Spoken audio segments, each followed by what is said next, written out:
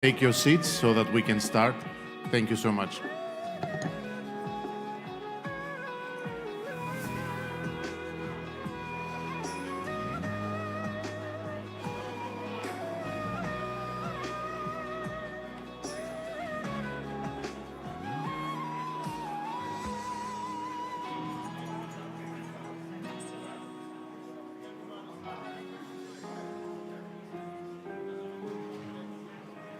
Ready? Ready.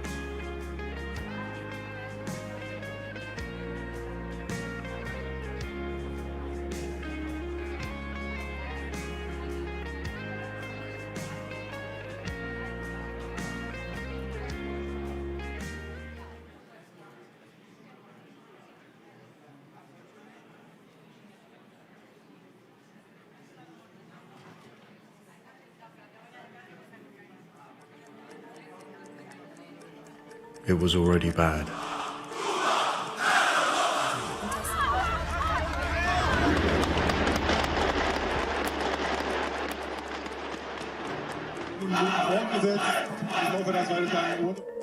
Then it got a whole lot worse.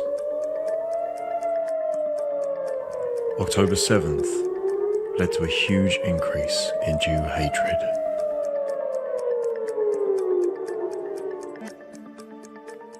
Some said anti-Zionism and anti-Semitism were different.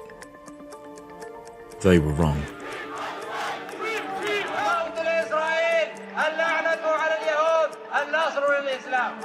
Sie sind die Feinde der Menschheit. Das System des Zionismus ist das Krebsgeschwür der Menschheit. Others understood. An old evil is resurfacing in Europe. Child killers, poisoners, capitalists, communists, controllers, usurpers, colonialists. Incredibly, Jews are accused of being like those who murdered 6 million in places not far from here. The oldest hatred doesn't die, it just adapts. It fits whatever is happening in the world. Before the war, it was COVID. Anti-Semitic flyers steeped in COVID-19 conspiracies found in plastic bags saying every single aspect of the COVID agenda is Jewish. Now the world's only Jewish state, our ancestral home, is the target. We are denied the right to exist. And every Jew in Europe is a target. We meet to stem this awful tide. It threatens to pull us all under into a very dark place. We say never again. Excellencies, ladies and gentlemen, never again is now.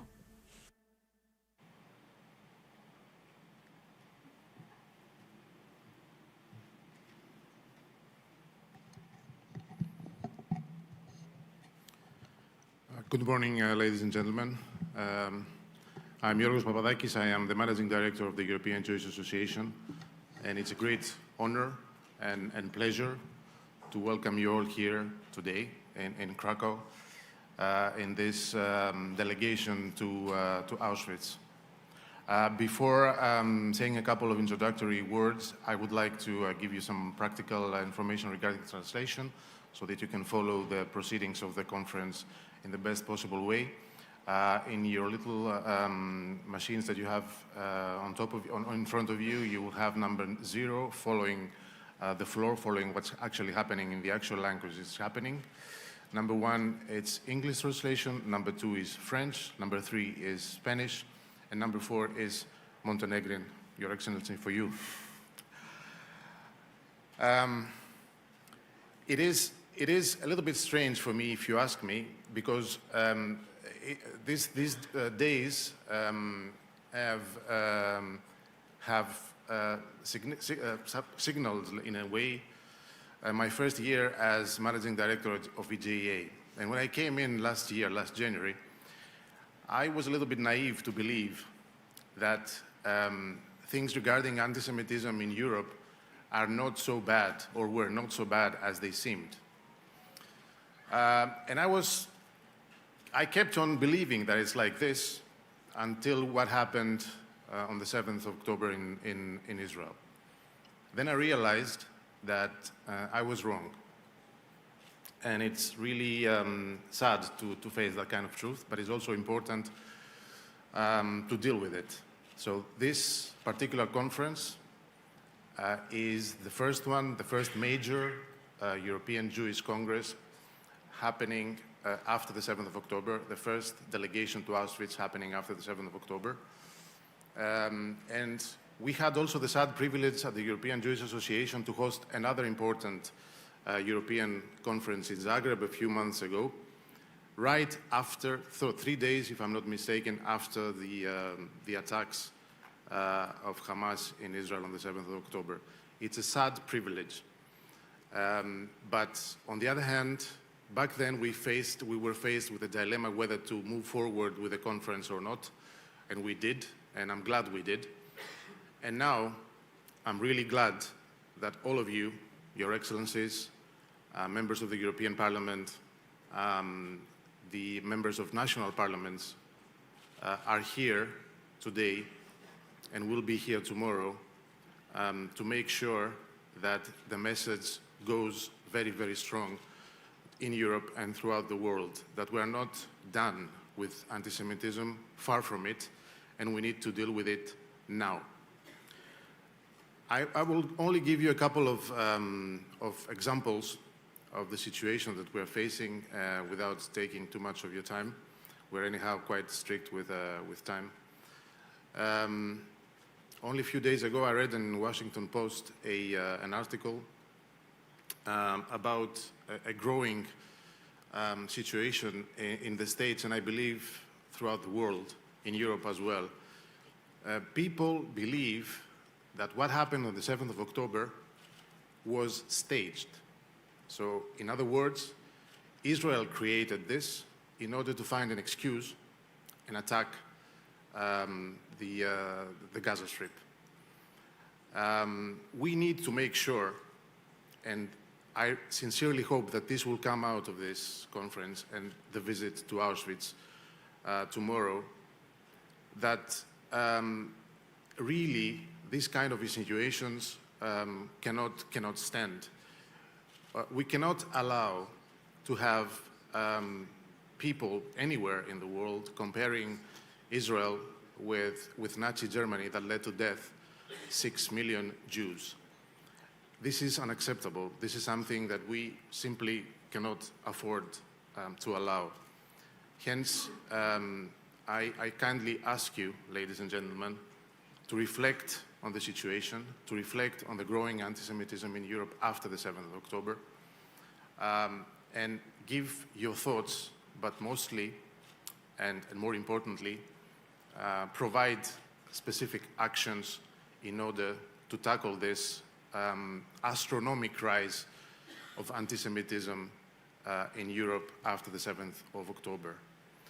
And it's very important that in this particular conference we are going to introduce the EJEA European Leaders Forum Combating Anti-Semitism, including former heads of states, including very important decision makers, and including people that have the power to change things. This is what we would like to see happening after this conference. And of course, this would have never been possible if they were not for the kind auspices of Your Excellency, the 10th President of Israel, Mr. Rivlin, whom I kindly and warmly thank for all these efforts to make this forum a reality. Thank you, Mr. President. Last but not least, I had a discussion yesterday with a former managing director of the Davos Economic Forum. She was very happy, she's retired now, she was very happy to hear the news about this conference at the delegation to Auschwitz. She even compared what's happening in Davos every year with what EJA is doing in Auschwitz every year. So she said, and I quote her, "This looks like the Jewish Davos." No matter how flattering this may seem, and of course, due to the magnitude of our guest, it could be perceived as something like the Jewish Davos, I have to say I take no pride in this remark. I would rather sit with you, discuss with you, and, as I said before, send a message that never again is now. Anti-Semitism is far from dead, is rising again, and we need to stop it. We need to make sure that not in our watch, not in your watch, this is going to continue. Ladies and gentlemen, thank you very much once again for coming, and I would like to give the floor now to the representative of the government of our host country, Poland, who has always been very kind to us ever since we started organizing the Auschwitz delegations. Mr. Wojciech Kolarski is the presidential minister, so I would kindly ask him to take the floor and give us his remarks. Thank you very much.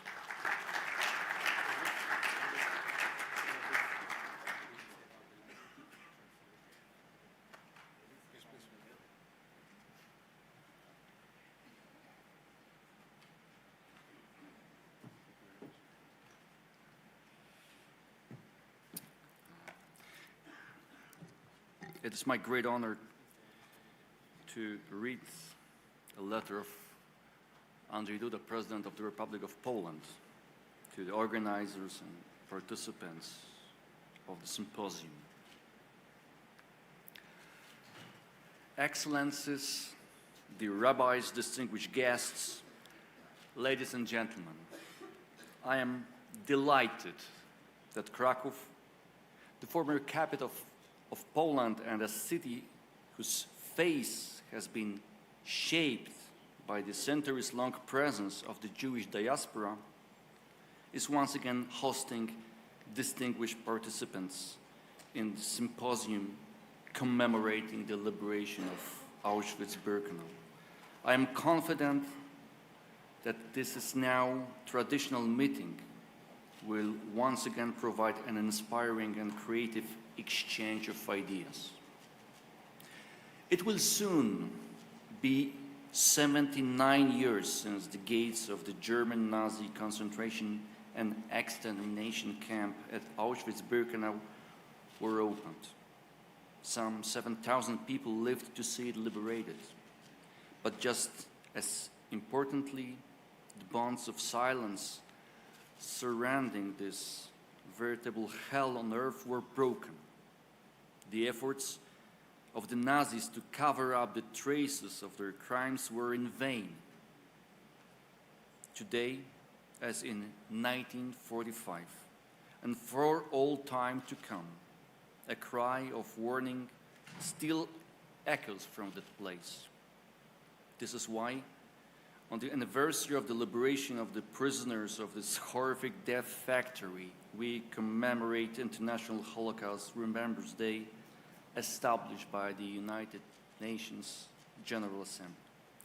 Every year, on the 27th January, the entire human community joins together in an act of reverence for those who were murdered and of compassion and concern for those who survived.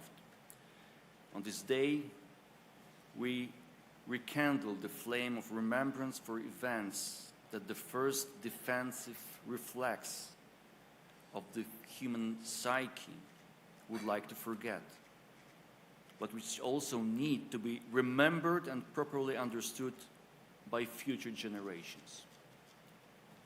Poland is continuing this mission in a special way, mindful of the fact that 3 million Jewish citizens of our country were also victims of the Holocaust, remembering nearly 1,000 years of peaceful coexistence between Poles and Jews on this land, in Jewish parlance referred to as Polin. here you will rest. Moved and deeply wounded by the fact that the authorities of the Third Reich located their criminal industry of extermination precisely on the territory of conquered and occupied Poland, the country which for centuries had been a tolerant, safe, common home for representatives of many races, languages, cultures, and religions. We declare our unwavering will to guard the truth and the memory of the genocide of the Jews committed here by the invaders. We do so in the conviction that the shock of learning about this crime has the power to transform human hearts and conscience and to raise awareness of intolerance, hatred, xenophobia, racism, and chauvinism, of violation of human rights and international law, in the boastful conviction that aggression and violence can be methods of action in the modern world.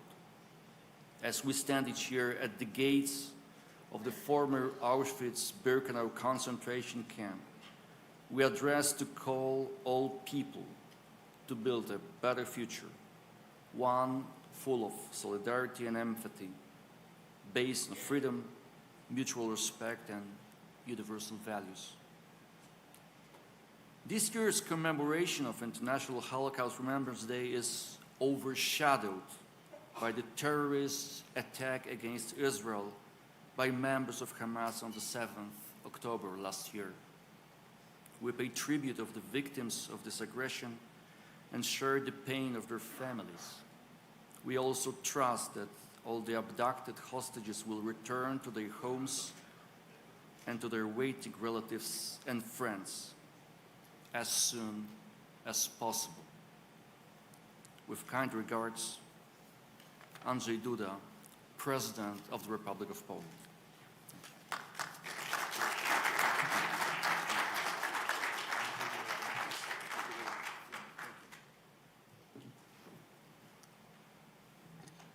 Thank you, Minister Kolarski, and of course, many thanks to the President of the Republic of Poland. As I said, we felt always very, very welcome and supported in all our activities in Polish soil, and that's no coincidence. If you allow me to make a special reference also to our long-standing partners in Poland, the KZAZ, to make a special reference to Yad Vashem, who is partnering with us for this particular event, and our other long-standing partners, Consistoire de Paris, Monsieur le Président, merci, and the World Zionist Organization.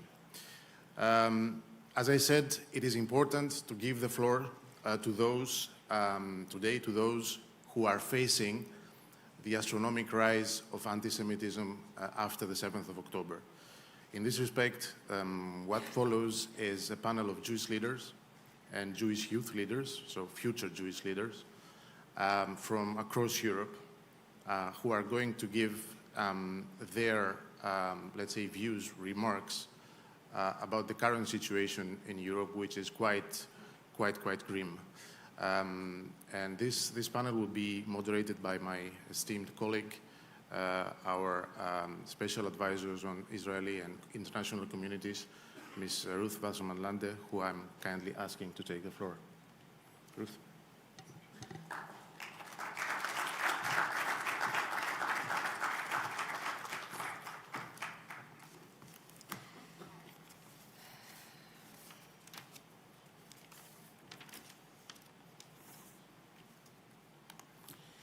Ladies and gentlemen,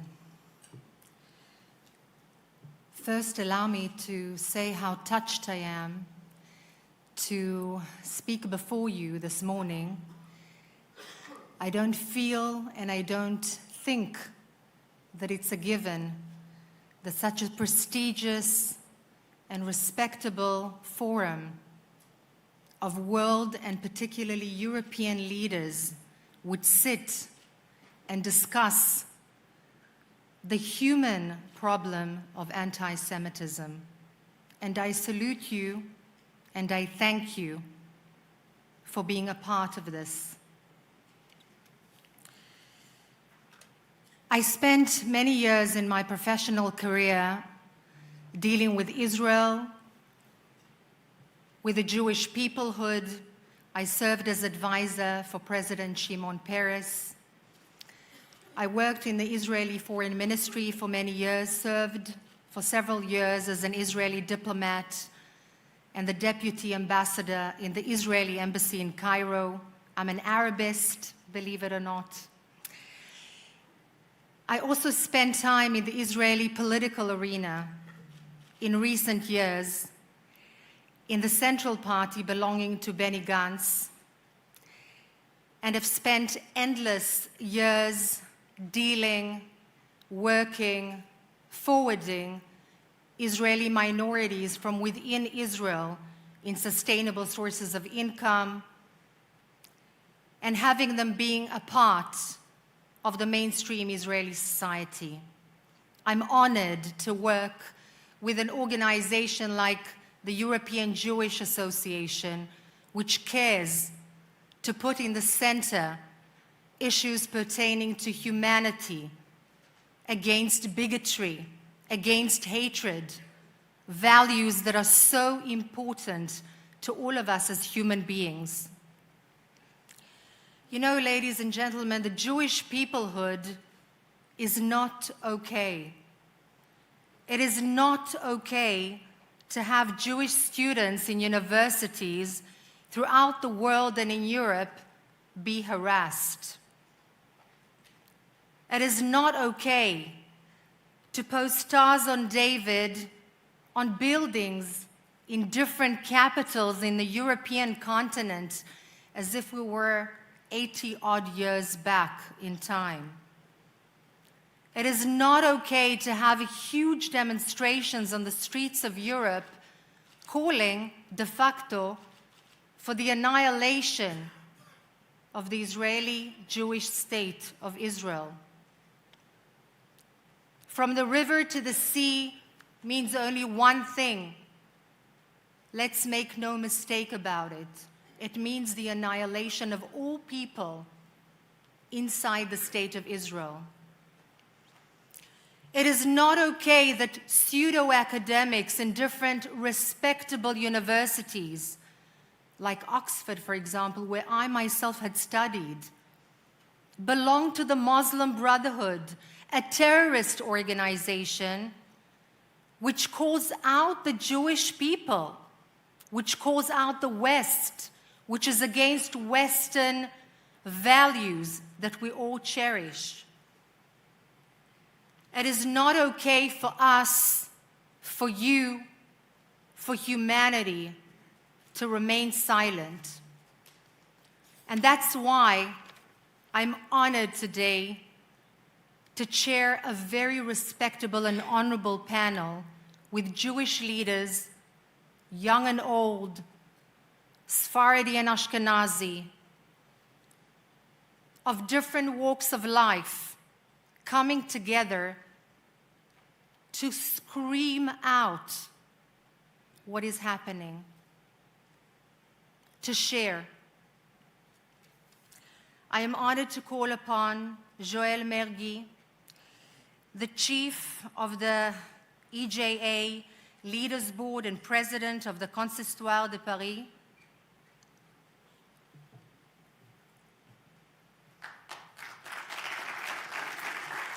More than honored to call on Madame Estrella Bengio, president of the Jewish community of Madrid in Spain.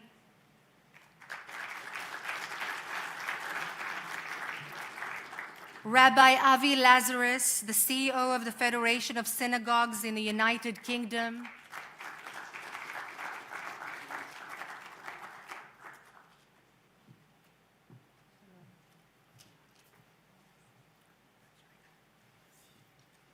Chief Rabbi Binyamin Jacobs, EJA Committee on Combating Anti-Semitism, and Chief Rabbi of the Netherlands, Sir.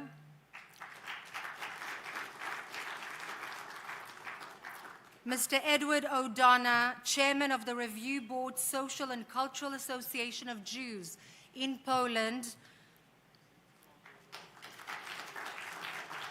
Riccardo Pacifici, the Vice Chairman of the EJA Jewish Leaders Board for Italy and Jewish Heritage.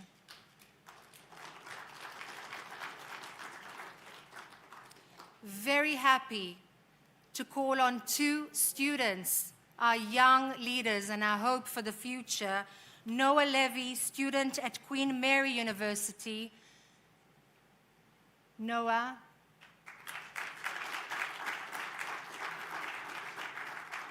And Bianca Sheredinska, student at the University of Groningen in the Netherlands.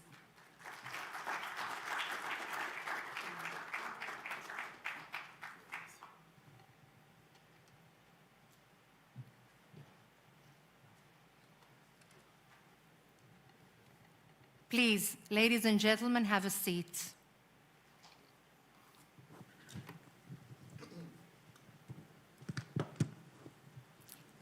I'd like to address a question which is truly a question for all of you, and that is, could you please share with us the taste, the smell, the feeling of what is happening in the arena of anti-Semitism in your community and your geography, so that the people in this room would be able to share, even if for a moment, the feeling. Joël.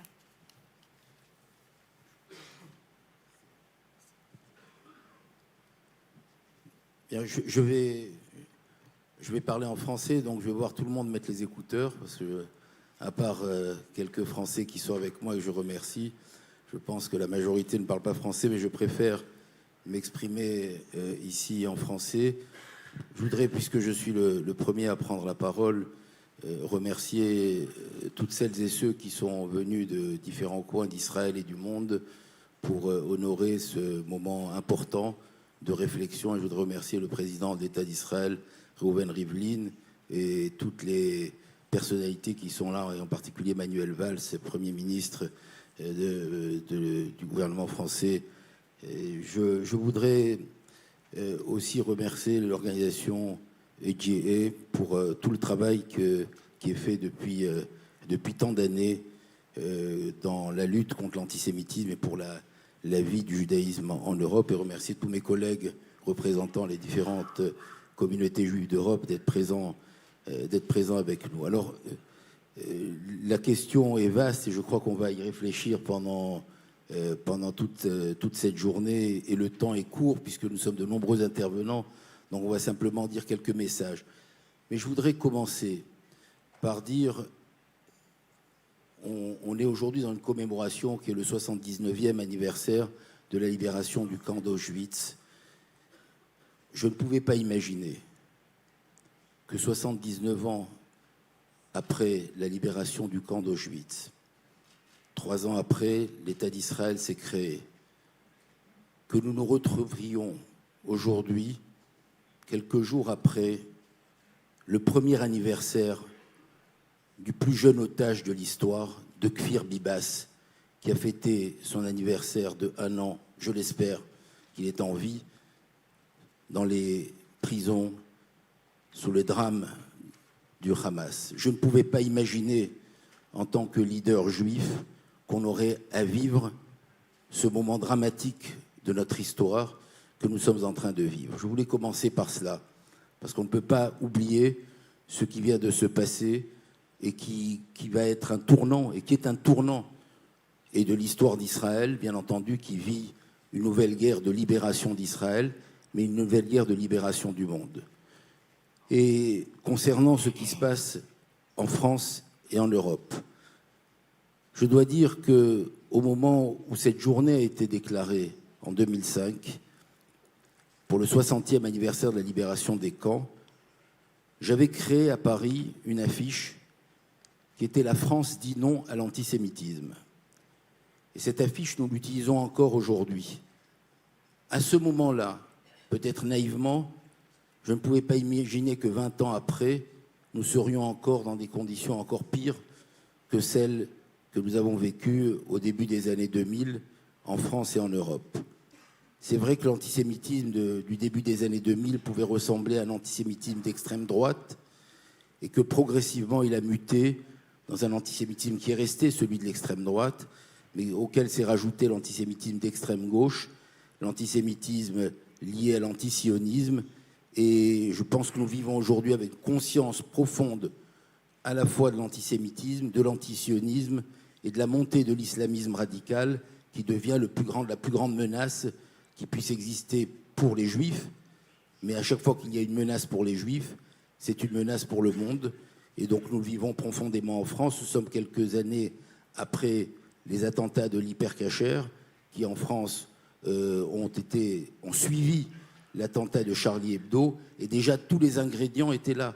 Il y avait une atteinte par l'islamisme à la presse, à la société française, à la démocratie française et ensuite aux Juifs. Et je voudrais ici en 2 mots saluer l'action à ce moment-là de Manuel Valls, qui était Premier ministre de France, qui avait dit « La France sans les Juifs ne serait pas la France ». Et je dois le dire ici, et j'aimerais qu'on l'applaudisse, s'il n'avait pas dit cette phrase-là, la vague de Alia à ce moment-là aurait été encore plus forte qu'elle n'a été. Voilà, je voulais le remercier parce que ça a été un acteur majeur de la lutte contre l'antisémitisme et contre l'antisionisme qu'il fallait déclarer à ce moment-là. Alors, ce sont simplement quelques mots, puisque je sais qu'on est contraint par le temps, mais pour dire effectivement la remontée de l'antisémitisme, l'importance de l'islamisme radical, l'importance du nombre d'actes antisémites qui ont lieu en France, la mobilisation du gouvernement français, bien entendu, et je pense de l'ensemble des gouvernements, mais aussi la nécessaire clairvoyance que nous devons avoir, que je vous demande d'avoir, sur la montée de l'islamisme radical qui devient une menace internationale. Merci beaucoup. Merci beaucoup. Thank you very much. Thank you very much for your comments. Madame Estrella, please. Let's try and keep it as short as possible. I look very gentle, but I'll be very monstrous in terms of timing so that we keep our guests alert. And I will come back to you for another question. Madame Estrella, please. Thank you. Good morning, and I would like to thank EGA and Yad Vashem and all the organizers, and with these very, let's say, incredible people attending this session this morning. So I'm going to make a brief summary of the situation of the anti-Semitism in the Jewish community of Madrid. I would like to remember that in Spain, the Jewish came back not that long ago. It's not the same history as the Jewish in the countries, in other European countries. So the Jewish community of Madrid has a little bit more than 100 years. But since the activities started, there has always been anti-Semitism. And one of the signs of that is that we have always needed special protection in the synagogues, in the school, and we have seen, and we have normalized that. When the rest of the Spanish population doesn't need this special protection, and this is something that we got used to that. And there are paintings in cemeteries and some aggressions to some people, and this was the situation before October the 7th. After October the 7th, surprisingly, the anti-Semitism has raised to an incredible way in the declarations, in the schools, in the universities. The students feel really bad, and the reaction in some cases have not been the appropriate. And this is very worrying because there have been many initiatives. Today we are here under the slogan, Never Again. And we are here and we see that this is starting to happen again. And there have been many initiatives at the European level, the European Commission initiative, we have the national plan, the IRA definition, so many elements to try to prevent this. But we see that something which was a very horrible situation which happened in Israel have made the rise of anti-Semitism very huge everywhere, and also in Madrid. I have to say that in the case of Madrid, and we have here the presence of our president, Ayuso, that has always and is always close to our community. And after October 7, she came to a special event, commemoration of these terrible facts in our synagogue. And this has been very rewarding and making us feeling very good. Also, there are some initiatives in the regional government to go against the funding and making sure that the funding are appropriately used and not for other causes. So, being said that is that we are living as Jewish a very difficult moment that we never thought that this will happen. And the messages that we have been saying for years in many commemoration events of the International Date of the Holocaust, we are here, back again. Something must change. This is the clear message. Thank you. Thank you. I'd like to reiterate, ladies and gentlemen, the message that has already been said twice, that we are not only here to listen, we are here to take arms in terms of our action with what is happening, to not remain silent. And on this note, I'd like to call on Rabbi Lazarus to please say a few words about the situation in the UK. Thank you, Ruth. Frankly, as a person who is easily identifiable as a Jew on the streets of London, since the 7th of October, life has been awful. For the first few days, we didn't want to leave our houses even to go shopping in the local streets because of the fear and intimidation on the streets. It didn't take long for large, huge demonstrations to be on the streets of London, and for that to spill over as they travelled back on the London Underground into the evening, into acts of anti-Semitism and vandalism. And still now we feel very anxious on the streets of London. Just last week, there was a demonstration of 20 to 30 Muslim youths with their placards and their microphones 200 meters from my office in a Jewish area in Hendon in northwest London, because they were outside a Jewish organization that dared to hold an event with an account from an Israeli soldier. Conversations amongst my family that I thought I would never have, such as how long do we have left in the UK, are now commonplace throughout Jewish families in London. I never thought I would see that. I've been in London most of my life, apart from a few years in Israel. I never thought I would see the London as London is today. There are areas in London that are simply no-go areas, with Palestinian flags on every lamppost in areas of East London. If a person dares try to take them down, they'll be attacked. There's really huge fear and intimidation. Rabbi Binyamin Jacobs, please. The famous Professor Presser, a Jewish historian, he wrote a book about the Second World War. And he believed, and he writes, that in Holland, only 5% of the Dutch people collaborated with the Germans, with the Nazis. But only 5% of the Dutch population were fighting the Germans.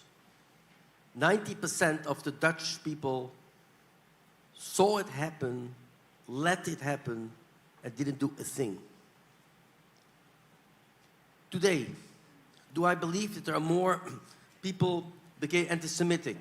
No. I think it's the same 5%. With them you can't talk. And also, yes, the 5% that are fighting for Israel and be supportive.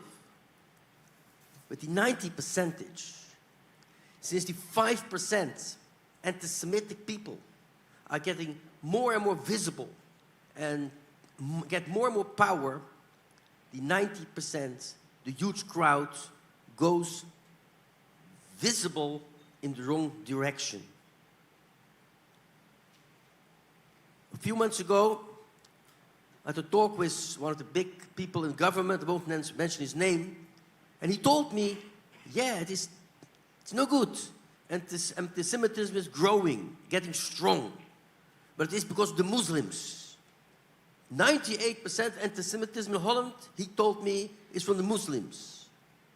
And my answer, my reaction was, Mr. So-and-so, in the Second World War, where 80% of Dutch Jewry was killed, 80% of my family, there were no Muslims in Holland. When I was a little boy, I'm born in the shadow of the Second World War. My father told me, don't be scared. This will never ever happen again. When I was a teenager, he told me, you know, make sure you always have cash in the house. We never can know. It could happen. And before my father left this world, he told me, be aware, be alert. It could happen again. If I look at today, Holland, yes, the Muslims, but the huge crowd is going completely into the wrong direction. Thank you. Thank you very much, Rabbi. Mr. O'Donnell, please share with us. Good morning, everyone. Thank you all that you came here to hear us, and government and other community representative. We appreciate it very much. I'm supposed to say here, to shortly describe the situation of my community from my own, I assume, personal perspective. From my personal perspective, I can say that in Poland we are in a very comfortable situation. From my personal perspective, I'm not afraid to walk openly as a Jew on the street of Warsaw or a small town outside of Warsaw where I reside. But then again, when we look at the larger picture, we can see that things are changing. Things are changing. The acts of anti-Semitism are being committed more openly and throughout Poland, in Wrocław, in Warsaw, in Minsk Mazowiecki, and a couple other places in Gdańsk, and even here in Krakow. These things happen in the streets of our cities. Why does it happen? I ask myself, why is it happening?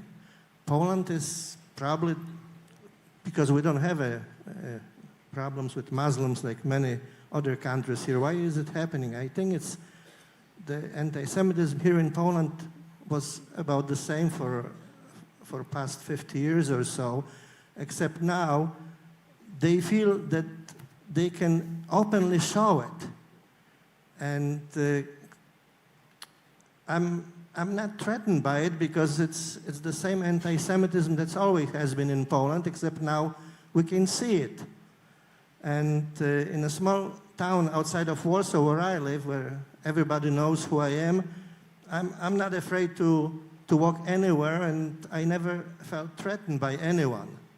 So from my own perspective, the community, Jewish community here in Poland is relatively safe comparing to my colleagues from London or Amsterdam or other cities in Sweden and Paris and France. And although Poland had one of the first pogroms in 1946, right after the World War II, that was physical pogroms, and almost 50 Jews were killed. Right now, we can say that my community here in Poland feels safe. Thank you.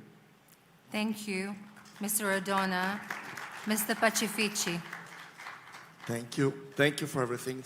So I like to imagine this symposium 30 or 40 years ago.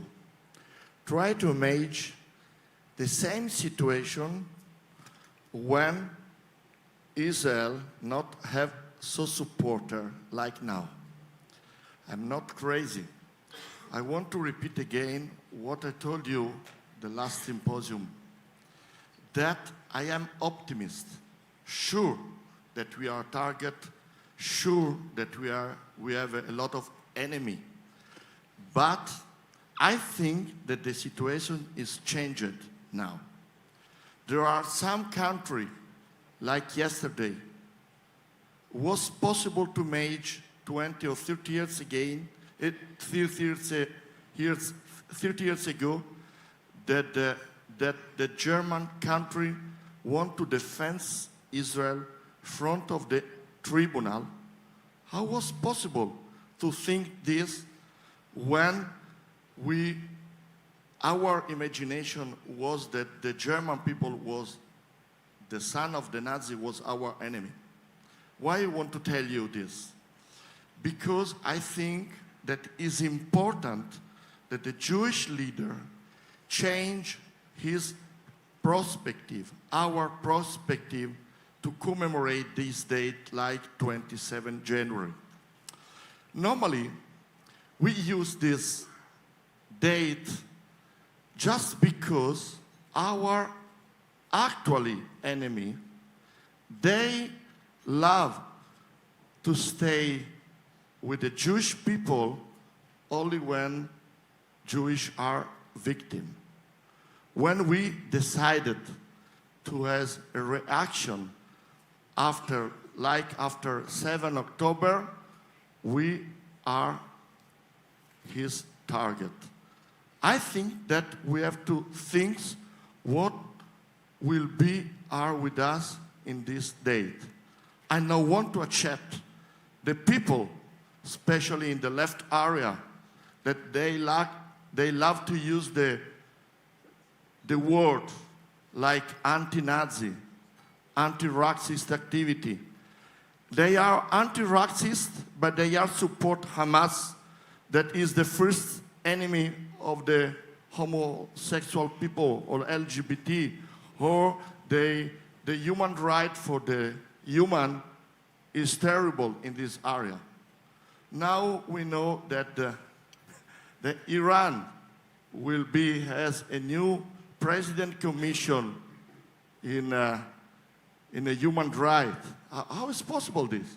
How is possible that we have to accept that South Africa want to teach us, Jewish and Israel, what is activity of genocide or the racist? And I think that now we have to use this symposium to go out of this door, that we are too proud of Jewish, that we have Israel, that we have a perspective, because I was in Israel for my birthday, 60 days in 2 January.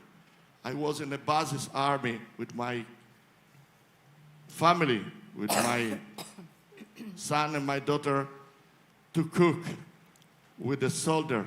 I see the face of the young soldier. They don't want this war, but they want to do this war not only for Israel, but also for us.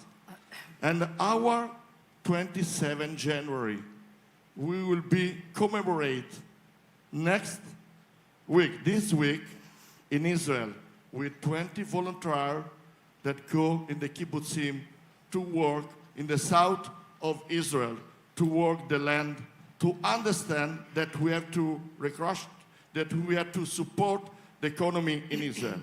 I think that it's important that we go in Israel to make our vacation, to make our birthday, to make our everything, because now it's important that Israeli people know that we are with him. And the final? Thank you.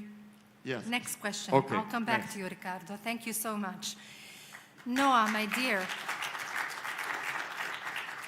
please give us your perspective on what you feel as a student. Give us a little bit of the feeling. Let us share what you feel as a young leader. First of all, thank you very much for the opportunity. It really means a lot that you give us time and space for students to speak up.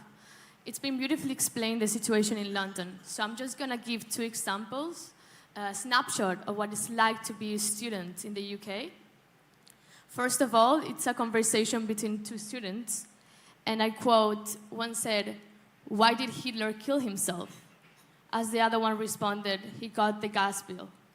This occurred in a public chat that was made for educational purposes in a workshop.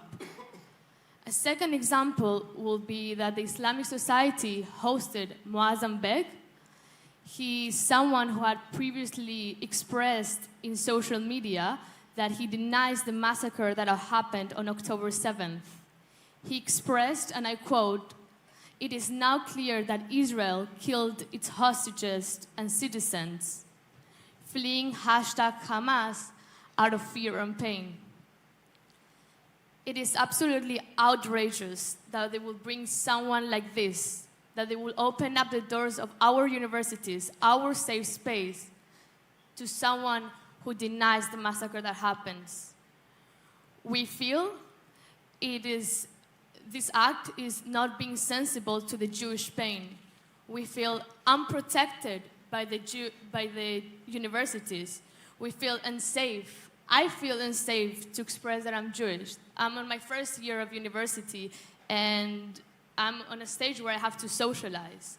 And I have to think twice before I wear my Star of David or before I say my name. Noah is a very Jewish name, very Israeli name.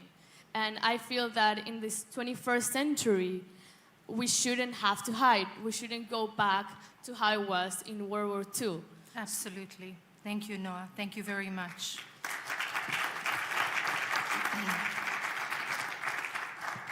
Bianca, please. First of all, I would like to thank for this opportunity to share with you what is happening in the Netherlands, and I would like to tell you that the Dutch Jewish students, they are suffering. And the suffering already started on October 7th. On October 7th with a terrible massacre, and when we still didn't know the outcome, like how tragic it was, already there were demonstrations all over the Netherlands with support of Al-Aqsa Flat, which is the name of operation of Hamas in the Netherlands. From that point on, it only got stranger and stranger, in such a way that if you are a student at the university and you see your lecturer posting at LinkedIn that Israel is a terror state and Israel shouldn't exist, and then the students, they take it as an example to actually repeat that in the study space, I think that we are in a really, really wrong place.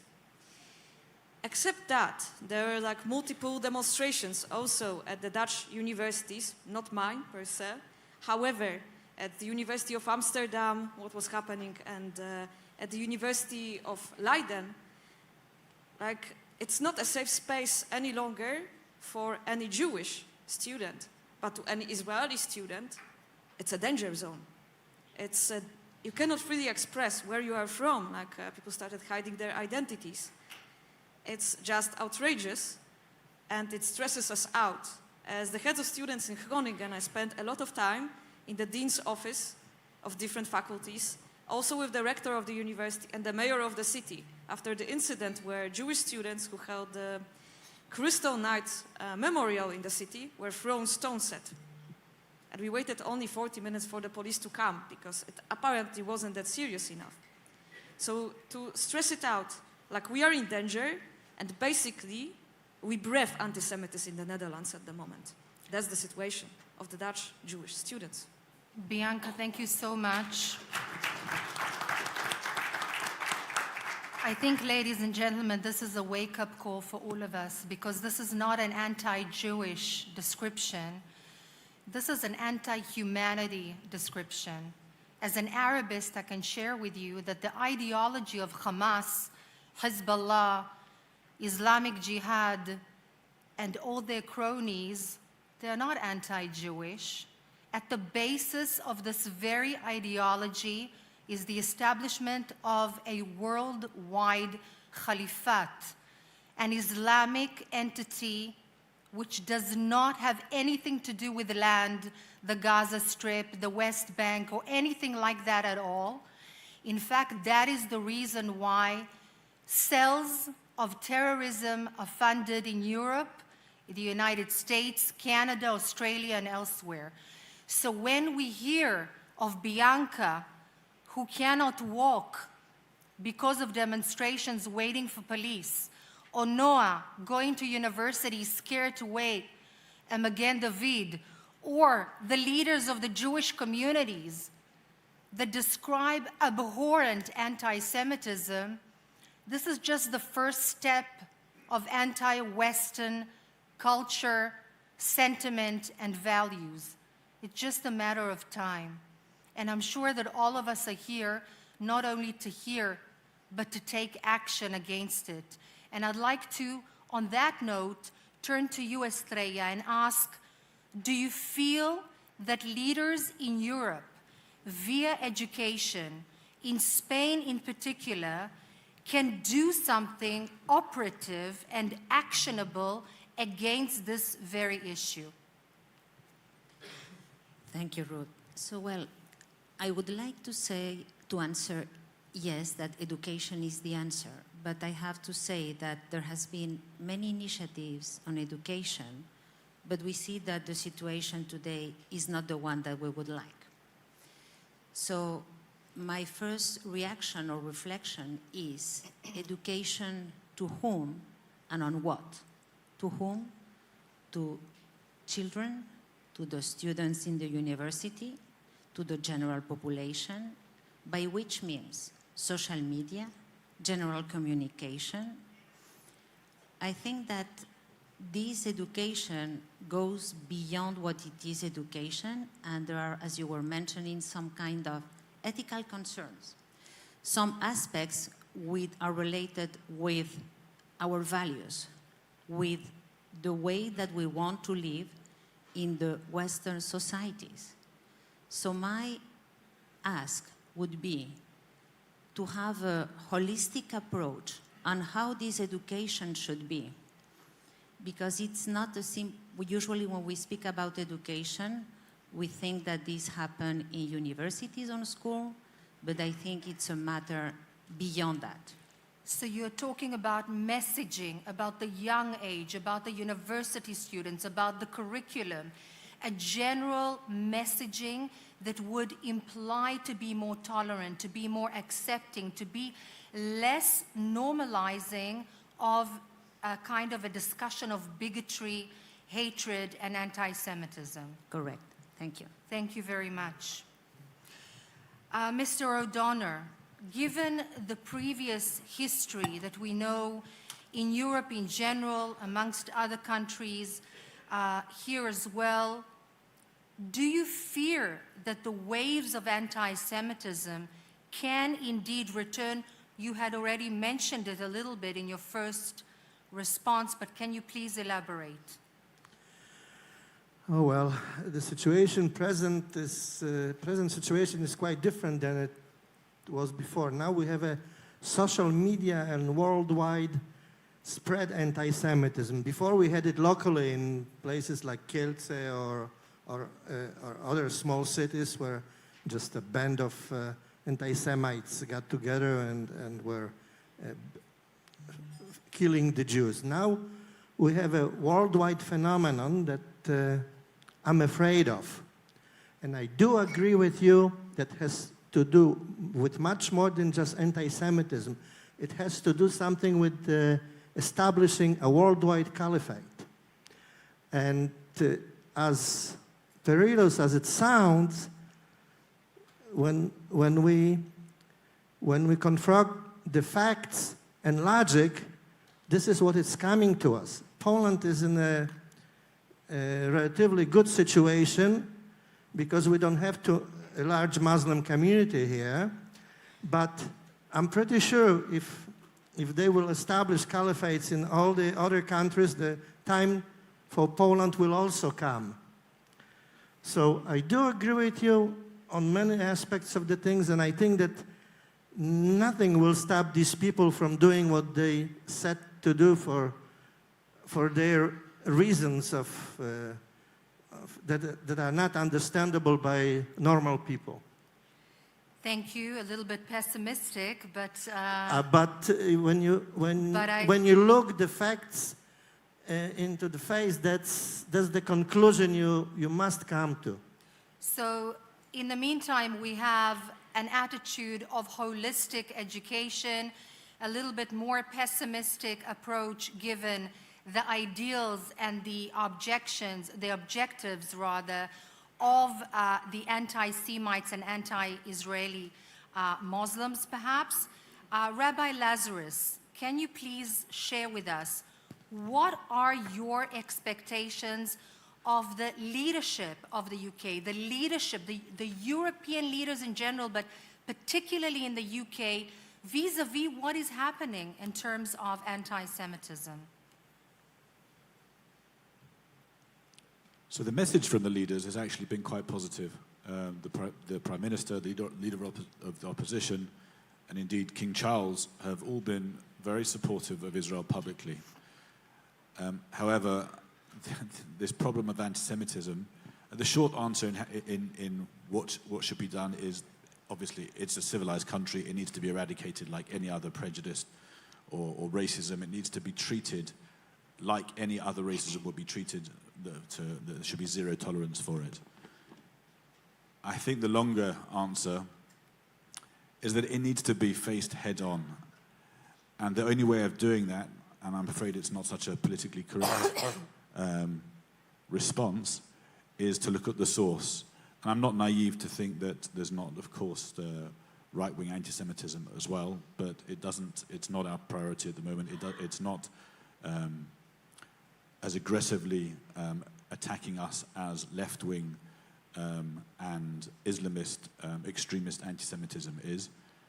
And therefore to cut it off at the source means to cut it off at the source of the preachers and the You mean via legislation, or you mean via arrests? Or please be more actionable so that we really speak about the tools with which we can go out of this hall and take action. I think the starting point is, let's just admit the truth as to where it's coming from. Okay. Only once you've actually accepted where it's coming from, the source, then you can address it. But until that's been done, and of course it means the police having to be more firm. It means the media having to be more real about this. And for goodness sake, the BBC still don't call Hamas terrorists, for goodness sake. It's just unbelievable. Okay, so thank you for your input. Rabbi Jacobs, do you feel that there is enough awareness amidst the European leaders in general and in the Netherlands in particular, as per the input, the content and the instigation that there is vis-a-vis anti-Semitism and bigotry and hatred from the minority communities, albeit this is a little bit less politically correct to address? Well, I believe that they understand what's going on. And I also believe that we have to look for tools how to fight. But not long ago, on the other side of my street, there was a Moroccan lady holding a little boy of about 6, 7, a Muslim boy. And the boy was screaming and shouting, crying. And she's telling to that little boy, this Moroccan lady, you don't have to be afraid for this rabbi. He won't do you anything. And the boy was brought to me, trembling away, scared, like I don't know what. Why? Because at home, it was told to him that the rabbi, Jews want to take out your eyes to give us to children in Israel who can't see properly. We can make the most nice systems. We can be aware of everything you want.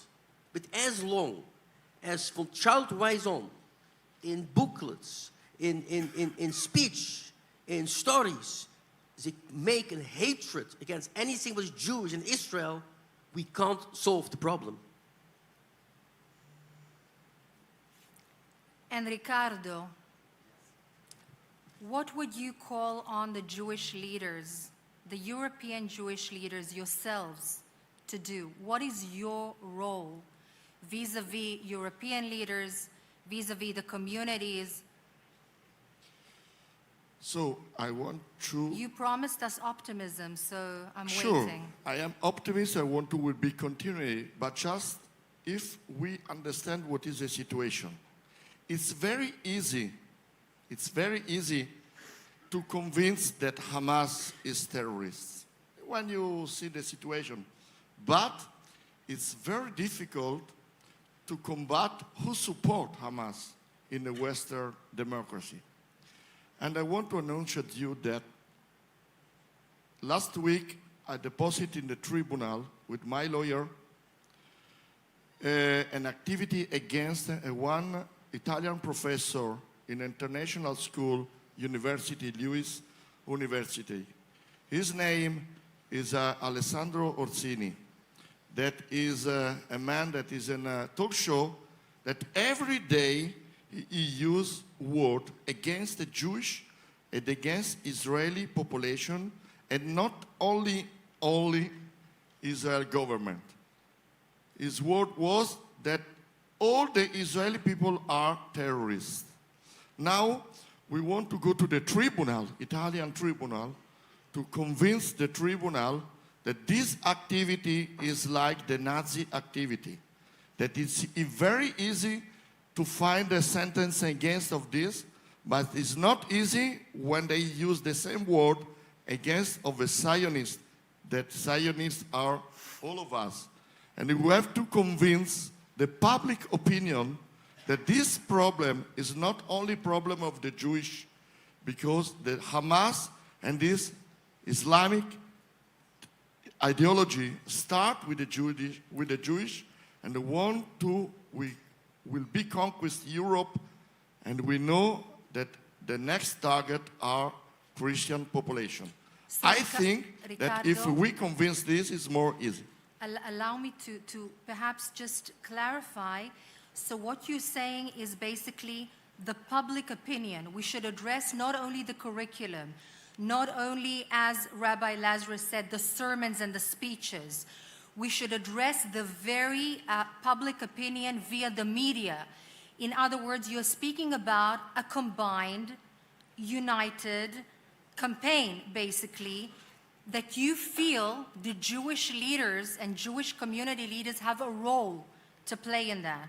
Not only reaction, but proactive activity. Proactive activity. Thank you so much for that. Thank you. Very helpful. Noah and Bianca, please share with us what you expect of your leadership, your political leadership, to do in the universities. Tachlis, de facto, actionable. So my experience is that I'm a PhD student, and at the universities we get different source of funding. So I think that the universities themselves should recognize certain type of funding as a no-go. And why I say that? Because at the universities in Europe, we do not struggle as much as the universities in the States at the moment, because we know that the universities that were, for example, Qatar funded, they exhibit much more anti-Semitism to the students. Like, there's much more anti-Semitism around than at the universities without such funding. So I think that the crucial step, as much as funding is important, and I know it as a researcher, we need to actually examine our funding sources. And the second step is to work towards maybe all universities framework in the Netherlands that would be addressing issues of anti-Semitism. Because with this problem that we are facing, I have learned from deans and the director of my university, at least, that there is no such framework at the moment. So you're talking about transparency of funding, making it a legal requirement for universities. Yes, basically, it's very important, because once we know the funding, we know what will happen. We had examples of research that was not related to anything Jewish, but imagine like research that was proving that the cigarettes are healthy and alcohol doesn't harm you. So that's the example of funding I'm talking about. Absolutely. That we need to have transparency. Noah?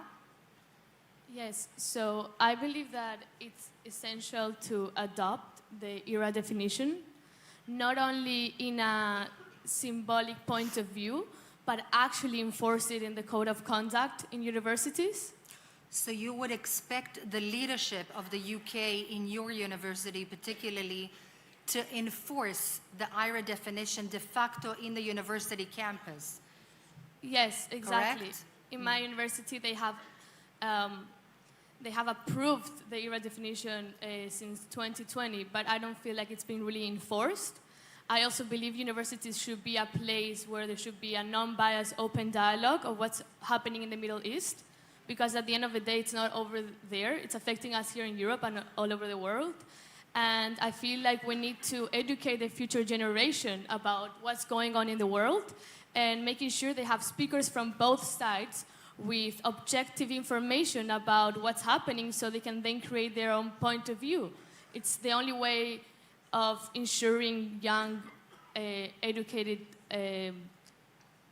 people. And also, on a final note, I believe that it should be, there should be an ethical code, a very strict ethical code, so that when these events take place in the universities, we ensure the safety and the respect among students and faculty members.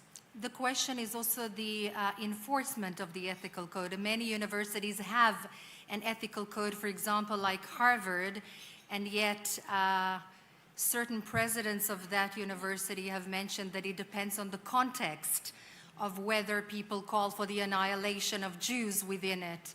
And then it's a matter of enforcing that particular ethical code. So thank you very much. I'd like to ask you, Monsieur Joël Mergui, do you feel that religious leaders can have a role to play for people who are not biased, who are not incited, who are not hateful, and who can still be educated in a religious way to be tolerant? Is that at all a possibility, a potential in Europe and in France?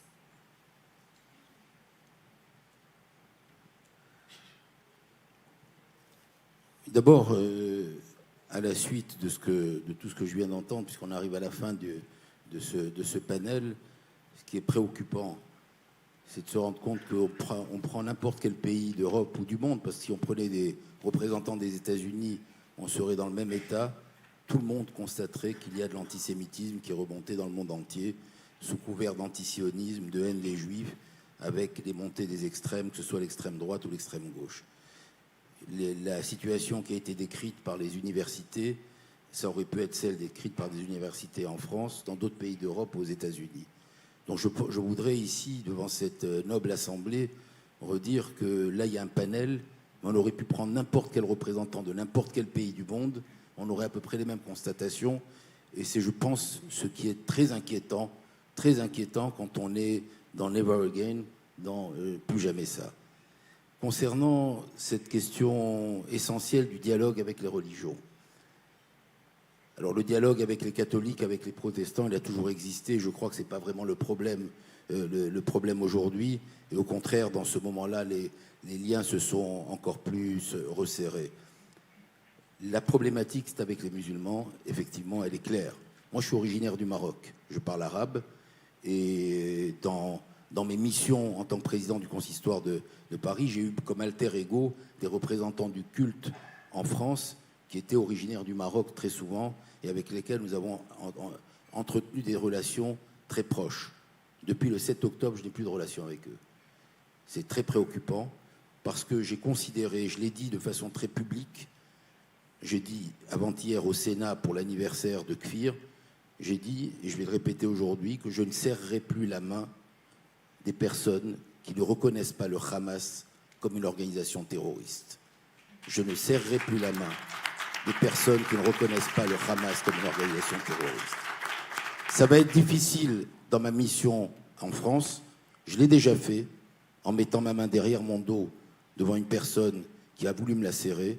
Je voudrais qu'on ait le courage aujourd'hui, tous et toutes, juifs et non-juifs, de commencer à désigner du doigt ceux qui sont en train de laisser remonter dans le monde un nouveau fléau Est-ce qu'on aurait serré la main en le sachant en 1938 ou en 1935 à ceux qui allaient devenir, ceux qui allaient éliminer une partie du peuple juif et qui allaient s'attaquer à l'ensemble de la planète?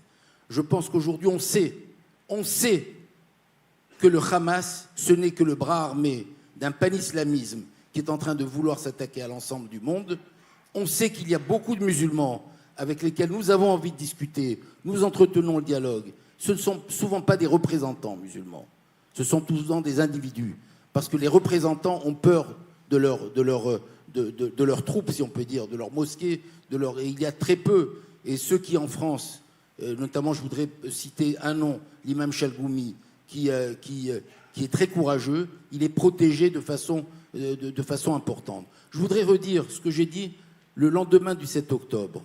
Le lendemain du 7 octobre, on aurait pu penser que dans l'Europe, on aurait protégé les mosquées.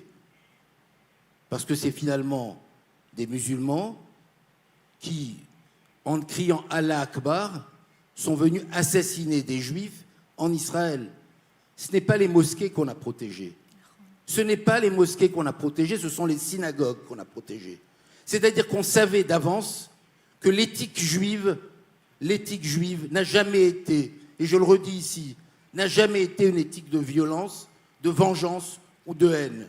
À aucun moment, on n'aurait pu imaginer que des juifs allaient avoir envie de se venger en allant s'attaquer à des mosquées. Ça n'est jamais arrivé dans notre histoire et ça n'arrivera jamais. Il faut se le souvenir aujourd'hui dans le dialogue interreligieux. Ce qu'on a été obligé de protéger en Europe, ce sont les synagogues qu'on a protégées d'une haine décomplexée de musulmans qui, à la suite des massacres, auraient pu se dire finalement pourquoi pas moi. Alors aujourd'hui, oui, on doit discuter avec les musulmans, avec certains intellectuels, avec certaines personnalités. On doit essayer de continuer à les convaincre qu'ils doivent dénoncer le Hamas et que c'est leur intérêt de se montrer dans des démocraties européennes. Parce que peut-être que dans des pays arabes, c'est un peu plus compliqué. Mais nous avons le pouvoir, et vous avez le pouvoir, mesdames et messieurs, les députés, les élus, les représentants des différents pays, qui est en contact avec le monde musulman. Vous ne pouvez pas laisser des musulmans représentant les musulmans dans les différents pays d'Europe ne pas déclarer que le Hamas est une organisation terroriste. Ça voudrait dire qu'à côté d'eux, et en France c'est le cas, nous avons un mouvement d'extrême droite qui est mené par Jean-Luc Mélenchon, qui laisse entendre, qui n'a pas condamné aussi le Hamas comme une organisation terroriste. Donc ça veut dire qu'il pourrait y avoir en France ou dans des différents pays d'Europe des leaders politiques qui, en ne condamnant pas le Hamas, en ne disant pas que le Hamas a commis un acte terroriste, savent qu'ils ont un public qui va voter pour eux. Ça voudrait dire qu'une partie de nos populations en Europe sont non seulement antisémites, mais antisionistes. Alors on est devant une problématique majeure, et donc on se retrouve avec des leaders musulmans qui, voyant que des hommes politiques élus de démocratie ne condamnent pas le Hamas, se sentent eux aussi la possibilité de ne pas le faire. Alors je crois que c'est vous avez les questions dont on doit débattre aujourd'hui, c'est comment on essaie de convaincre le monde musulman qui vit dans des démocraties de se comporter comme des démocrates et de condamner, qu'ils aient de la compassion pour les enfants palestiniens, nous en avons tous, mais qu'ils aient aussi le courage de condamner le terrorisme et le Hamas de façon à ce qu'on puisse parler avec eux, et qu'ils aient le courage de reconnaître que l'enseignement de la haine qui est payé par l'Europe auprès des Palestiniens, que l'enseignement de la haine doit également cesser. On parlait de l'enseignement pas simplement dans nos universités, l'enseignement qui est dispensé à Gaza et dans les territoires palestiniens, c'est un enseignement, quand on regarde les livres, c'est un enseignement de la haine des Juifs, de la haine d'Israël, et ça, il faut que ça cesse. Thank you so much for your very, very... Thank you, Monsieur Mergui, for your very significant words, and thank you for all of you. I'd just like to say that many Muslims throughout the world and in Europe are ashamed of the atrocities perpetrated by Hamas. Particularly shameful and very difficult to speak about because this is taboo in Islam, is the issue of the sexual harassment and sexual violations. And here we all have a role, vis-à-vis dialogue with Muslim communities, vis-à-vis decision-making in European circles. What the Hamas perpetrated is not Islam. It is a violation of humanity. It is gang rape. It is despicable. It is a crime against humanity. We as women, we as Jews, but also we as people have a role to play. And I salute you for standing up, each in their own community and circles. We do have what to do. And I'm looking into your eyes, ladies and gentlemen, this morning. And my last words are, please, don't go out of this room and continue to the next conference or dialogue and remain silent. Take upon yourself this fight against humanity, because it's against all of us. I am now very, very proud and very honored to call upon a highly respected supporter of the Jewish community in Madrid and in Israel, following the tragedy of the October 7th atrocities.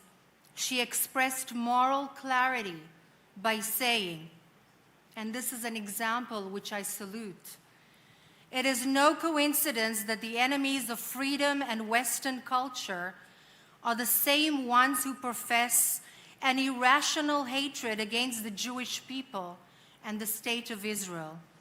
I am honored to call upon Ms. Isabel Diaz Ayuso, the President of Madrid.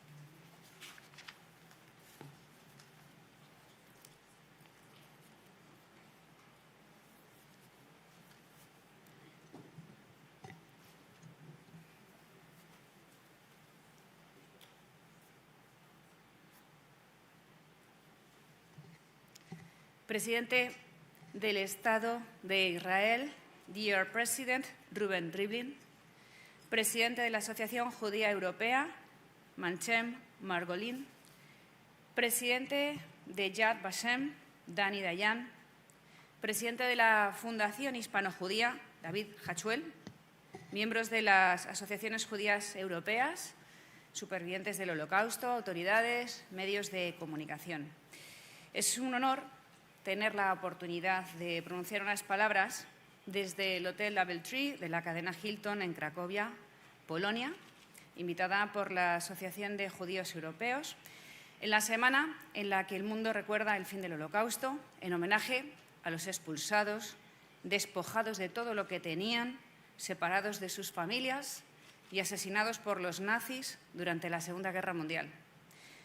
Pero, además, el hecho de hablar hoy aquí, a las 24 horas de haber vuelto al campo de concentración y exterminio de Auschwitz, me emociona y carga de simbolismo mi intervención. Hace unos años conocí uno de los lugares que marcarán para siempre la historia mundial, donde el hombre perdió su condición como tal. La primera vez que visité Auschwitz-Birkenau era verano, era un día de clima cálido, como le ocurre a quien lo pisa, que no olvidaré nunca. Sin embargo, volver en pleno invierno, a temperaturas negativas entre la nieve y el viento polar, no puedo imaginar ¿Qué sufrieron aquellos débiles cuerpos, aquellas almas conducidas hasta la muerte en las peores condiciones posibles? ¿Cómo llegamos a aquello? Siempre he mantenido que la compasión por los episodios sucedidos, y más, puede calmar por unos minutos nuestra conciencia, pero no sirve de nada más. De nada sirve compadecerse de los judíos muertos mientras se desprecia a los vivos. De nada sirve estremecerse cuando vemos películas y documentales de la Segunda Guerra Mundial, mientras abonamos y compramos a la primera los argumentos e intenciones de aquellos que odian o tienen prejuicios contra el pueblo judío e Israel. Millones de personas fueron asesinadas en esos pocos pero largos años, junto a los judíos, gitanos, homosexuales o personas con alguna discapacidad.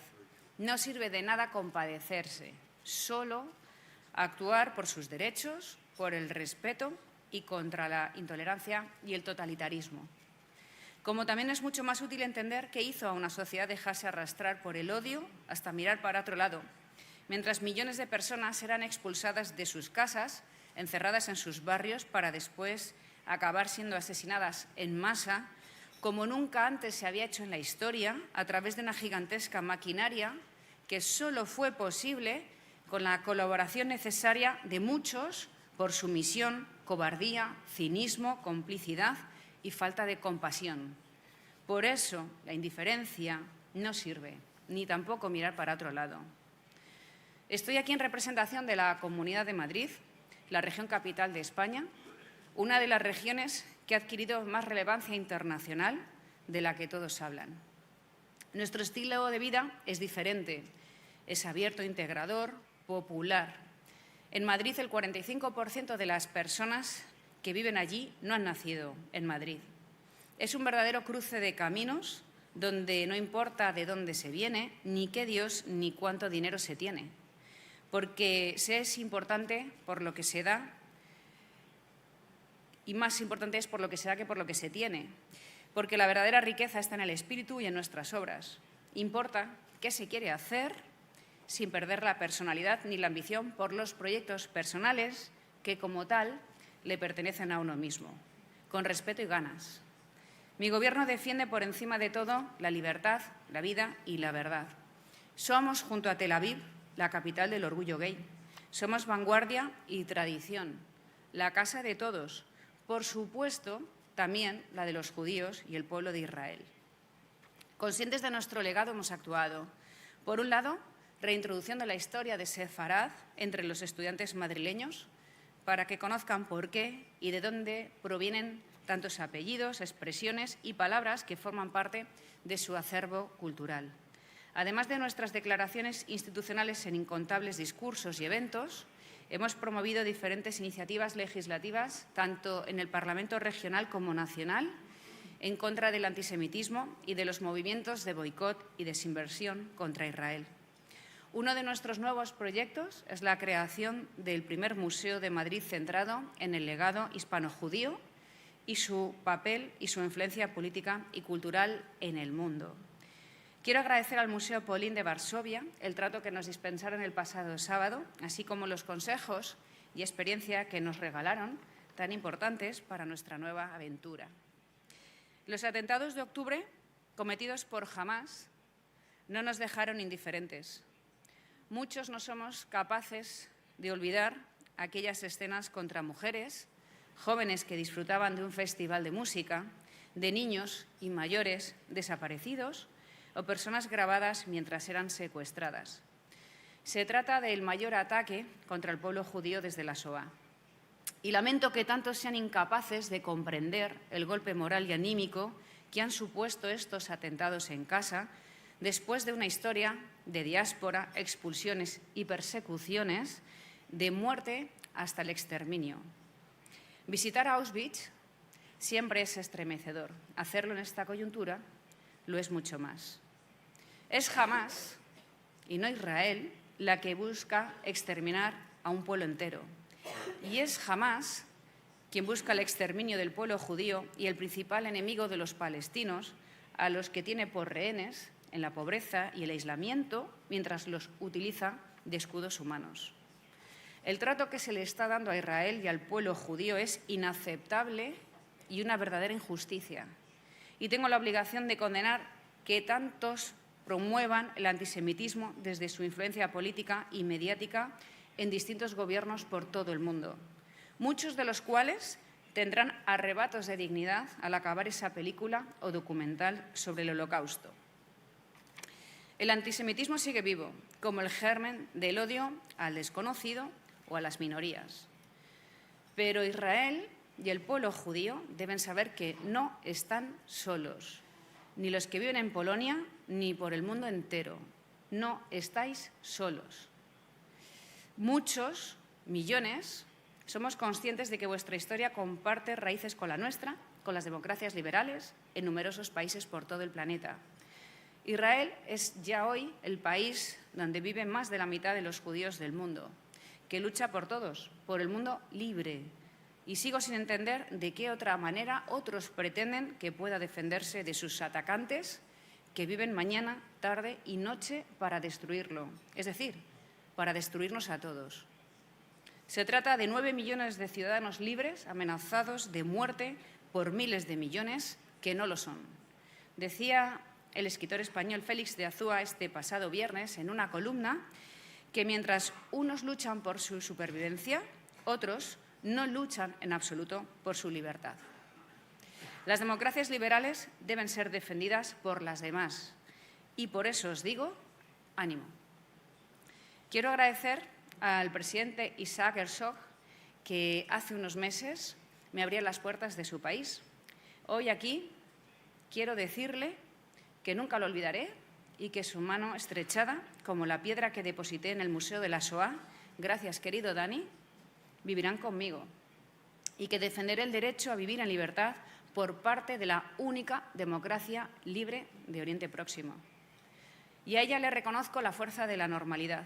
Me impresiona la fortaleza con la que de niños a mayores, pasando por estudiantes, la población en Israel se levanta cada día para plantar cara a los totalitarios, siguiendo con sus proyectos vitales adelante.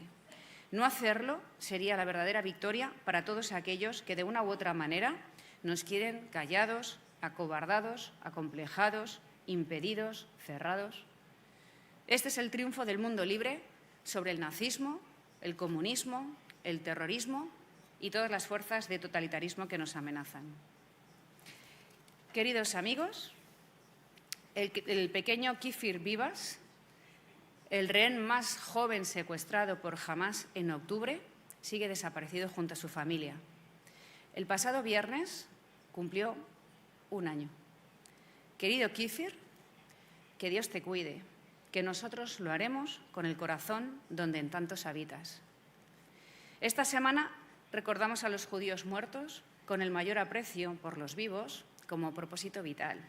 Que aquello que sucedió no tan lejos, no hace tanto, nunca más vuelva a repetirse. So that what happened, not too far away, not so long ago, never happens again. Thank you very much.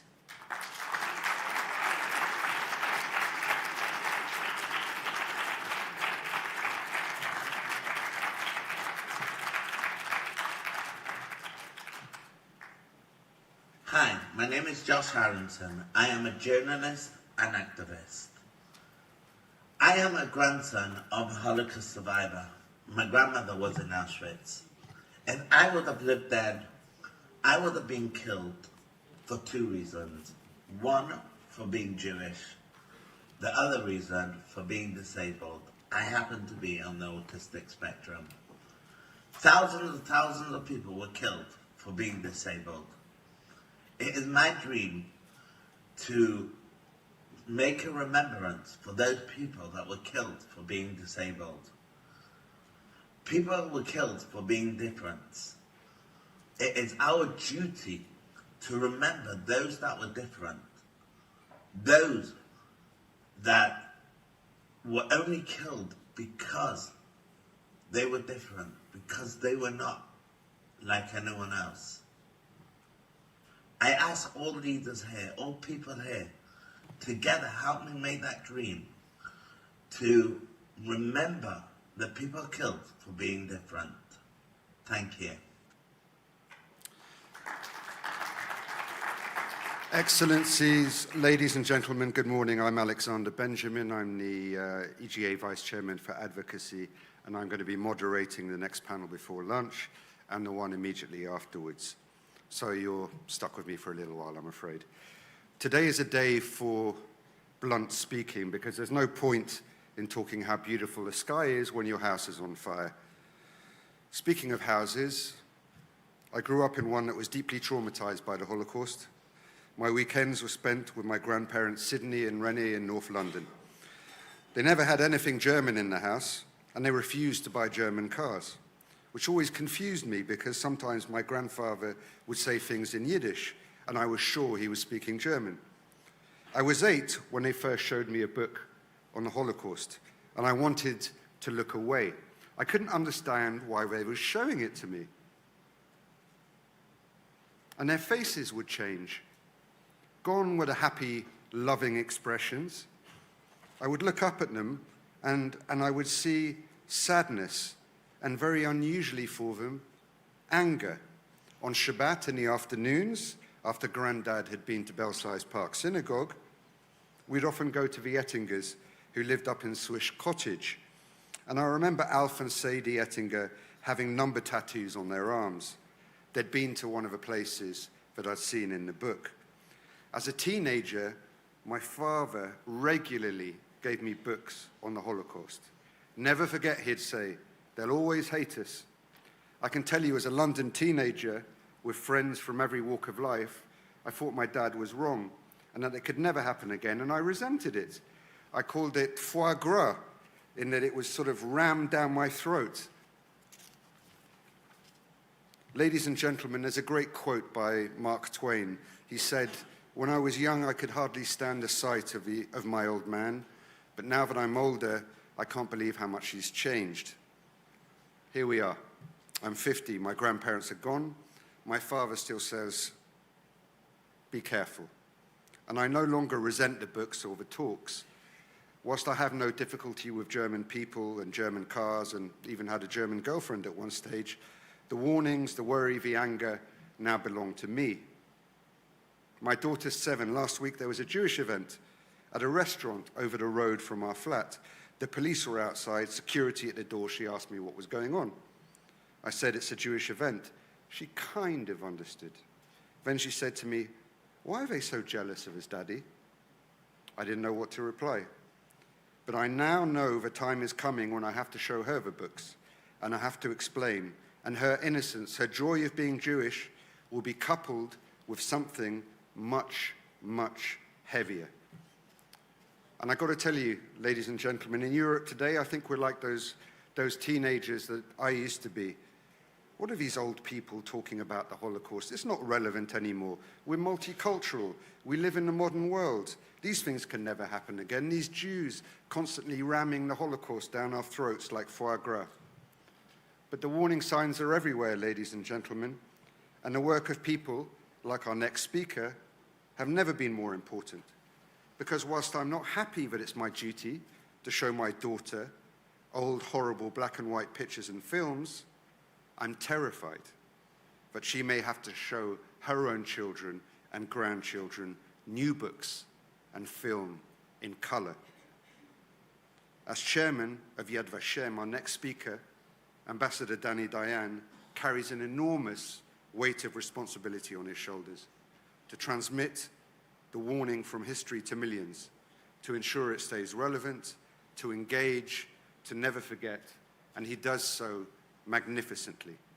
Without further ado, it is my great honor to invite Mr. Dayan to the stage to address the symposium. Mr. Dayan.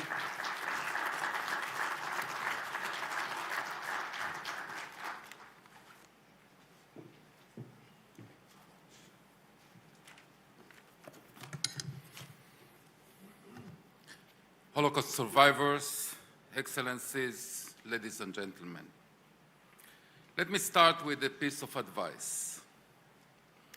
When in Krakow, you should visit the Under the Eagle pharmacy in the Ghetto Square. Just a short ride from the hotel. I did it yesterday once more. To perhaps less famous than the Oskar Schindler Enamel Factory, it is no less significant. Tadeusz Pankiewicz, a Catholic Pole, was the owner of the pharmacy in the Krakow ghetto. In March 1943, he was witness to the infamous liquidation of the ghetto. Despite the danger to his own life, Pankiewicz, who subsequently was recognized by Yad Vashem as a Hasid Umot HaOlam, a righteous among the nations, used his pharmacy to take an active role in helping and saving Jews. This is how Pankiewicz described what he saw in that infamous day of the liquidation of the ghetto. The ghetto echoed with shots. The dead and wounded fell. Blood marked the German crimes in the streets. There were more and more people in the square. People weakened by heat and thirst fainted and fell. A deathly silence fell over the deserted streets and desolate houses of the ghetto. Every street, every entrance exuded emptiness. In his testimony, the goodness of a righteous among the nations depicts evil, absolute evil, the Nazis. Excellencies, ladies and gentlemen, a deep yawning abyss separates good from evil. But every person decides which side of that abyss she or he is on. It doesn't descend from heaven. It is a matter of choice, human choice, individual choice, which side each of us is. Wisława Szymborska, another Krakowian, eventually awarded the Nobel in Literature, addressed the choices people make in her iconic poem, Hands. 27 bones, 35 muscles, about 2,000 nerve cells in each fingertip of our 5 fingers. That's enough to write Mein Kampf or Winnie the Pooh. Each individual can decide to use his or her hands for good or for evil, to write Mein Kampf or Winnie the Pooh, to save an innocent person's life or to pull the trigger to terminate it. This week, we will observe International Holocaust Remembrance Day, commemorating 79 years since the liberation of the Auschwitz-Birkenau camp, which became a symbol of the depths of evil that humanity reached during the Holocaust. During that dark time, Nazi Germany, driven by an anti-Semitic and racist ideology, sought to annihilate the Jews and Judaism as a nation, as a religion, as a culture, as a civilization. They sought to murder every Jew, men, women, and children, and to eradicate everything Jewish. Millions of Jews, many of whom consider Europe their home, fell victim to a brutal and systematic genocide. Tomorrow, when you visit Auschwitz-Birkenau and see the few shallow stairs that led the Jewish victims down into the gas chambers, into an assembly line of murder, I call upon you to consider the horribly ironic contrast between the short physical descent, just a few stairs, and the extreme depths of evil to which it led. Just a few steps that lead to the lowest place humanity has ever reached. My friends, today I stand before you as Szymborska's question about the choices people make resonate with increased urgency. We must ask, is the pledge never again mere lip service or a genuine commitment? This query holds heightened significance now as a resurgent and a malevolent form of anti-Semitism once again rears its ugly head around the world. Like a mutating virus, it adopts different forms and expressions. Currently, it is manifesting itself mainly under deceptive guise of anti-Zionism, but joining forces and synergizing in paradoxical horseshoe fashion with older types of Jew hatred. Extreme right and extreme left join forces to attack the Jew. Indeed, such outbursts of anti-Semitism are hardly new. But now they represent a ferocious contemporary expression of the persistently insidious hatred against Jews that has plagued human civilization, Western civilization, for centuries, for millennia actually, making anti-Semitism by far, the most lethal, the most deadly form of racism ever known to mankind. This malevolence has now soared into a global epidemic spanning continents. Examples range from an airport in Dagestan in the Russian Federation, where anti-Semites actively hunted Jews to try to kill them, to one of the most iconic modern cultural landmarks of the world, the Sydney Opera House, where a mob recently gathered, chanting shamelessly, "Gas the Jews," to applause from bystanders. In Rome, Italy, vandals defaced the iconic Pietri d'Inciampo Holocaust memorial stones. And in Paris, France, dozens of Stars of David were daubed in buildings around the city and its suburbs. Excellencies, ladies and gentlemen, is this the future of remembrance? I recently visited several prestigious universities in the East Coast of the United States.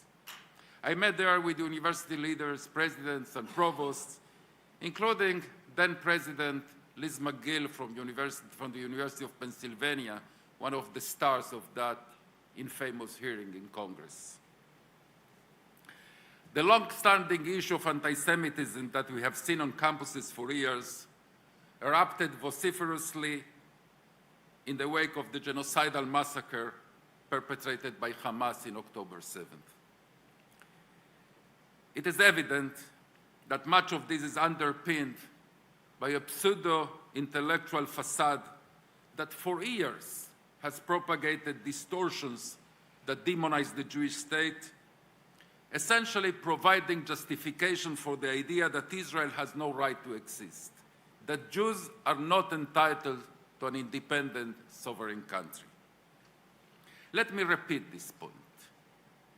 In prestigious universities around the world, a pseudo-academic, pseudo-intellectual, pseudo-scientific theory is being constructed piece by piece, article by article, book by book, that not only justifies, but actually advocates the elimination of the Jewish state.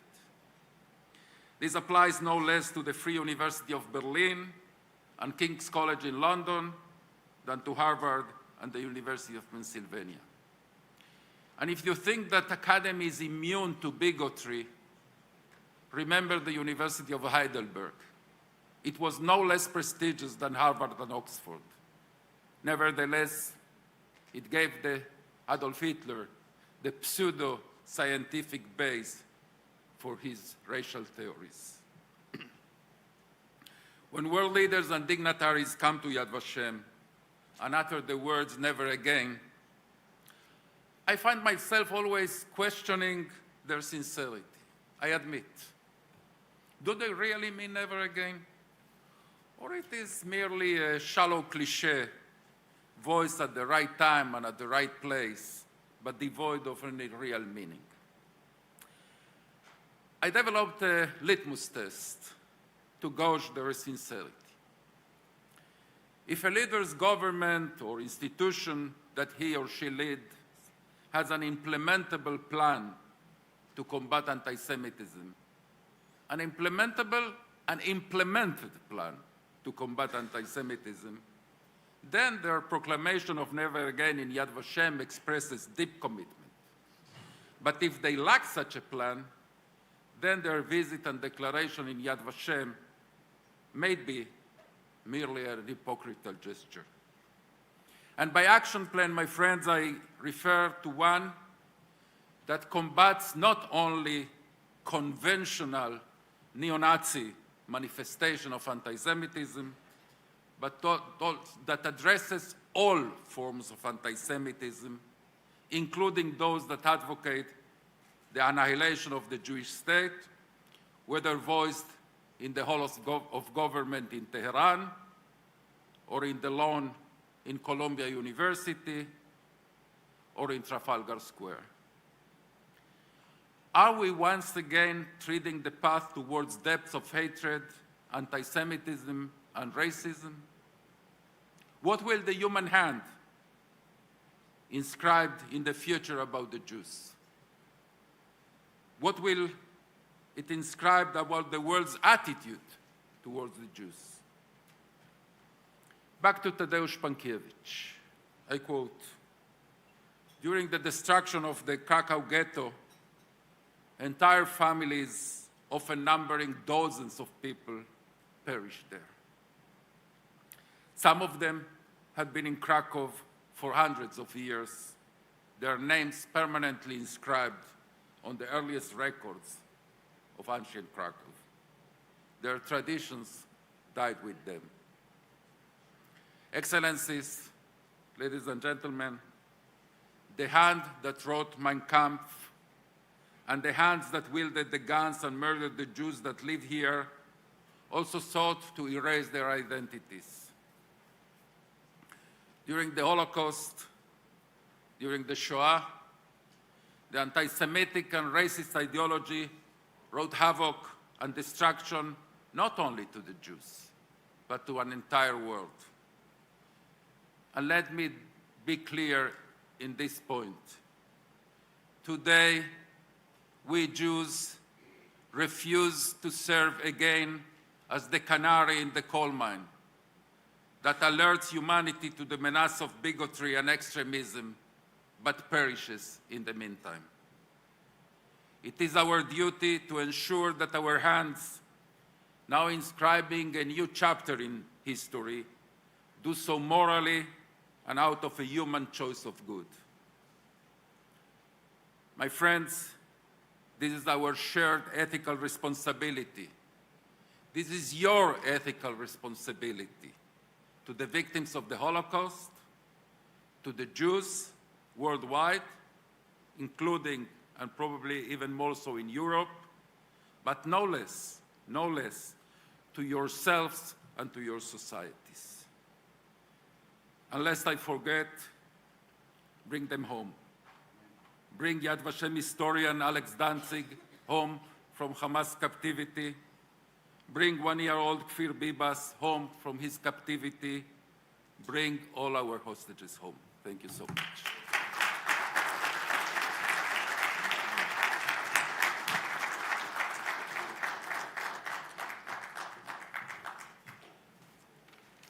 Thank you, Ambassador. Before we start our next panel, I'd also like to invite His Excellency Miguel Angel Moratinos, United Nations Under-Secretary General and High Representative of United Nations Alliance of Civilizations, to share some of the challenges and opportunities that come with the weight of his office. Mr. Moratinos, please.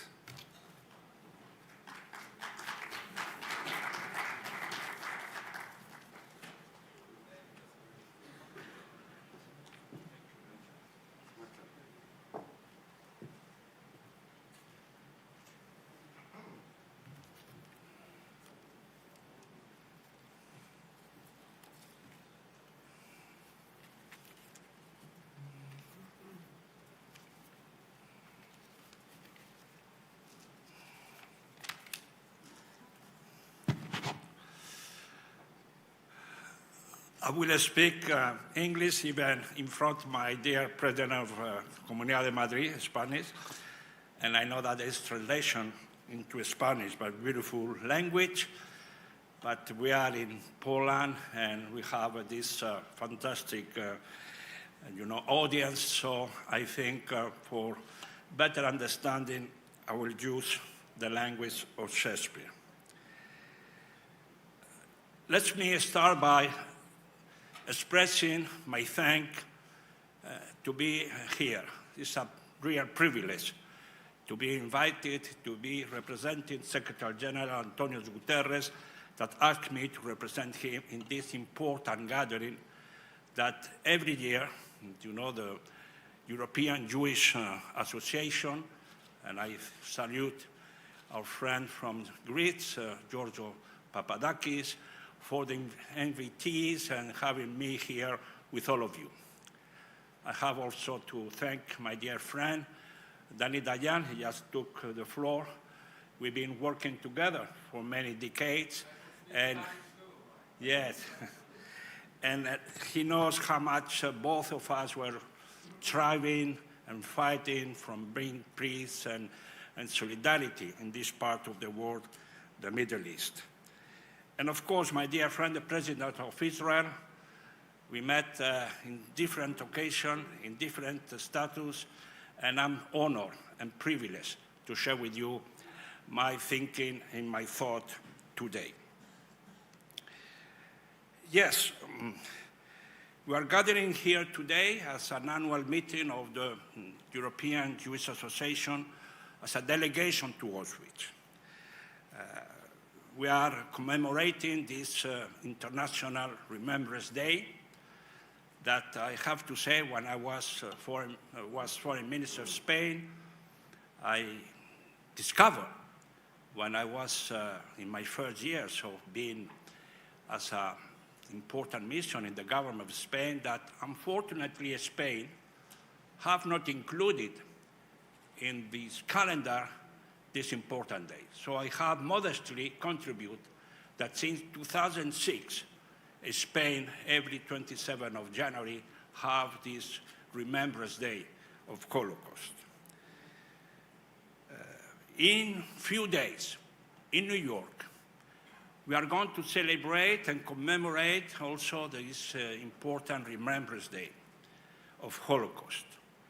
It's been approved and, consensually, adopted by the whole UN system. And every 27th of January, we gather in the General Assembly to, remember these atrocities and the way of the victim and still the survivor. This year, the logo that has been adopted by the UN headquarters is to really recognizing, the courage of the victim and the survivors. And they have selected this time, and if you are in New York next week, you could really visit a very impressive exhibition in the headquarters of UN. You enter in the main hall, and you'll find a very impressive, exhibition that recall the life and the suffering and the contribution of two young Jewish ladies, Dorit Vesarova and Firel Dickers. Two young ladies that were confronted in their life. They were arrested, they were sent to the camp of Terezin, and then they were deported to Auschwitz, and they were murdered. But these ladies, young girls, give, the capacity to create art and to express their feelings and emotion in this dehumanized world that have been through them in some painting, some draws. So in the exhibition, you can see the contribution of these two victims that I think honor them as a proof of what has the atrocity of this Holocaust. So nobody can ignore, nobody can deny the horror and the heinous development, atrocity that led to this final stage of Holocaust. You have been listening to Switzerland's representatives recalling us what means the Holocaust, what means Auschwitz today. And that is the reason that I think last 2 years ago, the UN adopted unanimously by consensus, and I want to underline that, this General Assembly Resolution 70- that really condemned the denial of Holocaust. And not only they are condemning the denial of the Holocaust, but of course, they want to really to demonstrate that altogether we have this denial is a proof of anti-Semitism. Today we are in Krakow, and I welcome the way the organizers have prepared us to be with all of you. We are in Poland. We are confronted to the new reality. And unfortunately, as most of the speakers have speak out today, we have to refer to the heinous and horrible and horrific attack of Hamas on the 7th of October. I immediately, as High Representative of the United Nations Organization, the same man, I condemn strongly this attack. And as in the same time, I ask for immediate release and freedom of these Israeli hostages. I think we have to combat, we have to ask unconditionally the release and freedom of these hostages.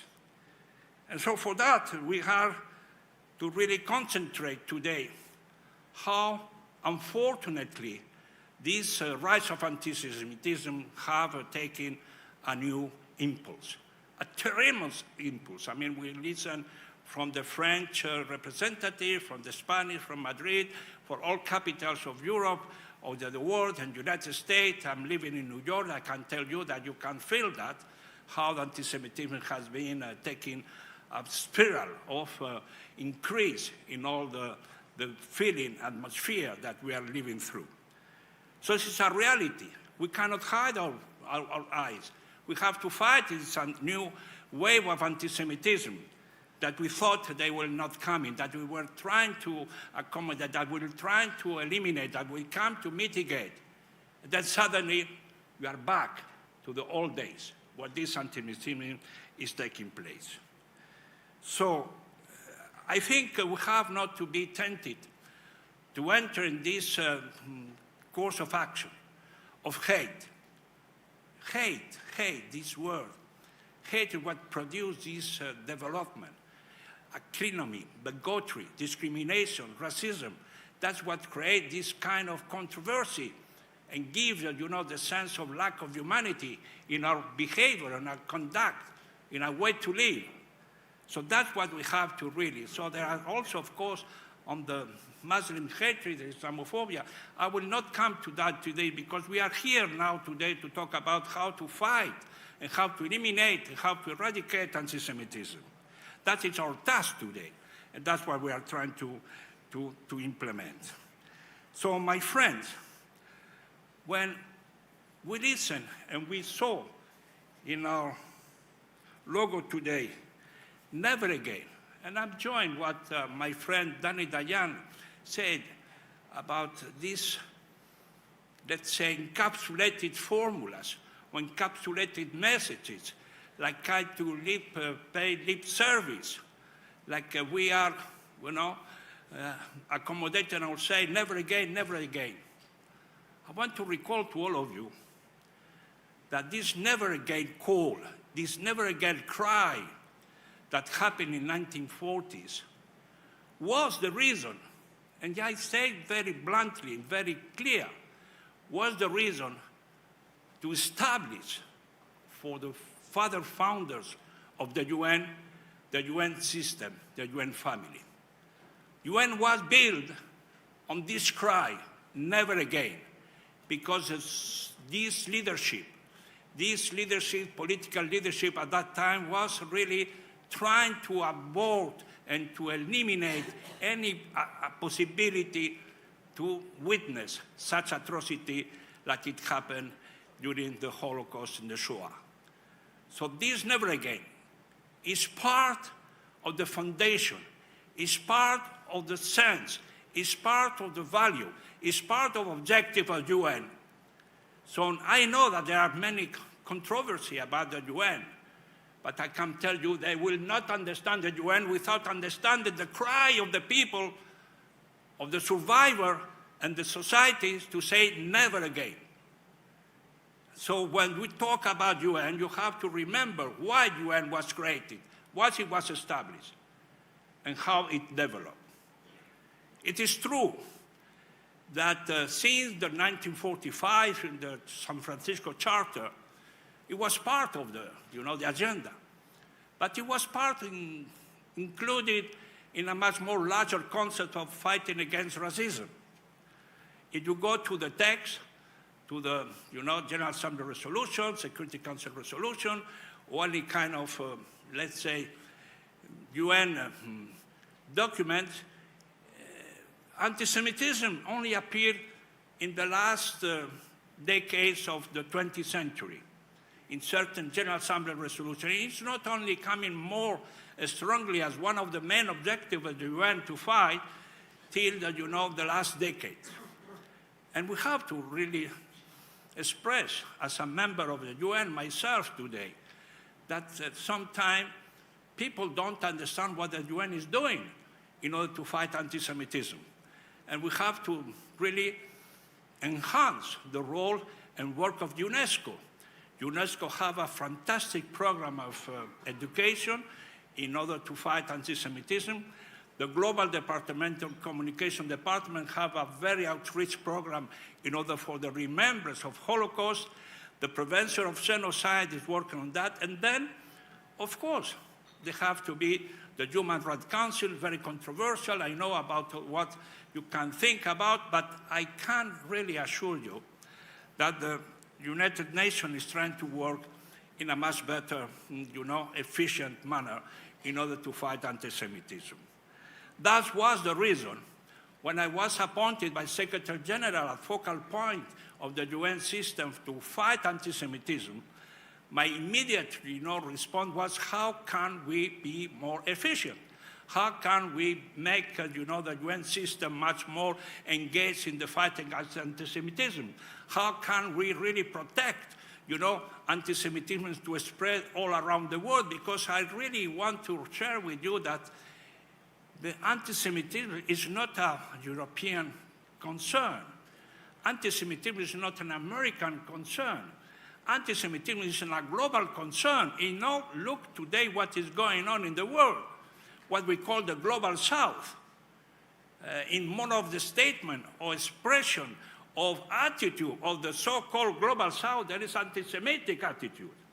It's not only in Europe, it's not only in the United States. If you go to South Africa, you go to India, you go to Asia, or you go to Latin America, you can find this attitude against anti-Semitism. So for that reason, it's a global threat.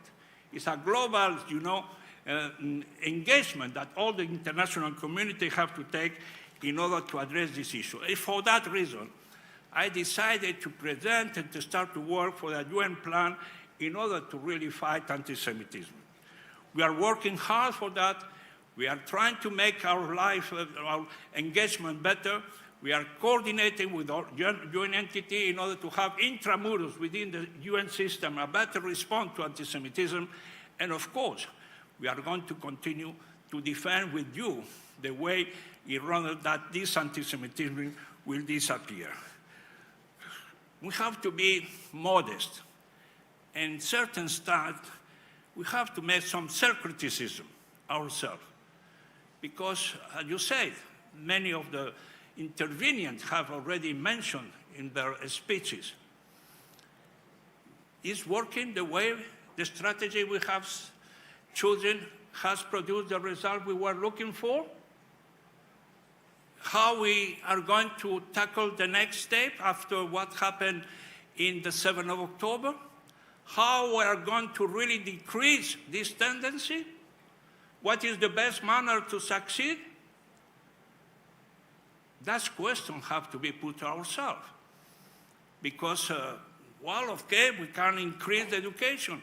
Of course, we can really denounce the action. We can monitor, the extremists.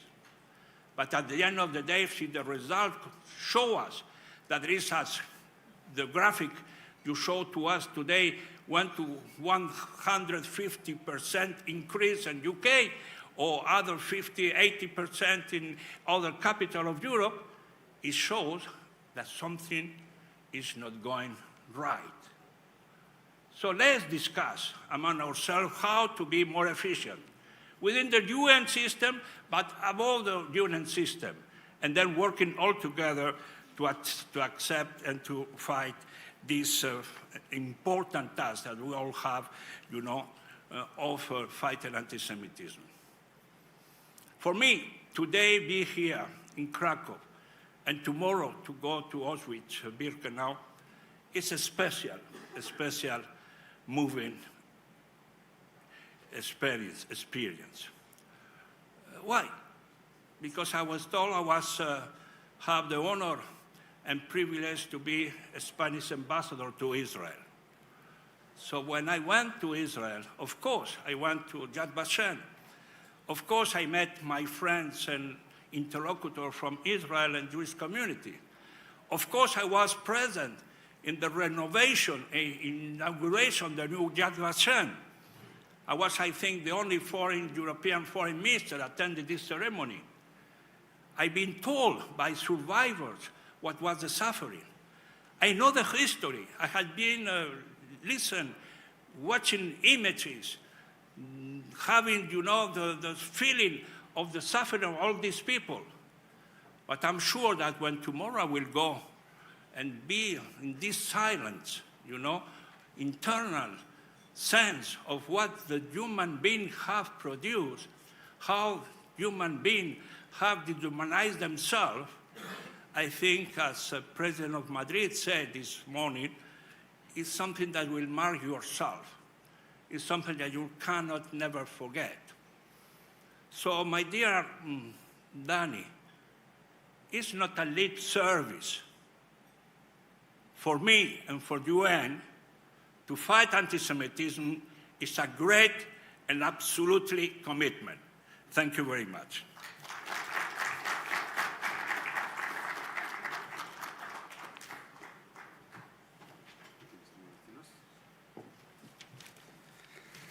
Ladies and gentlemen, we're going to move swiftly on with our panel. Thank you, Mr. Moratinos.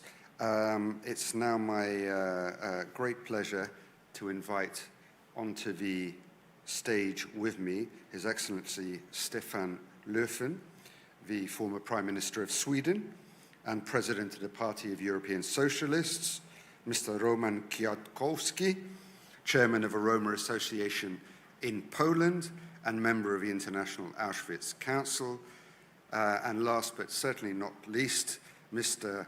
Milo Đukanović, the former president of Montenegro. Please join me on stage.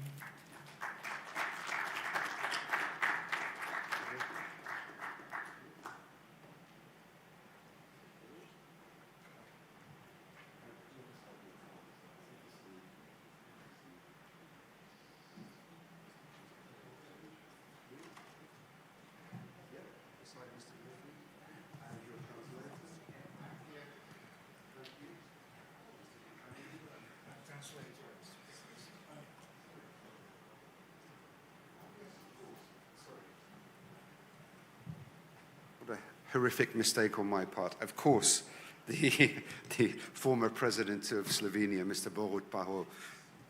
My apologies, sir.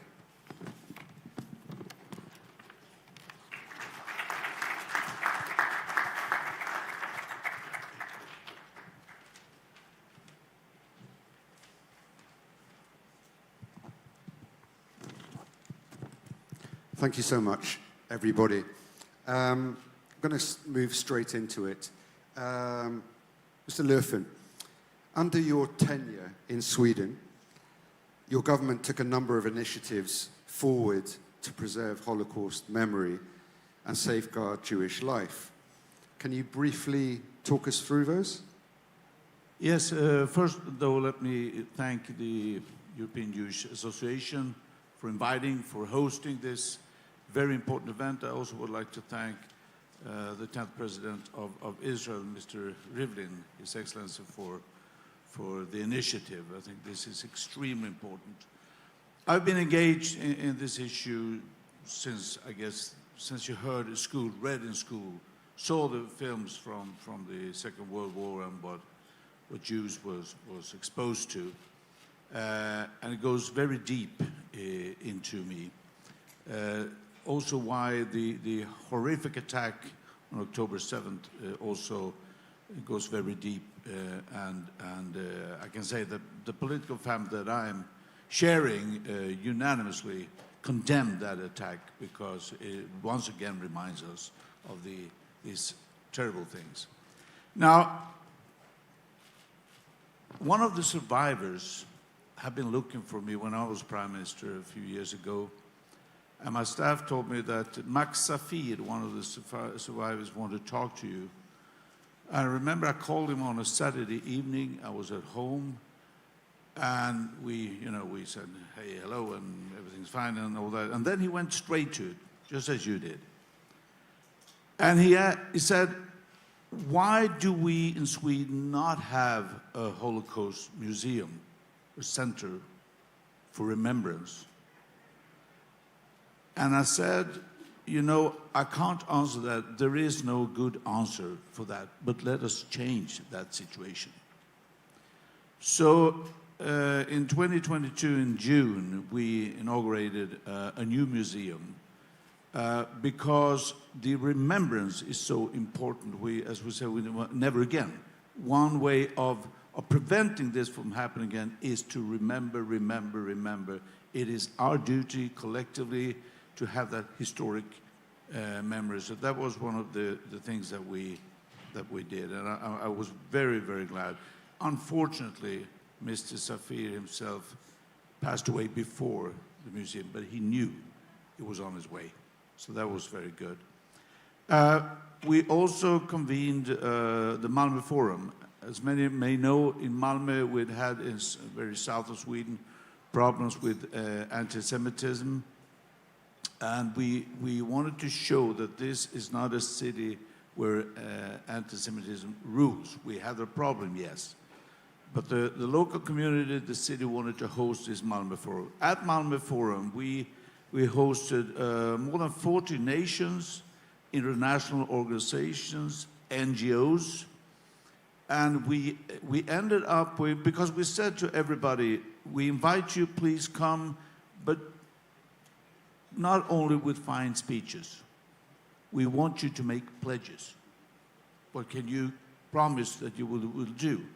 And we ended up actually, so 60 different delegations came up with 150 pledges on what to do when it comes to education, training, of course, research, remembrance, and all these important different fields. So those are two other examples that we work with, and I still hope that they will also give results even in the future.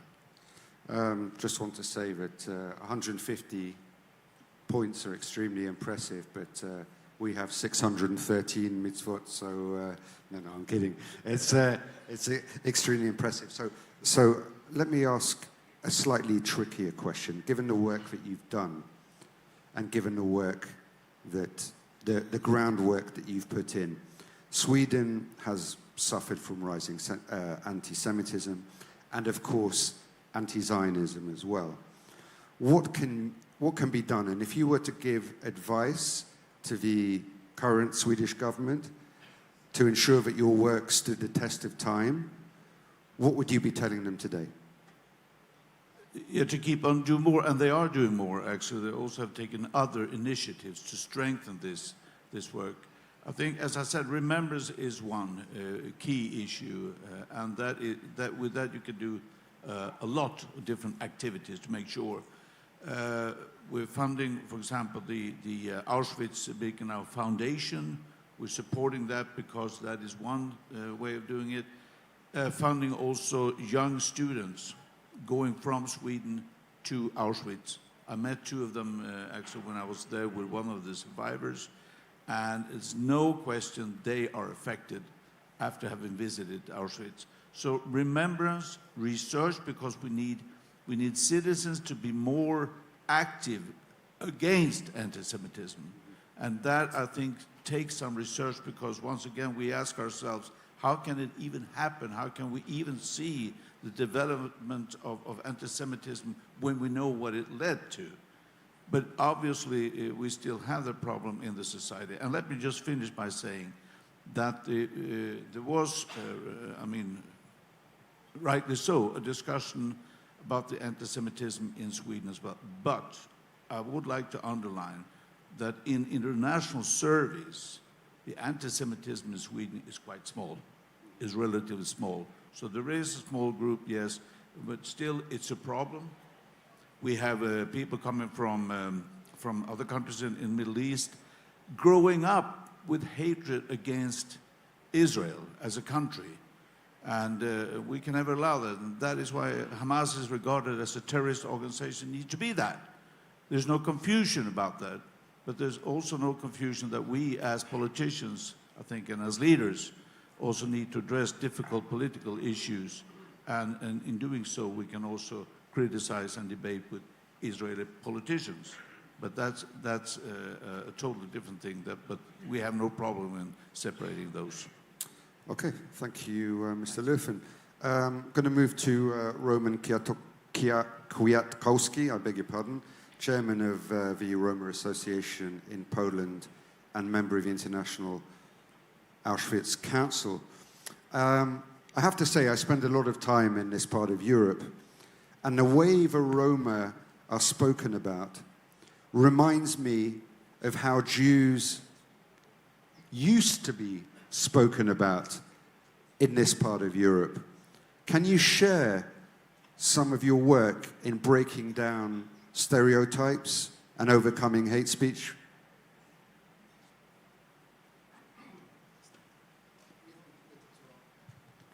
Niewątpliwie te zjawiska są bardzo podobne. No, odnosząc się bezpośrednio do dzisiejszego sympozjum, to chciałbym powiedzieć, że walka z antysemityzmem jest naszą wspólną sprawą. Antysemityzm wykracza poza nienawiść wobec Żydów i staje się wzorem dla nienawiści i prześladowań innych grup, w tym społeczności Romów, z którą reprezentuję. Antysemityzm to rak, który atakuje i degraduje zdrową tkankę życia społecznego. Szanowni Państwo, both fight against anti-Semitism and against anti-Gypsyism form a very important part of the activities of our association. We believe that this is our joint effort, joint problem to fight anti-Semitism and anti-Gypsyism, because anti-Semitism goes beyond the hatred towards the Jews. Actually, the anti-Semitic attitudes are extremely dangerous also for the community which I represent, the Roma community. Anti-Semitism is a cancer which attacks the healthy tissue of social life and degenerates it. Szanowni Państwo, zarówno antysemityzm, jak i zjawiska, które coraz częściej nazywamy antycyganizmem lub romofobią, mają przynajmniej od XIX wieku wspólne rasistowskie korzenie. W XX wieku rasizm przybrał formę zbrodniczą. W komorach gazowych obozu KL Auschwitz-Birkenau obok Żydów umierali także Romowie europejscy. Both anti-Semitism and anti-Gypsyism have some common roots. Namely, at least from the 19th century, they are rooted in racism. And in the 20th century, this racism took the form of murderers' initiative. In Auschwitz, the victims of the gas chambers were also the Roma people. Szanowni Państwo, badania porównawcze nad antysemityzmem i antycyganizmem w Polsce przeprowadzone przez nasze Stowarzyszenie Romów w Polsce 2007-2018 wykazały szereg podobieństw między tymi zjawiskami, zarówno w przypadku antysemityzmu, jak i antycyganizmu. Mamy tu do czynienia ze znaczącym wzrostem natężenia mowy nienawiści, tak jak w internecie, jak i poza nim. The research conducted by our association, comparative research on anti-Semitism and anti-Gypsyism in Poland, which we conducted in 2017 and 2018, indicated several similarities between the anti-Jewish and anti-Roma attitudes. For example, we've noted a rapid increase of the hate speech and directed against Jews and against Roma, both online and offline. W obu tych przypadkach mamy do czynienia z daleko posuniętą tolerancją ze strony władz wobec przekonań i działań skierowanych przeciwko Żydom i Romom. In both cases, we are dealing with the far-reaching tolerance of authorities towards the activities directed against Jews and Roma.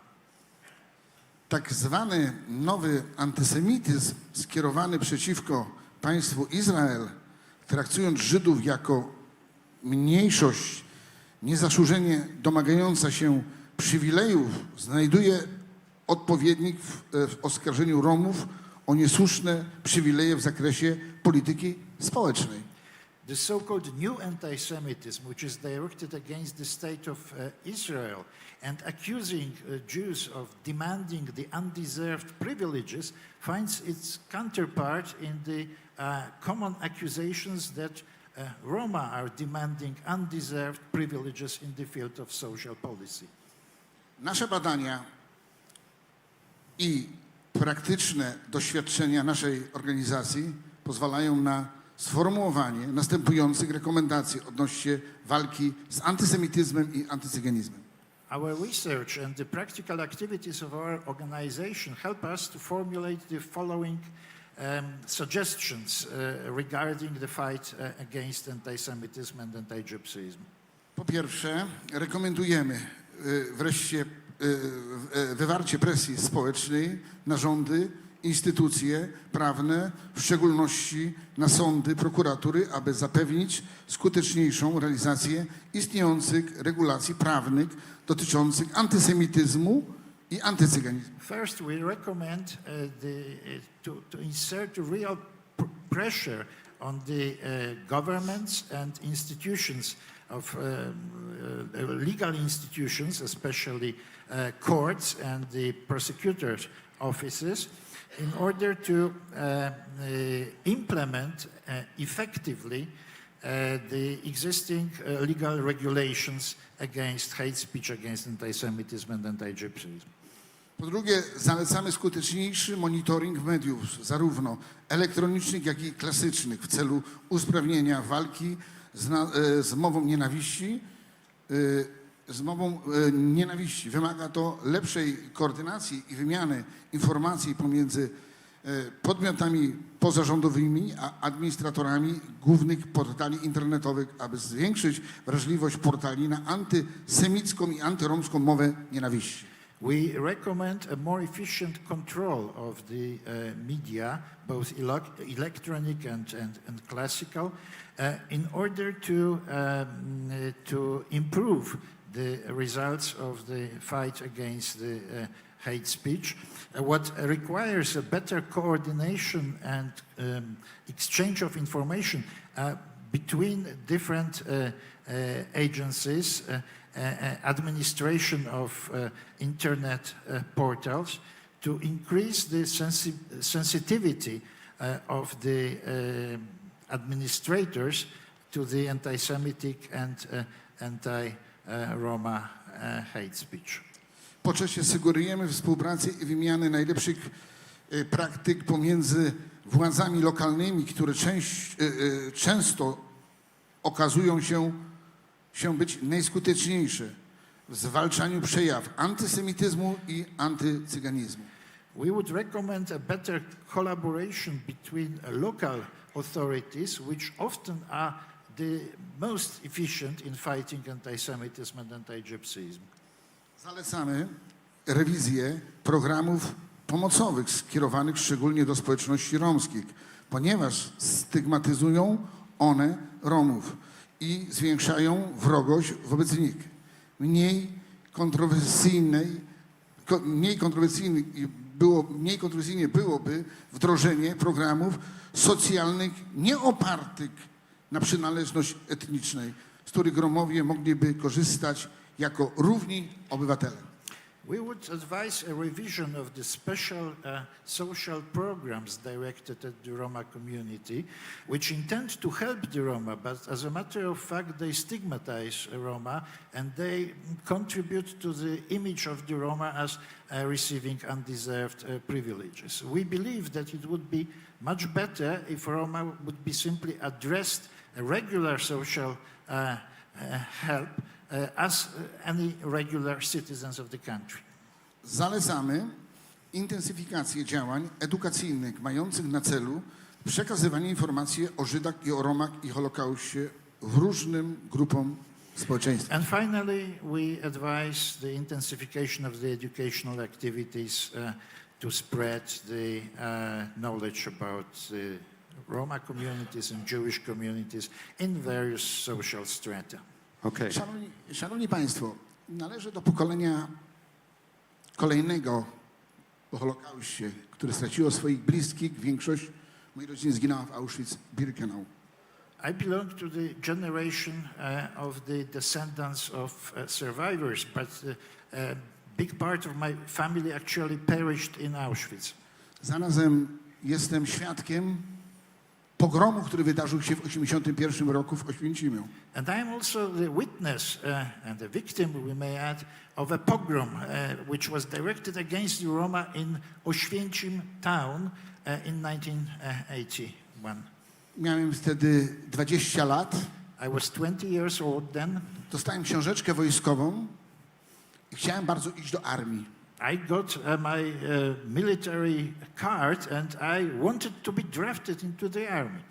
Na mojej drodze do armii stanął 21-22 październik 1981 roku. But on my way to the Polish army, that was the event that happened on 21st and 22nd of October 1981. Było to straszne przeżycie dla mnie, dla mojej rodziny i dla moich współbraci, którzy tam mieszkali. And it was terrifying experience for me, for my family and my brothers and sisters who lived there. Po 2 dniach plądrowania, niszczenia, palenia samochodów, dobytku romskiego, powstał zwany Komitet do spraw wypędzenia polskich Romów z Polski. After 2 days of plundering and destroying the Roma property, burning cars and apartments, the non-Roma population of Oświęcim established a committee to expel Roma people from Poland. Brałem tam wtedy udział jako młody człowiek. And I was part of these events as a young man. Strona państwowa zaproponowała nam, że nam zbuduje baraki pod Bielskiem. Baraki pod Bielskiem, one będą ogrodzone, a za dobrą pracę będziemy mogli dostać przepustki. The government offered us to build some sort of barracks out of the town in which we will live, and if we worked properly, we would be rewarded by some permissions to go out. Było to dla nas nie do przyjęcia. But we couldn't accept this offer. Wiedzieliśmy, co to znaczy getto, co to znaczy obóz. Because we knew what does it mean a ghetto, what does it mean a camp. Wśród nas też byli więźniowie, którzy przeżyli i obóz Auschwitz, ale też również i getta. Because with us there were people who actually survived Auschwitz and ghettos. Więc to nie przeszło władzy, zaproponowali nam wyjazd z Polski. So that the authorities changed the strategy and offered us a chance to leave Poland. I tak się stało, że polscy Romowie musieli znać wszystkie swoje dokumenty, w tym ja. Oddałem swoją książeczkę wojskową. We had to return all our IDs, including my military card. I wręczono mi bilet w jedną stronę. And I received a one-way ticket. Wtedy były dwa państwa bezwizowe, tylko Berlin Zachodni i Szwecja. We could go either to West Berlin or to Sweden. To było niesamowite. Kiedy dostaje się taki bilet, jest się obywatelem, mieszkam od wieku i nagle ktoś mnie pozbawił moich praw obywatelskich. That was really incredible that, I lived in this country for so many years and my people lived here for centuries and suddenly somebody deprived me of my citizenship's rights. I wszyscy 13 grudnia 1981 roku, w dniu stanu wojennego, trafiliśmy do Istad, panie premierze. Bardzo dziękuję za bardzo przyjemną i bardzo taką życzliwe przyjęcie nas wszystkich. In December, on 13th of December 1981, we all arrived at Ystad in Sweden. Mr. Prime Minister, I thank you for the warm welcome we received in Sweden. Przepraszam, ja już kończę, jeżeli pan pozwoli, bo to jest ważne. I powiem tylko tyle. Ja tam nie zostałem, walczyłem o swoje prawa obywatelskie. I didn't want to stay in Sweden. I wanted to return to fight for my citizenship rights. Musiałem czekać rok i prosić konsula polskiego o zwrócenie mi mojego obywatelstwa. I've had to ask for a return of my citizenship and the right to return. To się stało dopiero prawie po roku. And it took 1 year. Wróciłem do Oświęcimia. I returned to Oświęcim. Założyłem rodzinę. I set up family. Założyłem organizację. I set up the organization. I chcę tutaj żyć. And I want to live here. Tutaj chcemy się rozwijać. Moje dzieci, moje wnukowie i kolejne pokolenia. I want my children, my grandchildren, next generations to live and develop here. My, Romowie w Europie, nie oczekujemy specjalnych praw. We don't expect and we don't want any special rights in Europe. My oczekujemy od państw, żeby nas traktowano jak zwykłych obywateli. We want the governments to treat us as regular citizens. Chciałbym tu podziękować organizatorom oraz dla TSKŻ-u. Artur, dziękuję za to zaproszenie, że dzisiaj mogę o tym państwu w skrócie opowiedzieć.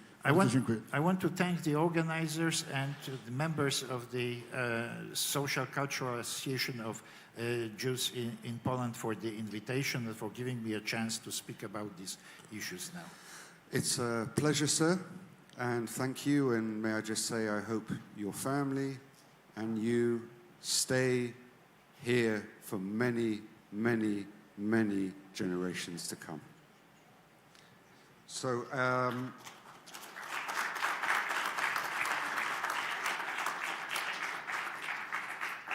I'm going to move to the former president of Slovenia, Mr. Pahor. We spoke briefly this morning. You've been to Auschwitz many times, and as president, you were very much part of the Maribor Synagoga initiative marking Holocaust Memorial Day. Can you talk us briefly through the Slovenian approach to combating anti-Semitism? Thank you so much. It's a privilege to be here with you and among you. I think in my country we have done a lot to, to fight against the anti-Semitism. And I'm proud of saying that it is not the problem in our country. You know, it is a part of a respectful environment back in Slovenia. So the problem has never been there. It is not, and I hope it will never be. But I should say that with these recent events back in Israel and Gaza, there is some sort of challenge for all of us. How to address this issue of, combating anti-Semitism in the circumstances when a lot of people are condemning the reaction of the State of Israel towards the barbaric attack of a terrorist organization of Hamas. I think this is a challenge that we should address. We should not, hide. We should be very vocal on this. There is no reason, because of some different views on the approach of State of Israel, how to, combat this, terrific, barbaric Hamas attack on its territory. Different approaches are not the reason to lower down the level of our attention of anti-Semitism in the Europe and in the world itself. I think this should be very clear. We should be very, very strong on this. We should face now some sort of a moment when a lot of people try to condemn Israel and the state of Israel and, for their decision, for its decision how to approach this barbaric attack. And the result of this, it is some sort of a hate speech. It's not just a different opinion on this, but it is some sort of emotional opinion which could be seen as a hate speech. So this is very, very interesting. I think and we should pay attention. I would like to use this stage to address this issue and to invite everybody how to, make a difference between expressing different opinions on what is going on in Israel and Gaza and all that stuff, and anti-Semitism, which has been around us and will be around us, unfortunately, in the future. So I think this is a very, very very difficult task for us nowadays. And I, as a follow-on, President, we heard earlier on about some of the migrants, and they bring with them some of their own baggage, both literal and metaphorical. Slovenia, member of the European Union, are you finding there's an increased intolerant atmosphere as a result of both migration and its reaction to it, which is generating more hate speech and perhaps more anti-Semitism? Well, yeah, could be said that it is there, but I would not overestimate it. It is there, but it's not a huge problem at the moment, okay? And I think we will try to do our best that we will keep it there, But, we should see now some sort of accumulation of the problems in our societies, not just in Slovenia or Sweden or in whole Europe. Accumulation of the problems from geopolitical issues, Ukraine, Middle East, and then, migration or illegal migration to our countries, which invite us, this problem invites us to be very, very cautious of this hate speech, So this issue invites us to be very, very respectful to the issue and to the others who have maybe different opinion on it. So yes, it is a problem. It is not a huge problem. We will try to do whatever it takes to limit the problem as it is. But this should be our global initiative. It couldn't be solved in Sweden, couldn't be solved in Slovenia. We are, in European Union together. I think EU also should do a little bit more on this issue as it has been done in the past.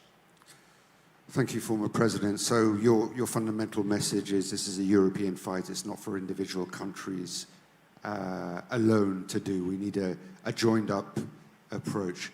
Thank you. I'm going to recommend to my fellow panelists and indeed to the audience, you might want to put your headphones on for our next speaker.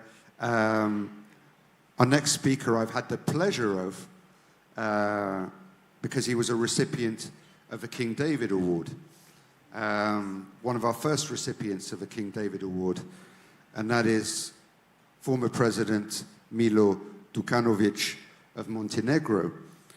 Mr. President, I remember you speaking in Brussels, and we were talking about the government's strategies for combating anti-Semitism. And it was said at the time that Montenegro didn't need a strategy for combating anti-Semitism because there was no anti-Semitism. And talking to Rabbi Edelkopf and others, it was clear, and having been there under your tenure, it really felt like there was very, very little anti-Semitism in Montenegro. But I have to say, Montenegro doesn't seem as united as it was under your tenure. Do you think there's more division now, and do you see that division putting barriers in society and potentially having an effect on anti-Semitism and hate speech?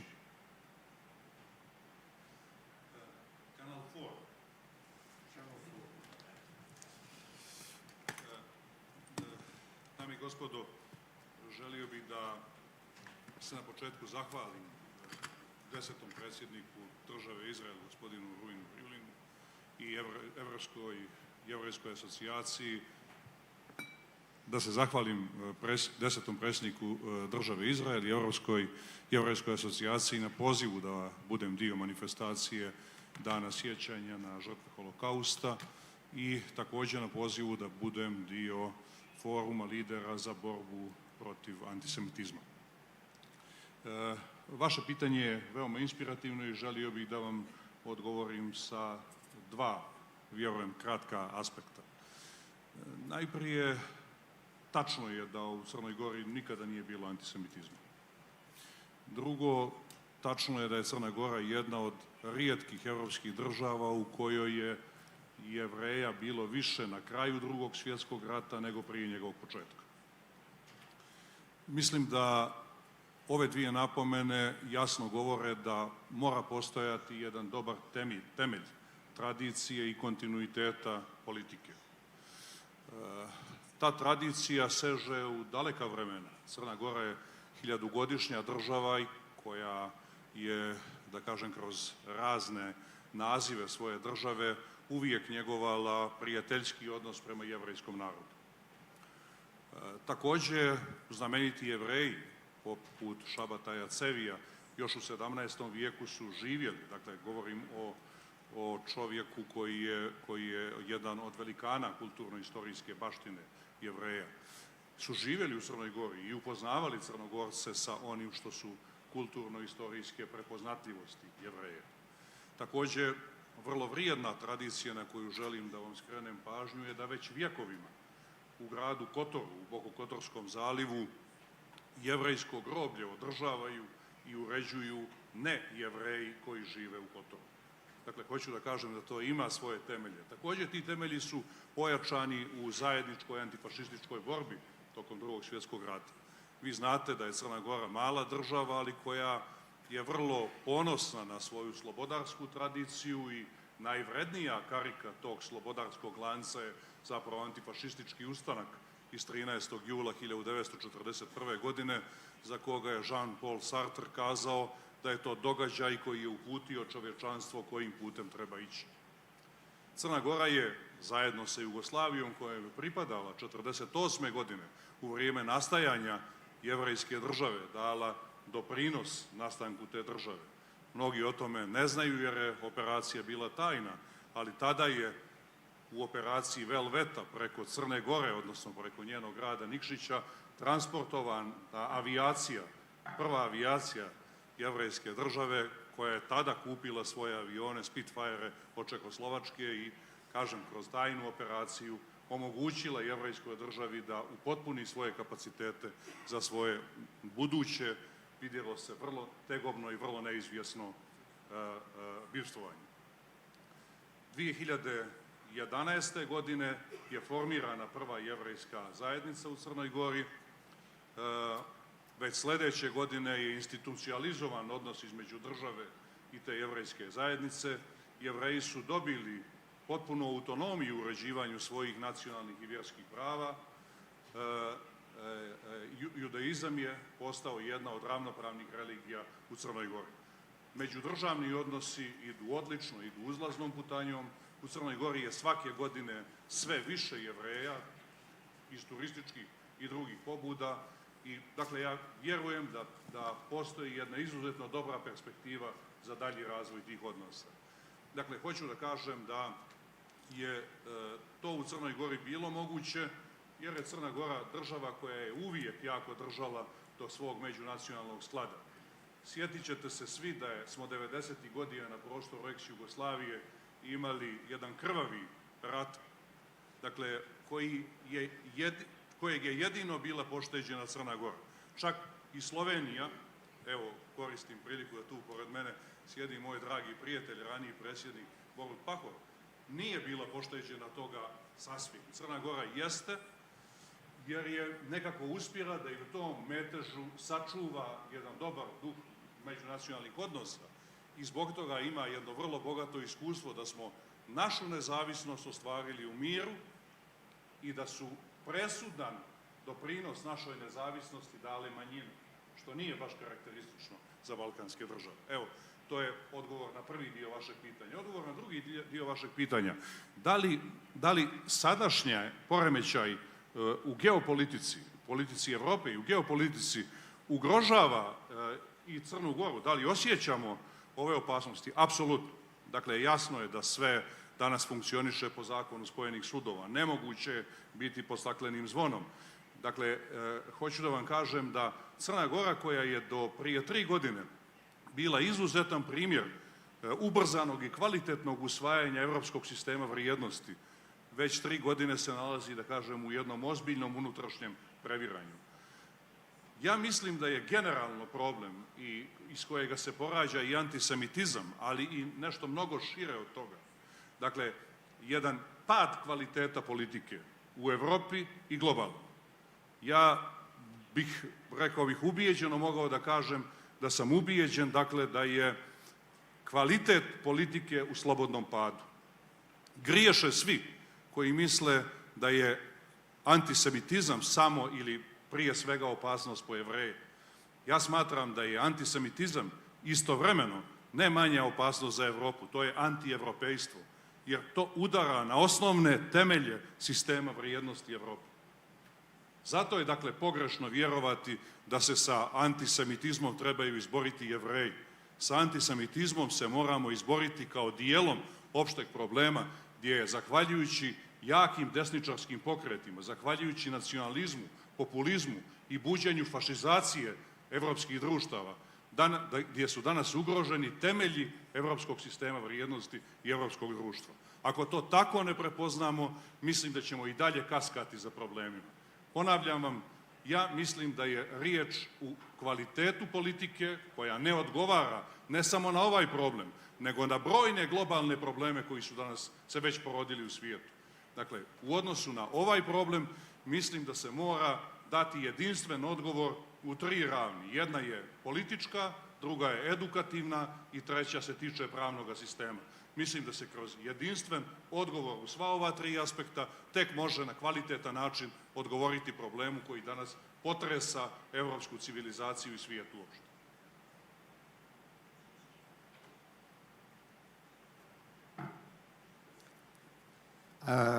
Thank you, former President. I was just waiting for that fantastic translation.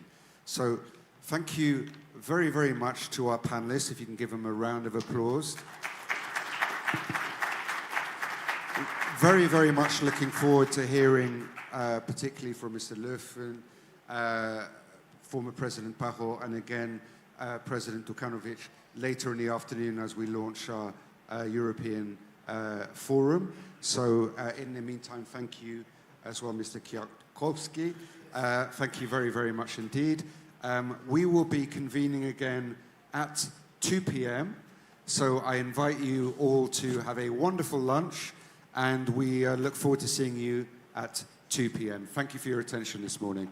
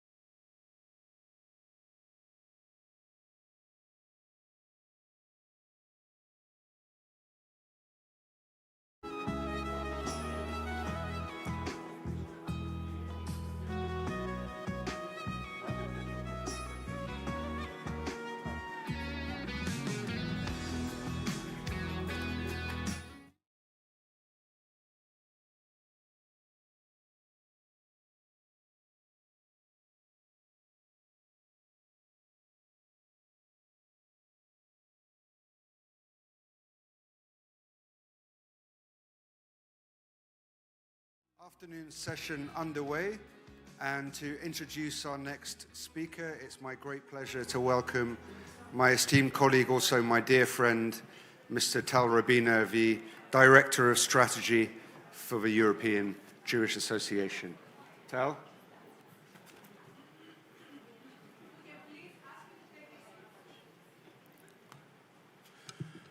Thank you, everybody. They say that after lunch you have to have a real good speaker, and I think we did. So I'm very pleased and honored to invite Minister of Diaspora Affairs and Combating Anti-Semitism in the Israeli government, Mr. Amichai Shikli. He is an Israeli politician and a member of the Likud party, an educator and a social entrepreneur. He served as an officer in the elite unit of Golani Brigade. He earned a bachelor's degree in security and Middle Eastern studies from Haifa University and master's degree in security studies and diplomacy from Tel Aviv University. Minister Shikli is very busy these days, as you can imagine. Since October 7, his office has been leading the vigorous fight against the legitimation of Israel and combating the various ways and the imminent rise in anti-Semitism against the Jewish people worldwide. Minister Shikli, please.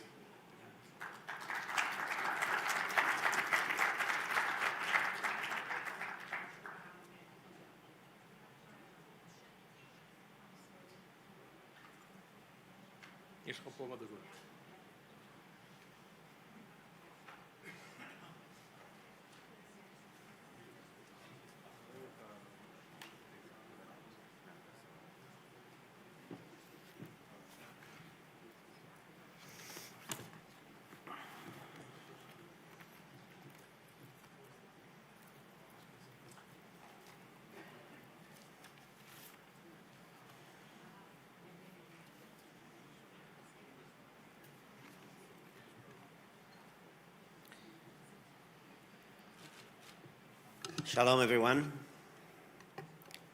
Reuven Ruby Rivlin, the 10th President of Israel, Dani Dayan, Chairman of Yad Vashem, Yaakov Livne, Israel Ambassadors to Poland, Rabbi Menachem Margolin, Chairman of EJA, distinguished guests. I would like to dedicate my words to the Holocaust researcher and founder of the Students' Journeys to Poland, Alex Danzig. 76 years old Alex from Kibbutz Nir Oz was abducted from his home more than 100 days ago by a gang of murderers, looters, rapists who invaded our land armed with rifles, knives, axes, and some with walking sticks, the successors of the Nazi Mufti al-Husseini.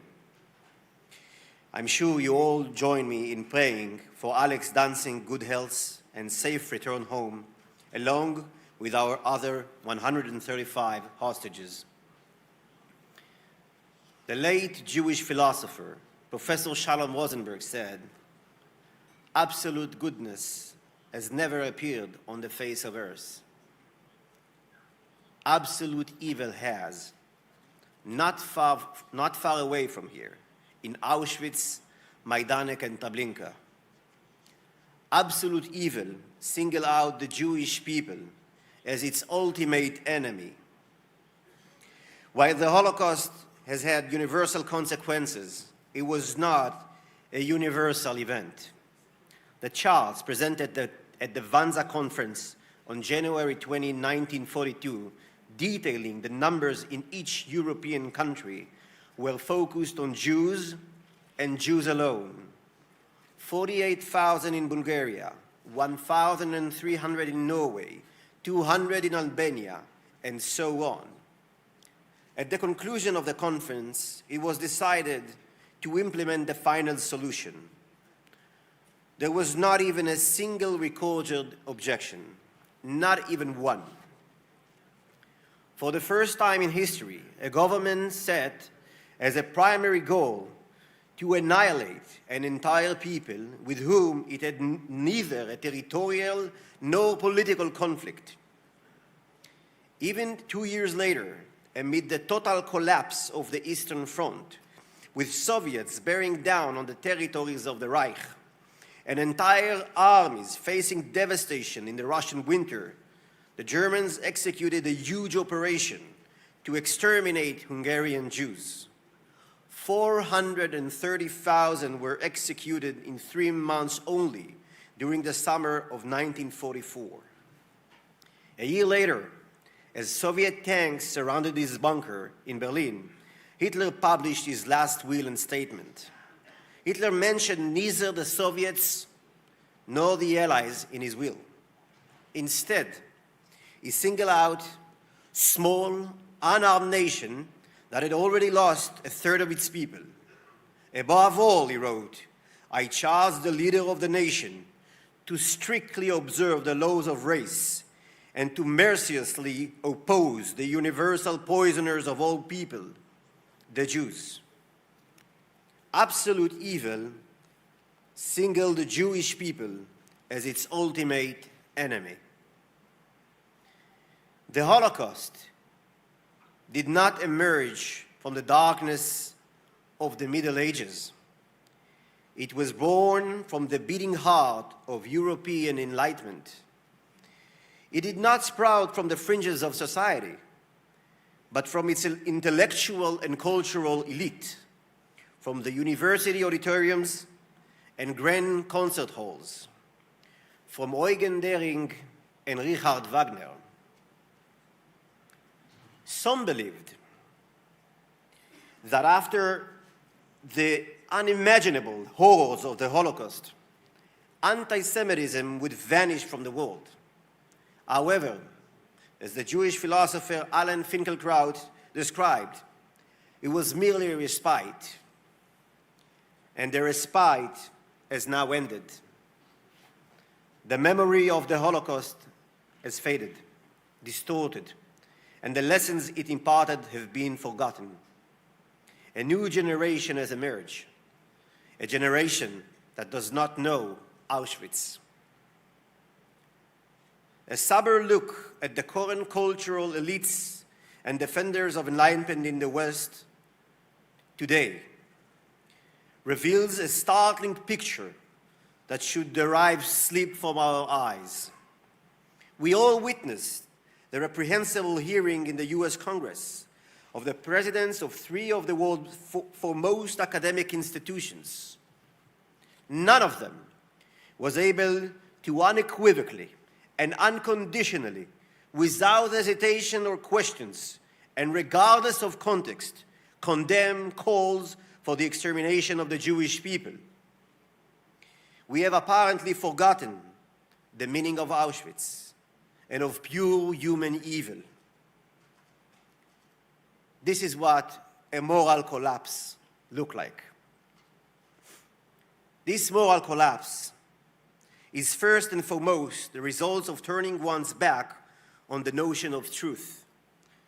The concept of truth should have been accurately familiar to the president of Harvard, an institution that has etched the word veritas on its seal.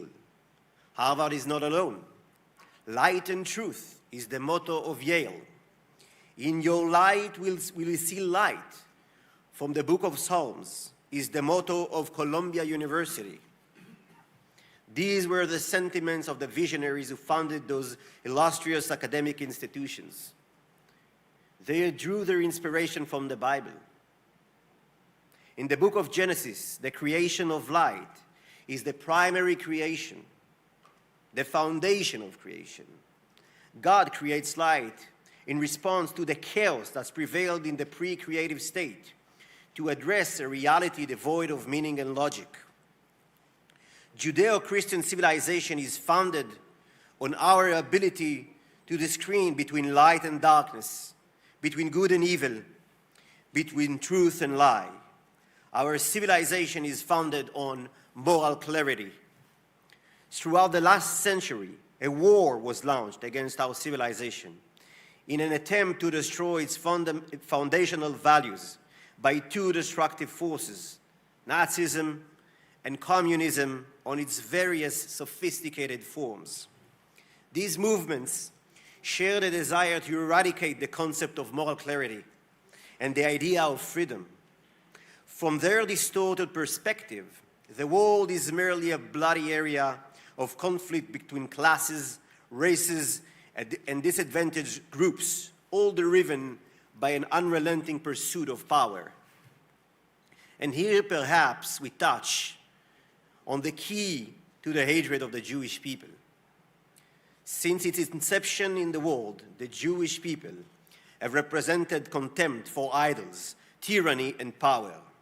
For Pharaoh and Babylon, ancient Greece and the Roman Empire, Nazi Germany and global jihad. It is a nation that embodies an unwavering belief in the human spirit created in the image of God. It is a nation with an unyielding faith in the inherent goodness of this world and the light embodied in it.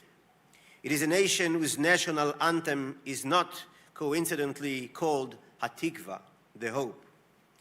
It is a nation that has faced trials and tribulations unparalleled in history of any other nation on earth. From the binding of Isaac to the crossing of the Red Sea, through thousands of years of exiles, chaos, and wars.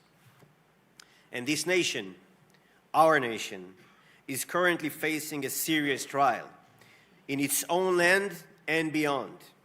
The Jewish people have not encountered such intensity of hatred since the 1930s. Back then, it was Nazi racial theory that paved the way for the unparalleled catastrophe. Today, we are faced with an obsessive hatred towards the state of Israel that is being demonized and delegitimized. Jewish professor Paul Kessler, Hashem Yikom Damo, was cold-bloodedly murdered in the streets of Los Angeles for standing up with the Israeli flag. Jews across Europe and the United States are afraid to wear Jewish symbols or to speak Hebrew in public. Jewish institutions, from kindergartens to synagogues and community centers, require heavy security as if they were military bases. Absolute evil single out once again the Jewish people as its ultimate adversary. But I can assure you, we will never give up. Not on our past, not on our historical homeland, and not on our face. We put our trust in our ancestors who taught us a little truth repels a lot of lies, and a little light repels a lot of darkness. From Rabbeinu Bechayai, מעט מן האמת דוחה הרבה מן השקר, ומעט מן האור דוחה הרבה מן החושך. עם ישראל חי. This is not a slogan. This is our life mission. Thank you.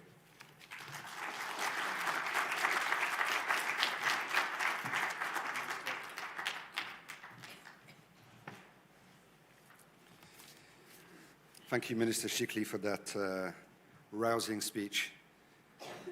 We're going to move straight on, ladies and gentlemen, to the panel, which we started before lunch, but we will now conclude. It's now my great pleasure to ask to come to the stage His Excellency Sean O'Farrell, the President of Parliament from the House of Representatives of Ireland, Her Excellency Vera Kovarova, the First Vice President of Parliament from the Chamber of Deputies in the Czech Republic,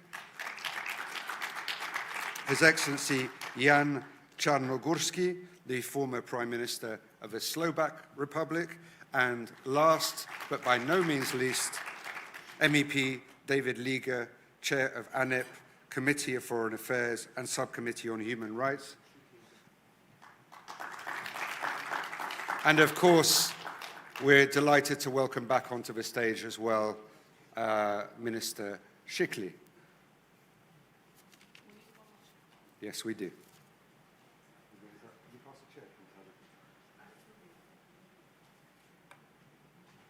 Thank you, David. I'll sit beside you.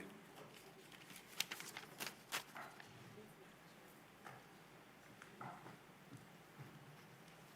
you very much. Yeah, no, I appreciate it.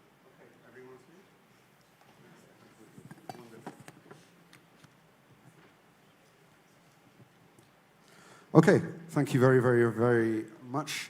So we're going to start with the President of Parliament from Ireland, Mr. O'Farrell. I hope I'm pronouncing that correctly. Just a few weeks ago, we saw something very, very unusual in Ireland, and that was a far-right protest in Dublin and riots. And it's a fairly basic question, but is rising hate and hate speech and intolerance becoming an issue now in Ireland in a way that it wasn't before? I think the simple answer to that is yes, but I do have to put it in context, particularly when it comes to the whole area of anti-Semitism, because Ireland has had a very small Jewish community down through the years. It came to its heights in the 1940s, and in the 2016 census showed us having just about 2,500 Jewish citizens. Today we have about 2,100, and their experience has been that there has been very little anti-Semitism experienced by them. In fact, I would quite honestly say to you that the Jewish community in Ireland have traditionally been beloved of the Irish people. They've taken leading roles in business, in politics, and in the arts. So what is happening now is different to what happened in the past. And it involves not just the extreme right, but the left also. And it's connected not just to the crisis in Gaza, but it's connected to a reaction across Ireland to a massive influx of immigrants into our country. And that issue, which I'm hugely proud that Ireland has opened its doors to people from all over the world, but particularly from Ukraine. Just as countries all around the world opened their doors to Irish people when we were forced to emigrate. 72 million people worldwide claim Irish ancestry. So we are the last nation on earth to be unwelcoming to the immigrant. But there are elements, unsavory elements, elements that promote hate and dissension, and that's what links what's happening in Ireland to what you're doing here. I mean, Ireland has been proud to support the work, both internationally and nationally, of ensuring remembrance of the Holocaust and of discouraging denial and distortion of the reality. Because as your extraordinarily wonderful speaker has just said, the Holocaust was the manifestation, the worst manifestation we have ever had of man's inhumanity to man, of hatred and the damage that hatred does to human beings and to society. And we must, all of us here, commit ourselves to opposing hatred, opposing dissent, building peace, and trying to achieve reconciliation. And in ensuring that no one category of people are demonized, we don't take upon ourselves the right to be able to demonize any other. So, Mr. President, I can only applaud your last sentiment and words, and I can vouch for the community in Ireland because I went to university up in Belfast, and one of the things that I used to do was travel down on the occasional Shabbat down to Dublin. There was a nice little community just off Leinster Avenue, and I always found it extremely welcoming. But on the other hand, when we're talking about anti-Zionism in Ireland, that seems to be a much bigger issue. And we touched upon the politics of the right, which you just put into context. You also have a deep vein, particularly on the Sinn Féin side, I suppose, of frankly rabid anti-Israelism. And I'm wondering why that is so strong, and what Ireland can do about it, or is it just baked in It's about history, which we were talking about. I mean, you mentioned the huge Irish diaspora, a people displaced. One would wonder why there isn't common cause with Israel, and yet it's the opposite. So I guess in my rather convoluted question, I'm just kind of trying to figure out what's going on. Well, there's just 2 points I want to make.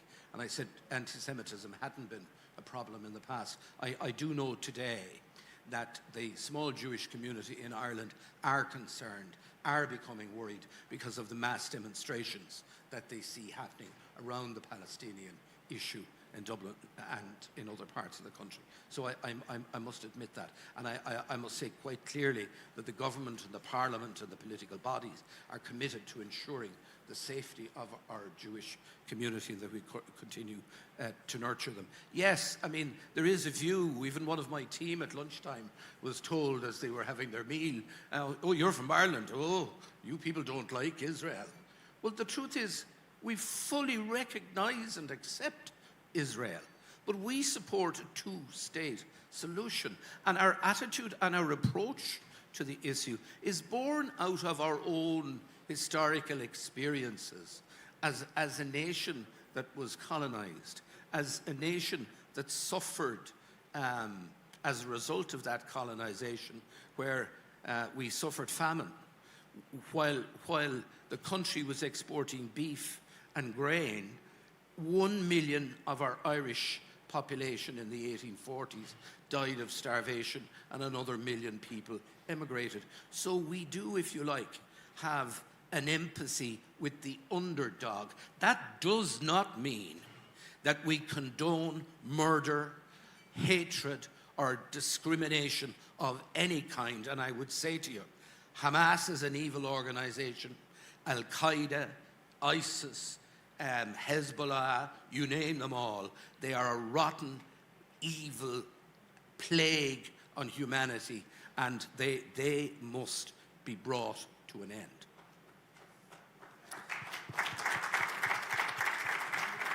Thank you, Mr. President. Moving on to the first Vice President of Parliament from the Czech Republic, as my colleagues always tease me, my second adopted country, given that I have a Czech wife.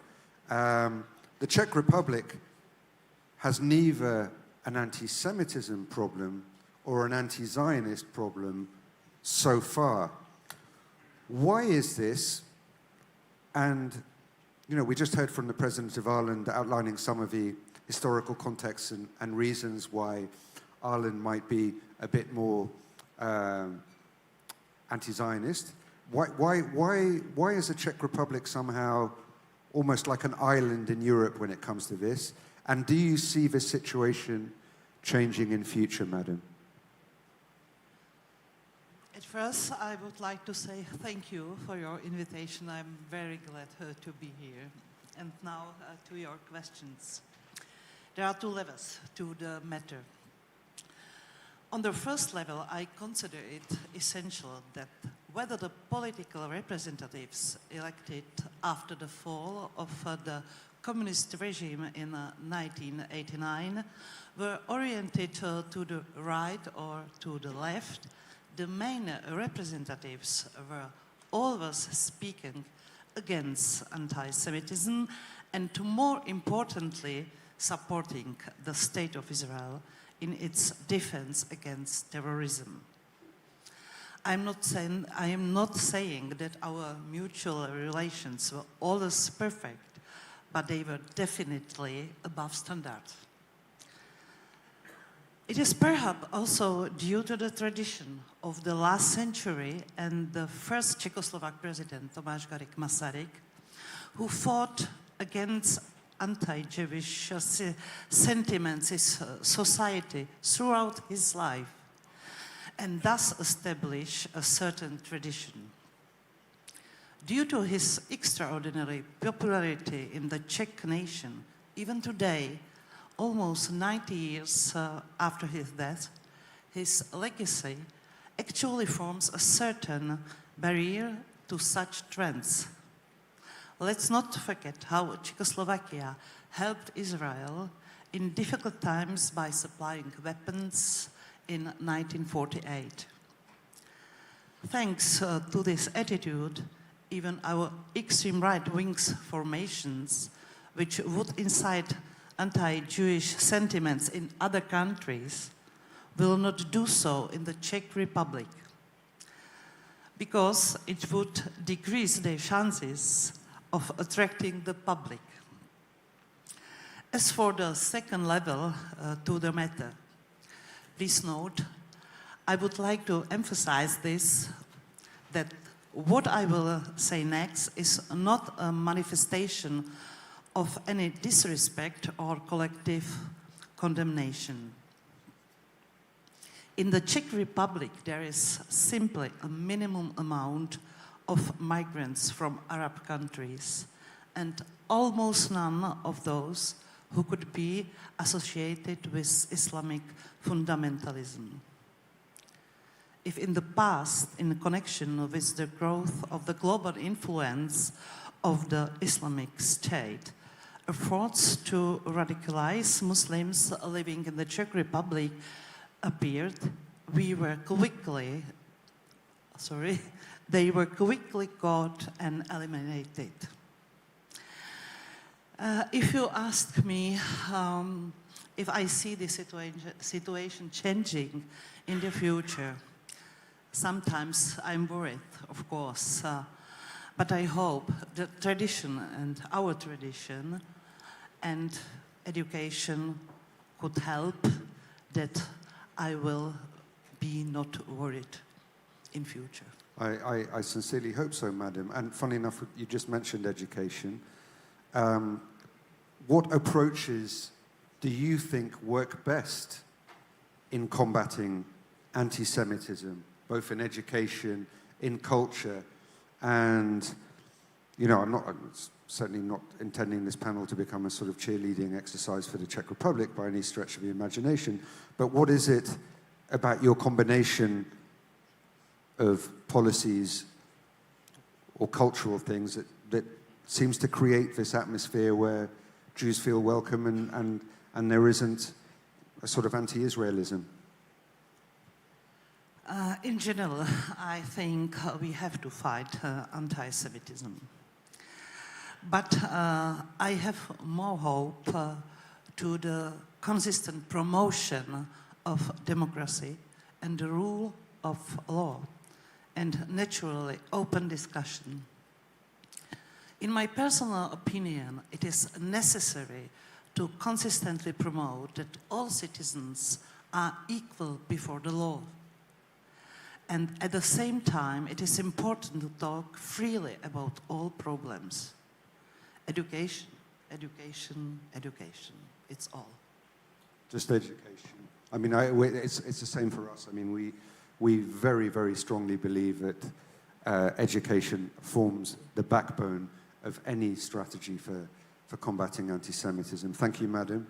Mr. Czarnogórski, former Prime Minister of the Slovak Republic, you're a unique person on this particular panel in that fighting anti-Semitism ended up being part of your own personal fight for freedom. And you were imprisoned for your views, as I understand it. And indeed, I believe one of the reasons that you were imprisoned was for the fact that you called for a repudiation of the movement of Slovak Jews from the territory, and you got into trouble for that. Looking at Europe today and the rise in hate speech, how do you feel as somebody who was imprisoned for your views? And how do you feel looking at Europe today? Are you concerned? Are you worried? Maybe yes. First is the question that we see that this demonstrations against Jews or anti-Semitism are just in former Western Europe. In former Eastern Europe, practically not. There are not reports about demonstration of against Israel or against Jews in former Eastern Europe, and even not only not demonstrations, but say this Jewish židovské hviezdy. Yes.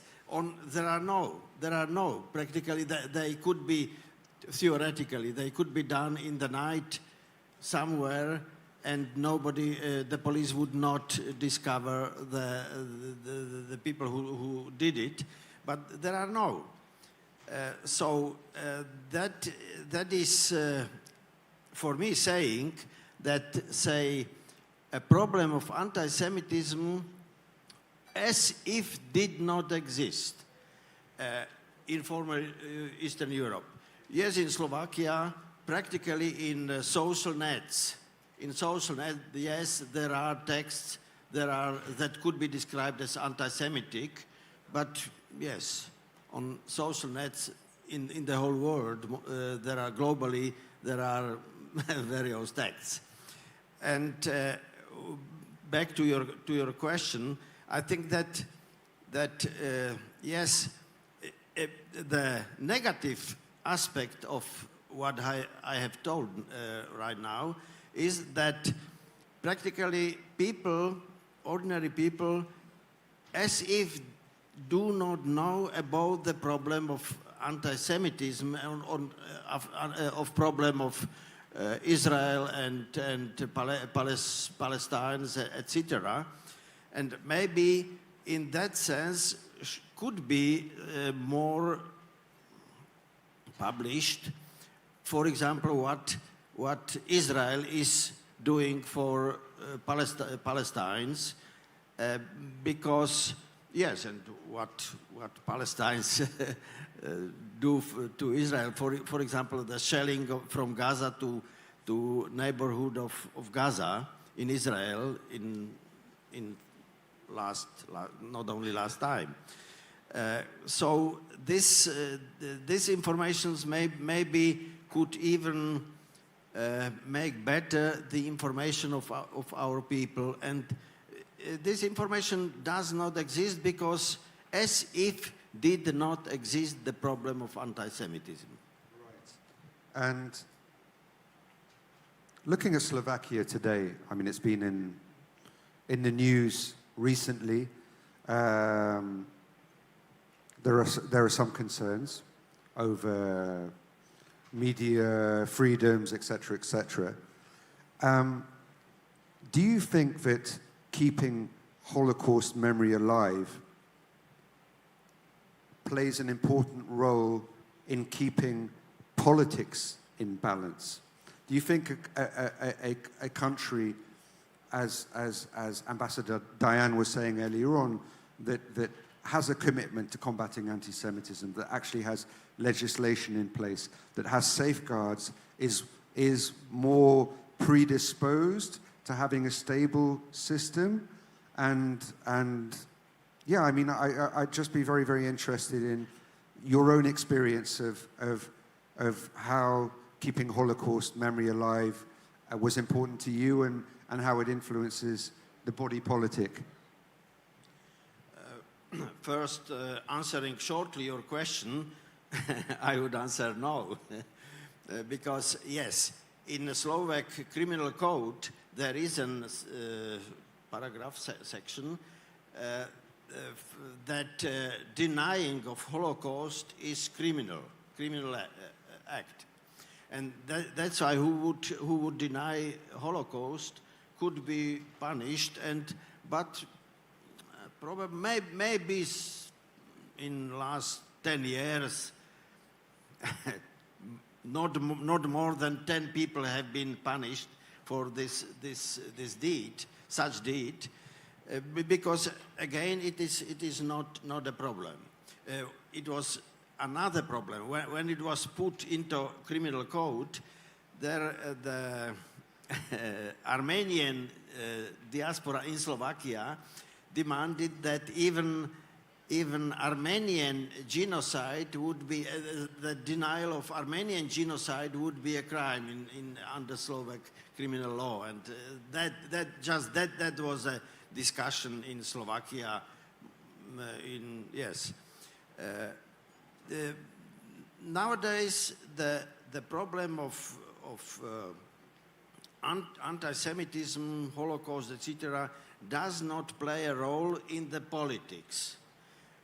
As I, I must say, I am not sure, but it looks that present Slovak government is supporting the two-state solution in Israel, but probably just somewhere on some international surrounding, because normally people do not know about it. Thank you.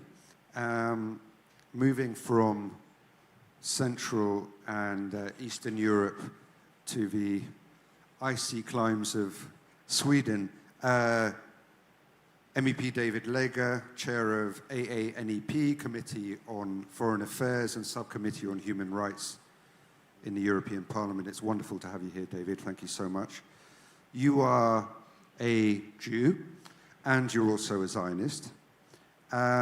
So you're on the receiving end of both anti-Semitism and anti-Zionism. David, I'm particularly interested in what you feel needs to be done across Europe. What would be your benchmarks for fighting both? Thank you so much, and thank you for having us here. Well, I'm something as unusual as like a non-religious Jew in a wheelchair who is a Christian Democrat. So I haven't made it easy for myself in any perspective, I think. But you know what? I agree. There are no differences between anti-Semitism and anti-Zionism. But it doesn't matter, because that's a theoretical discussion. In theory, we can have a debate about it. But in practice, it's the same thing. That's how people see it. Just look at in Sweden. While I really applaud former Prime Minister Löfven's efforts to combat anti-Semitism during his years as Prime Minister, we still have over 86% of the Swedish people who mix up their thoughts of the Jewish people based on their views of the actions of the State of Israel. So regardless of whether we see the difference or not, in practice, we need to combat them the same way.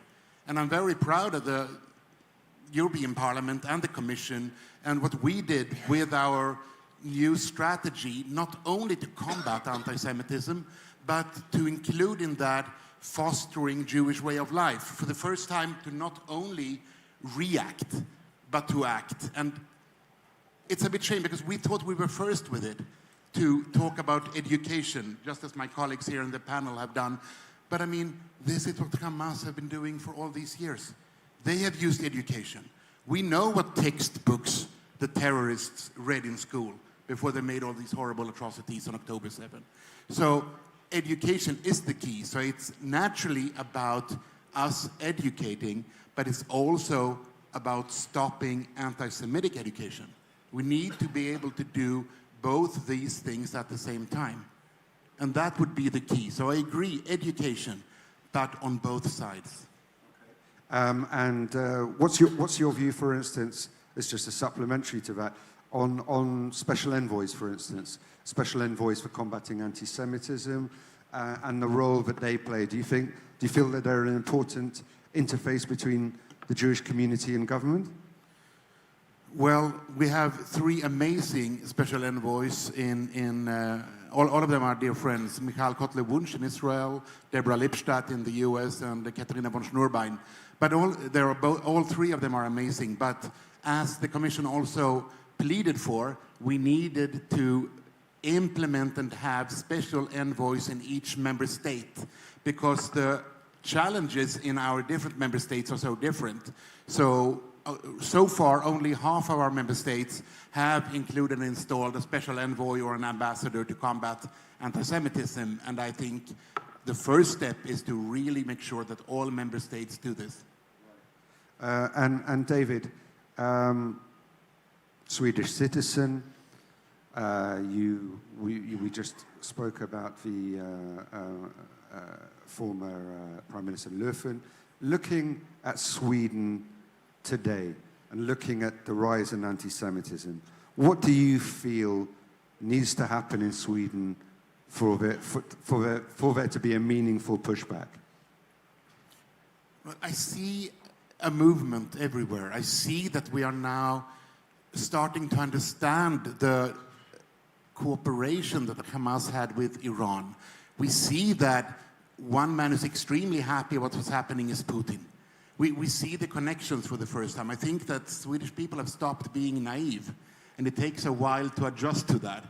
But my own congregation from my birth town, Gothenburg, advise all their members not to wear their Magen David, not to wear their yarmulke. I mean, it's extremely dangerous that we are not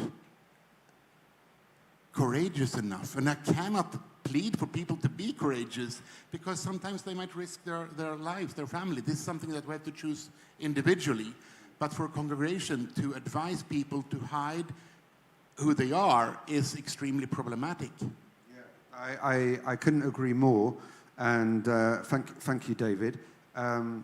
Before I go to Minister Chikli, it's worth mentioning that this is not unique. I mean, there was a couple of years ago, I'm sure members of our audience will remember it, Felix Klein, in one of the special envoys in Germany, his recommendation was that Jews should not wear their kippot in public. And actually it happened to our own chairman, Rabbi Margolin in Brussels, where we were doing an event in Place Luxembourg that you know well, and the police advised him, a rabbi, to take off his kippah. So there we are. Minister Chikli, your ministry used to be just called Diaspora Affairs, and I remember when you became minister, you added combating anti-Semitism to it, and you underlined it, and you said, I really want to put an effort into this, and you really put your, as we say in British, your shoulder to the wheel on it. Listening to our panel, first of all, do you believe there's a distinction between anti-Zionism and anti-Semitism? And secondly, how do you feel as an Israeli looking at Europe and looking at Jewish communities? Are you worried, or do you have hope, Minister? First, we always have hope. So we're optimistic. This is the only option. I think instead of asking me in 1975, there was an attempt who was successful for a period of time and then was cancelled, to identify Zionism with racism. It was a decision of the UN General Assembly led by the Soviets and the Arab states. And back then, I think we had the most greatest ambassador we had on all time for the UN, Chaim Herzog, who later became the president of Israel. By the way, he's from Ireland. And Chaim Herzog said specifically that there is zero difference between anti-Zionism and anti-Semitism. Also, he said in the UN that he was very brave, saying, it is amazing to see how the UN, that started as a coalition against the Nazis, became the heart and center for world anti-Semitism. And I quote, he said, Hitler would have felt at home in some of the discussions in the UN. And you can go back to his speech and read his words. And when we finished, he tore apart the decision, and he was inspired by his father, a great rabbi, Isaac Herzog, who tore apart the white paper of the British mandate. So this is about Zionism, anti-Zionism and anti-Semitism. Obviously today, these are, it is the same. And to be more specific, a wise man, I think it was Rabbi Sachs, said that anti-Semitism is mutating. It's like a mutation. So it evolves. And so back with the Nazis, it was all about race. It was the individual Jew who was the target for anti-Semitism. And now we don't have problem with the Jews. It's just this tiny state over there that we cannot tolerate. This is unacceptable. So today, the collective identity of the Jewish people, meaning Zionism, is the target of this same anti-Semitism. And how do we know it? Because today, it's enough that you have a yarmulke or a Star of David naked, or you speak Hebrew on the street to be attacked and assaulted. So this is the proof that anti-Semitism and anti-Zionism are synonym.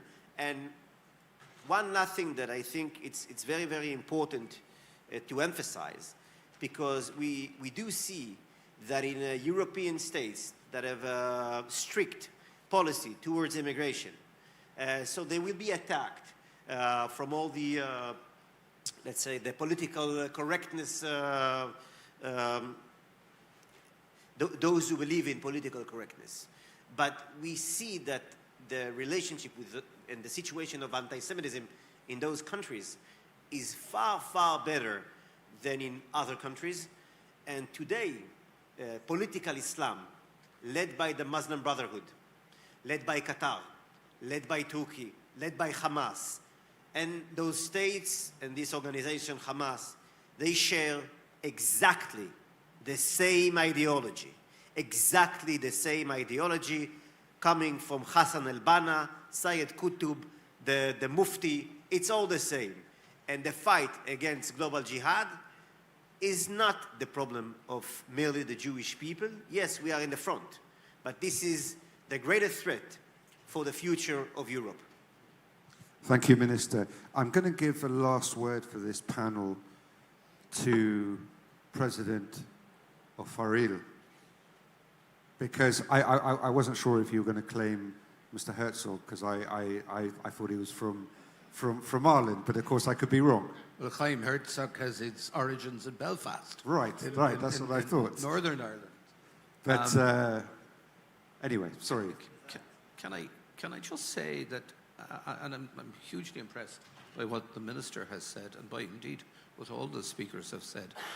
What do we know? We know that hatred is destructive of society. We know that evil organizations who set out to undermine societies need to be stopped. They absolutely need to be stopped. But can I say to you, every evening in my home, I watch the TV news, and I watch the faces of the small children in Gaza or the West Bank or in Israel. And I wonder, what will the future for those children be in 5 years' time if we don't wrest peace from the current crisis? So the one message I would give to this symposium is, if we don't build a peace now, the situation in the future will be immeasurably worse, because the children of today will have been radicalized by everything that they see happening around them.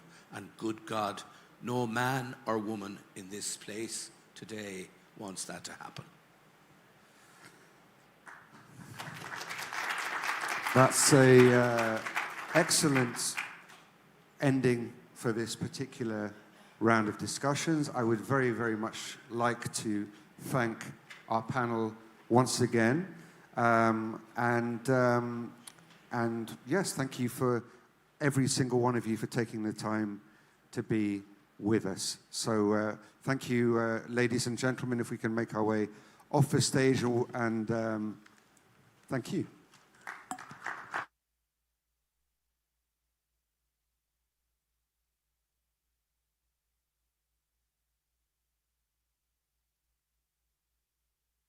Before killing women, the Nazis cut off their hair. Masses of hair were packed in bags.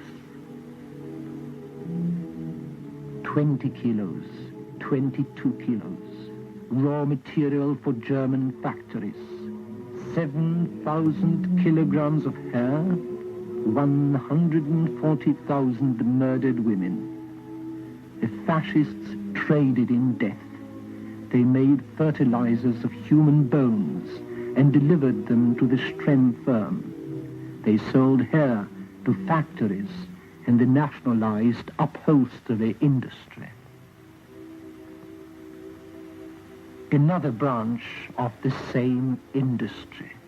The bandits tore out dentures from corpses' mouths to get hold of gold teeth.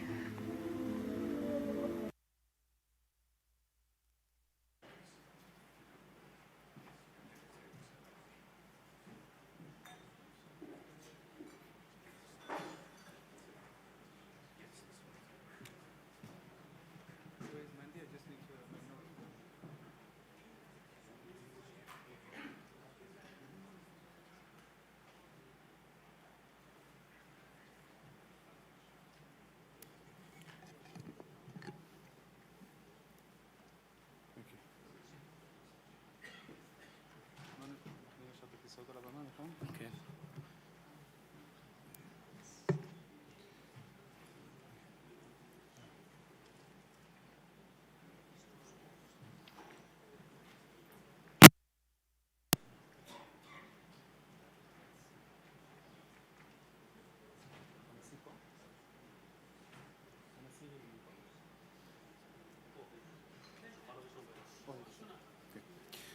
Excellencies, ladies and gentlemen,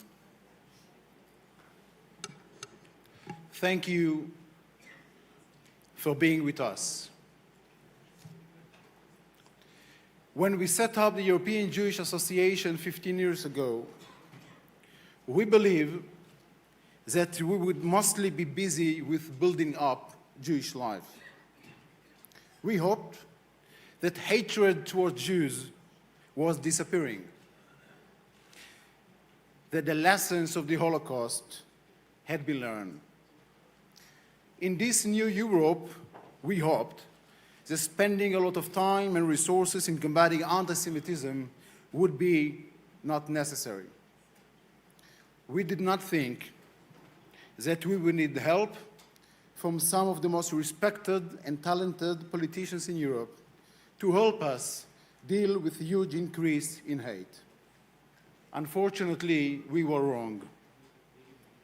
Ladies and gentlemen, despite our best efforts, year on year, we have seen anti-Semitism grow.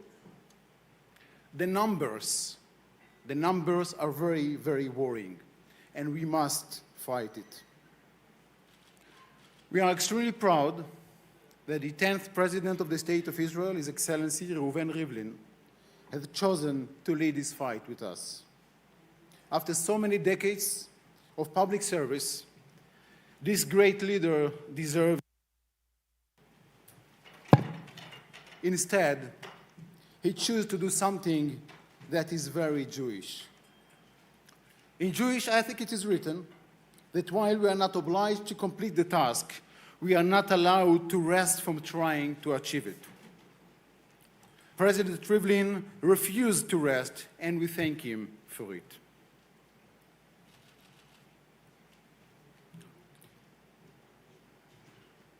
It is also written that our actions, as small they can seem to us, are like a drop of water. And before we continue, ladies and gentlemen, I would like please to call on stage the members of the new Forum to Combat Anti-Semitism that are with us today. I would like please to call on stage the 10th President of Israel, Reuven Rivlin.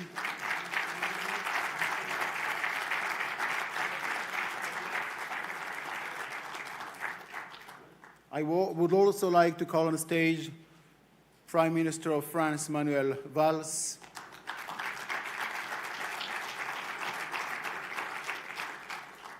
I would also like to call on stage from the Prime Minister of Sweden, Stefan Löfven.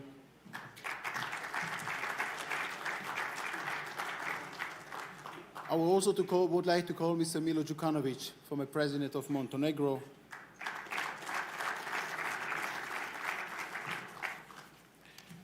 I would also like to call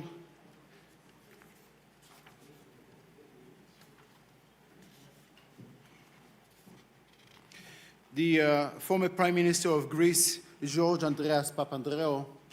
Please join us.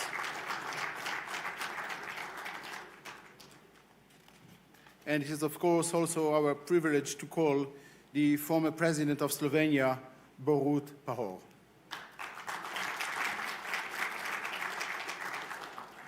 I would also like to call on stage Dr. Joël Mergui, the President of the biggest Jewish community in Europe, the Consistoire of France, the President of the Council of Presidents of Jewish Communities in Europe. Ladies and gentlemen, drop by drop, it becomes a stream, and from streams, great rivers flow. The AJA and President Rivlin knew the fight could not be undertaken on our own. And this is for these reasons that we wanted to bring together a forum of European leaders, all equally committed not to rest. But even if everyone on the forum achieves our aims of working with every government, every university, and every sport clubs across Europe, we probably will not complete the task. Anti-Semitism in Europe today has reached a critical point. It is almost becoming normal. And we can never allow it to become normal. Because tomorrow, not far from here, in Auschwitz, we will see where it can lead. So let us get to work. Let us never, ever rest. Together, let our drops become a powerful river to wash this hate away.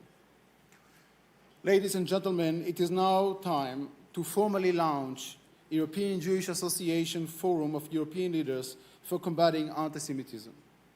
This launch would not be possible without President Rivlin. He is here with us today because he understands the urgency of the task at hand. And it is now my great honor and privilege to invite him to address this symposium. President Rivlin, the 10th President of the State of Israel, the floor is yours.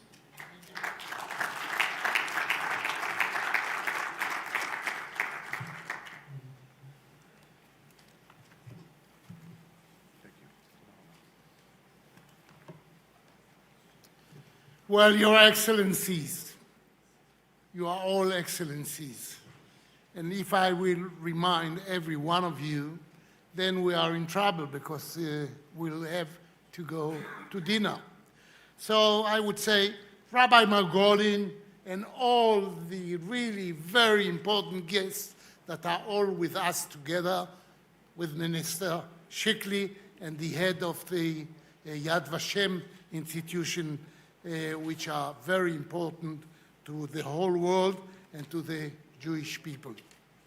Thank you very much.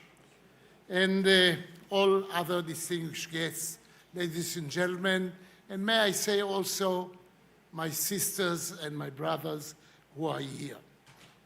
Well, on this International Holocaust Memorial Day in Krakow and tomorrow in Auschwitz, we commemorate the 75th year of releasing Auschwitz in Israel, in Jerusalem, along with 75 head of states all together at the President's House, in order to really let people understand that never again is by joining all the free forces that are in the world in order to avoid what have happened. Well, tomorrow we will be in Auschwitz, and we come together to confront a pressing issue, the rise of anti-Semitism, and we heard all of you. And we heard all of you, and we know that it is not only the problem of Israel and the Jewish people, it is a problem of hatred. It is a problem of racism. It is a problem that we all have to take care of. The fighting against anti-Semitism and racism is not only a concern of the Jewish people, but the responsibility of the entire free world. The Holocaust stands as a dark reminder that when anti-Semitism takes root, it can lead to the destruction of the entire nation. Our discussions today are fueled by the shared commitment to combat this hatred. The European Jewish Association Leaders Forum was established out of the deep concern for the well-being of Europe and the future generations, serving as both a declaration and an active force against anti-Semitism. The forum will work to ensure freedom and safety of Jewish and other communities in Europe. In the face of today's challenges, this forum becomes a beacon of hope. I really hope that it would be a beacon. And I really believe that there is a hope for the whole world, because we are becoming together. We are becoming to be all together, a small village. We can be in the same time in South America and in Australia and in the Middle East and in Europe. In the face of today's challenges, this forum is a beacon, as I said, supporting unity and resilience. As we strive for a world free of hatred, our dedication to values and to tolerance and understanding become even more crucial. Israel's war against Hamas, that everyone is mentioning today on every headlines, serves as a reminder of the importance of standing united against evil, a war of light against darkness. We cannot overlook the alarming rise in anti-Semitism powered by the same extremists responsible for the monstrous attack on October 7th. And I'm talking about monstrous attack. I'm not talking about freedom fighters. They are not freedom fighters. They came to kill people, to kill Jews. They came in order to eliminate the very possibility of Jews to be, first of all, in the Middle East, and afterwards, we will see. So I must say that no one can forget the pictures that was taken by the terrorists themselves. When you see a young terrorist phoning his father and mother in Gaza, crying to them with a lot of really power and really as if he did something that is unique, saying to them, Papa, Mama, I've just killed 4 children. I've raped 3 young ladies, and I've killed their parents, and I've killed their grandfather and grandma. I'm a shaheed. I'm a saint man. I'm one of those people who can bring the freedom and the release to all the Islamic world. And I can tell you, I'm the son of a professor that have translated the Quran. We have no war with Islam. The Islamic world never thought that we have war with them. We don't have war with Islam. They have created the thought that we have war with Islam. What happened on October 7th, the deadliest against the Jewish people since the Holocaust. This rise is anti-Semitism and hypocrisy. Yes, my dear friends, it is hypocrisy when you are demanding to make humanitarian steps when they don't want even to tell the Red Cross to go and to see what is going on, what is happening with the little children there in Gaza. On the international stage, we find a hypocrisy, demands our attention what is going on. Institutions like the International Court in Hague, conducting trials against Israel, blaming the victim for so-called genocide, so show that we need for a real strong response. Events like this promote us to echo the phrase, never again. When we say never again, when we, the Jewish people, say never again, when we, the Israelis, say never again, it is not just a message to the world. It is a commitment and we have made to ourselves.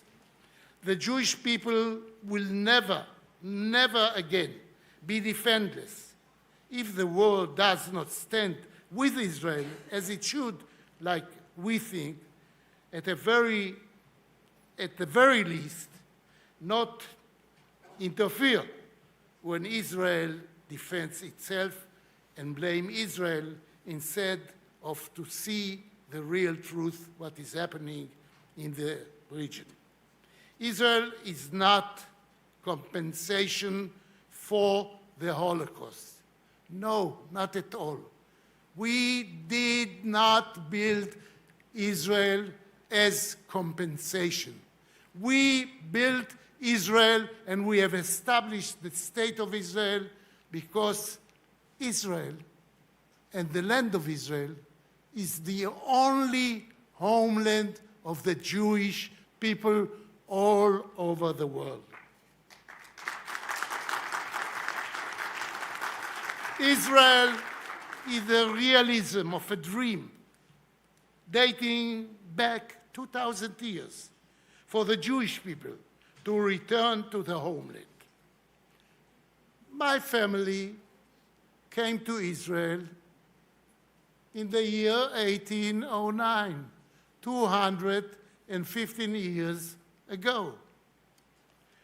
I'm a Jerusalemite, 8th generation, living in Jerusalem. And that was more than a century before Zionism as a political movement. We came to Israel because we have understood that maybe God that He promised us to return back to our homeland, is not waiting for His mercies. He says to us, go to Israel, no one is stopping you. And when we came to Jerusalem, there were in Jerusalem only 10,000 people. No one paid any kind of attention to the importance of the city of Jerusalem. It was neglected. And in less than 50 years, there were in Jerusalem almost 70,000 people, all of them Jews who came after my ancestors have come to Israel. So I must say that we are there because it is our homeland. And at the time, we were hugged and we were welcomed by all the Jerusalemites. And we were called by the Arabs in Jerusalem, Bani al-Balad, which mean in Arabic, the sons of the city, all together, whether we were Christian, Muslims, or Jews.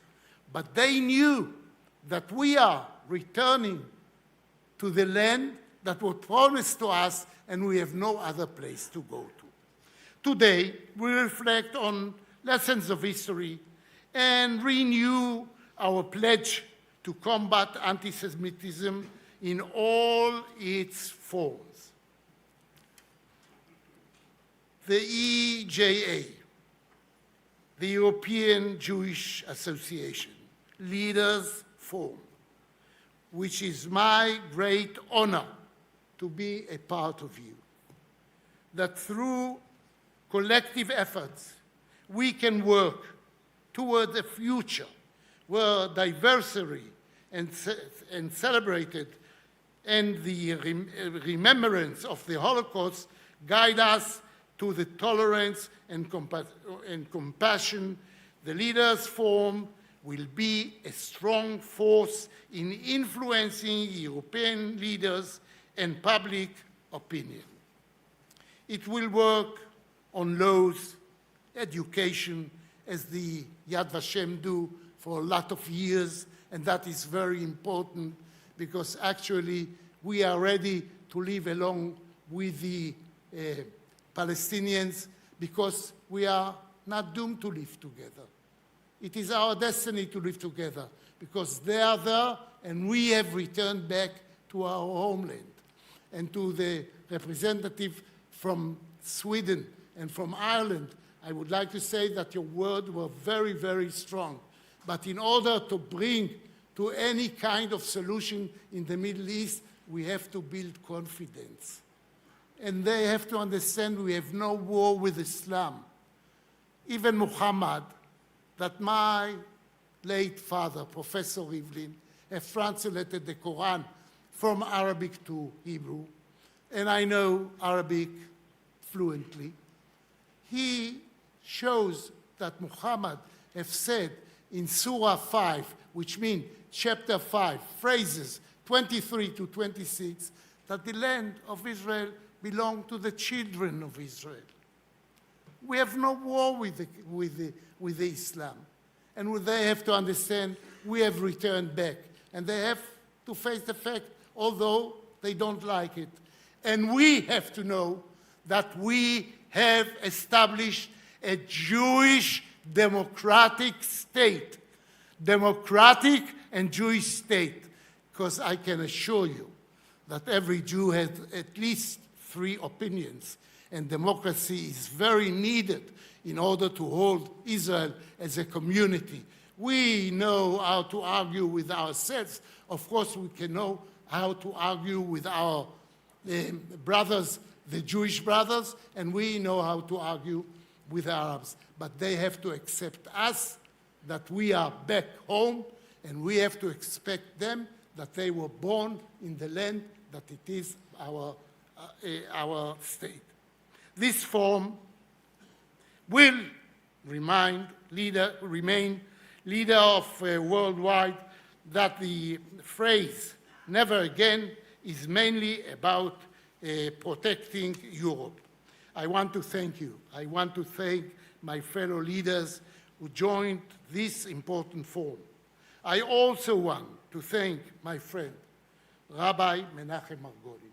God bless you. God bless you, Chairman of the EJA, for this courage and the hard work over the years to help Jewish communities in Europe and safeguard the world's moral values. Thank you so very much. Thank you. Thank you for coming here. Thank you for being with us. Thank you for having the same ideas and the same thoughts and the same real blessing from, as we say, blessing to all of you from Jerusalem, city of God. All the best.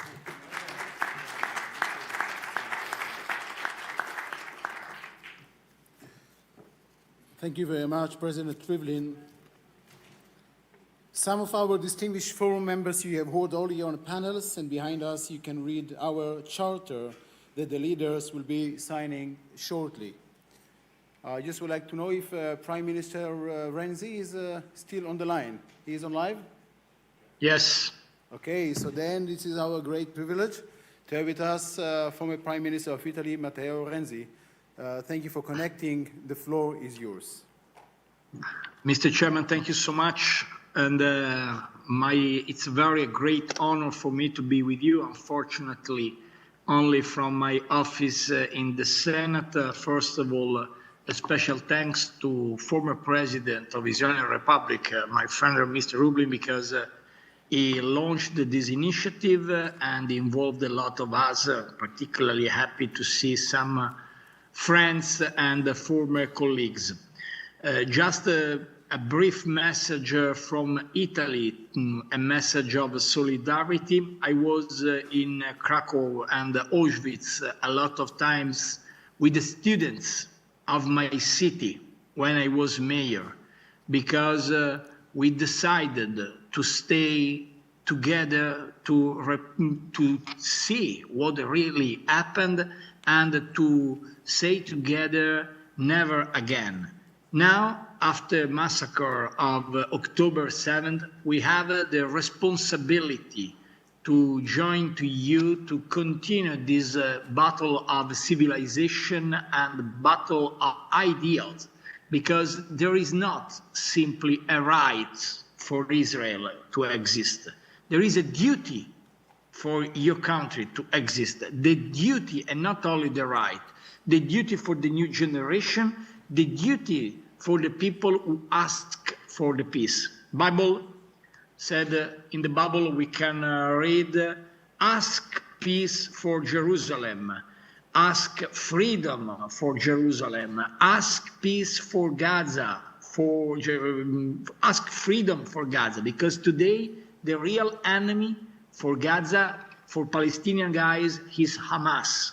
Hamas killed more Palestinians than everyone, and we have to repeat all together the message.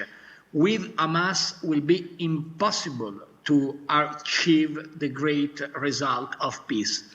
For all the reasons, in this very complicated framework of global disorder, I will be with you.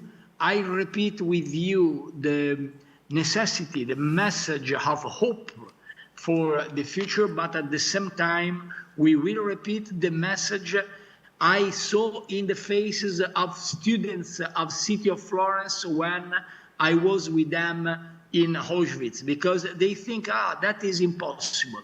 No, that happened.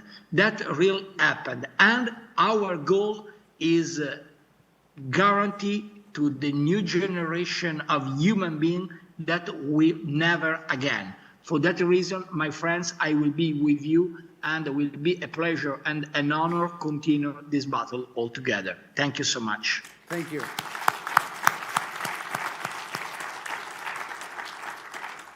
Thank you very much, Prime Minister Renzi. Thank you for joining us and accepting our invitation to join the Forum of Leaders.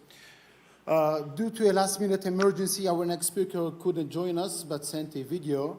He is also a member of the Forum. It is Sebastian Kurz, former Chancellor of Austria.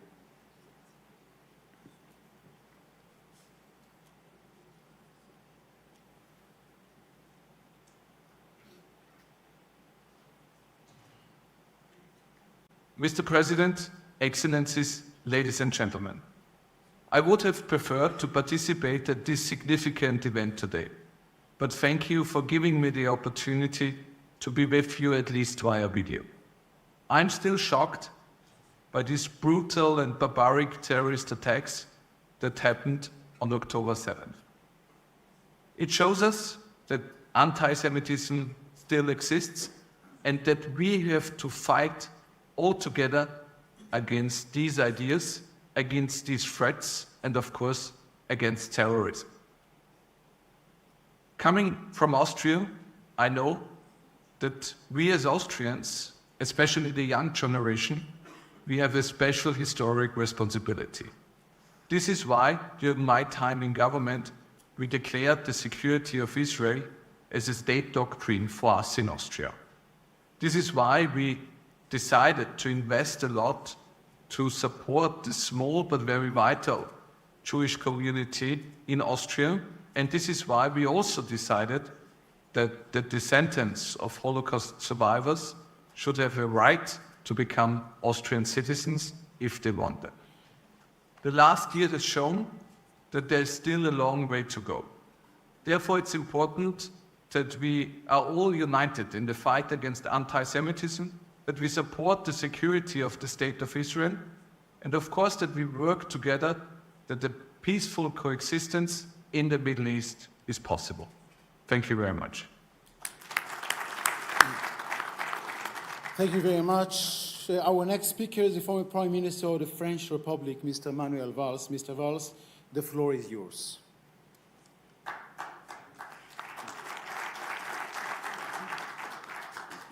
Thank you. Quelques mots en français. Au fond, pour vous dire d'abord mon plaisir d'être avec vous et de m'engager auprès de vous, Monsieur le Président, et de mes collègues et de vous tous.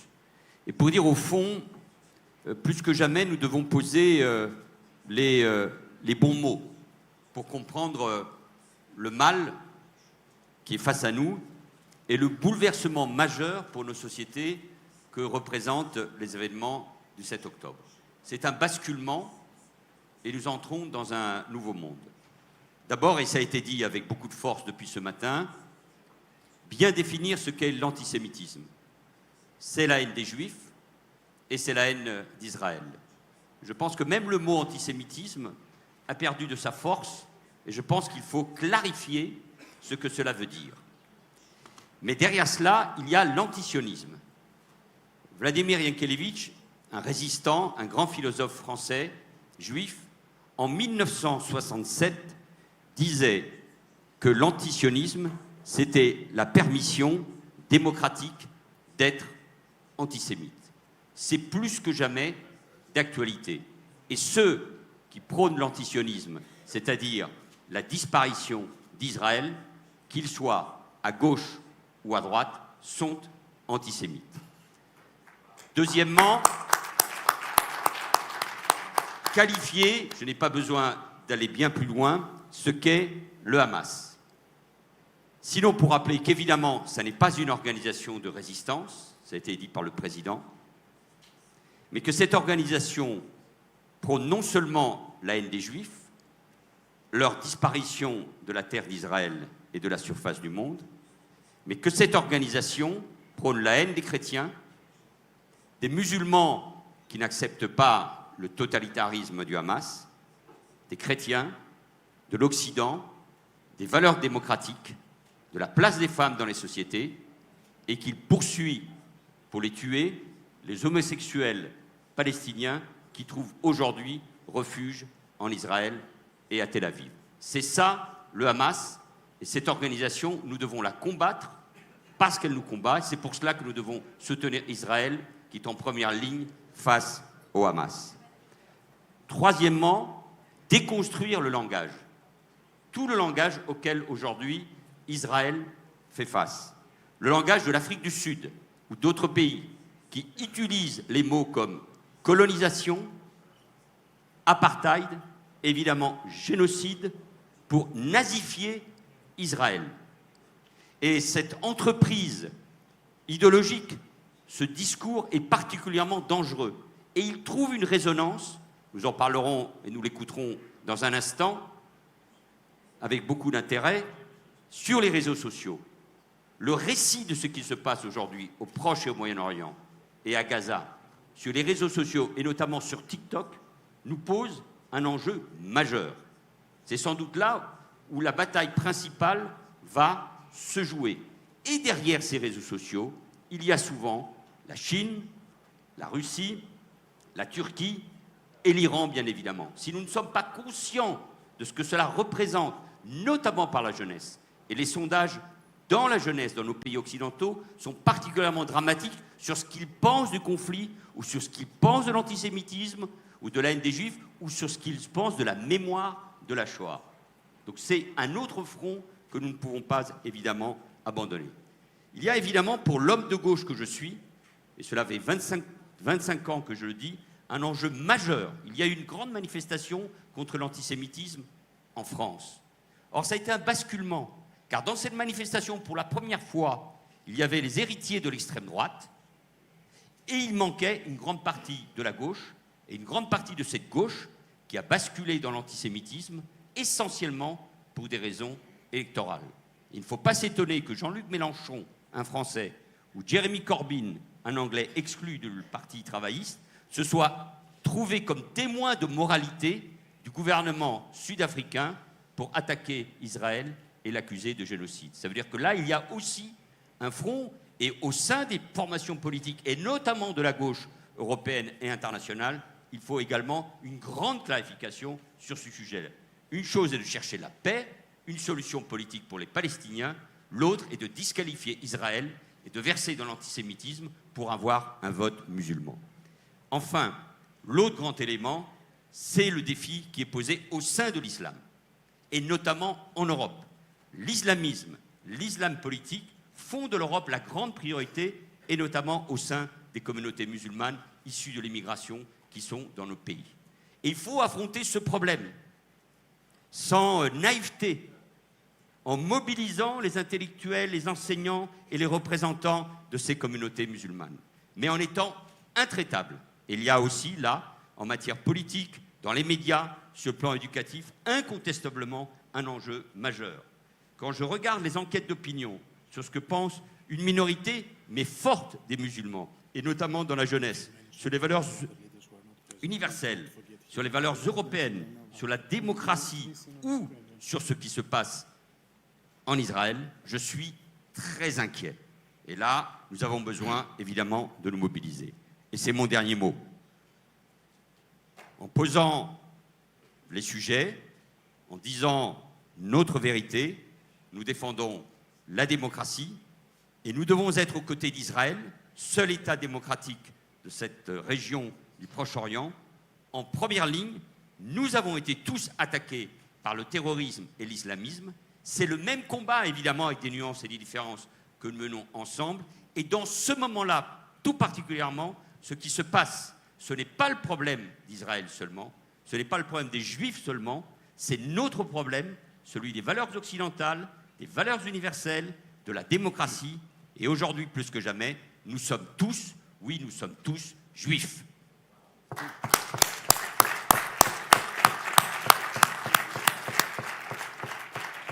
Thank you very much, Prime Minister Vaz. It's now my great privilege to invite Mr. George Andreas Papandreou, former Prime Minister of Greece. The floor is yours.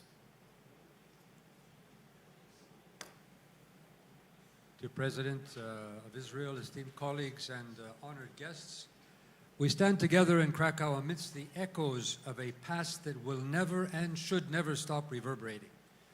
The horrific sounds haunt us and remain all too relevant in our present world. Jean Amery, a Holocaust survivor, shared his torturous experiences in his memoirs At the Mind's Limits. Initially, when he began writing, he felt anti-Semitism was not present, or at least not visible. Yet years later, he felt the return of blatant anti-Semitism in Europe, which worryingly did not seem to spark widespread outrage. He cautioned against a growing divide in new generations and said that bridging this gap should not be achieved through insincere or shallow means. So Amory's words serve as a call to action. They urge us to reject superficial efforts at reconciliation and instead deeply examine the reasons behind these issues. So I believe we must actively confront the reemergence of extreme ideologies, fascist sentiments that are once again threatening Jewish communities worldwide. And this resurgence is not limited to verbal attacks.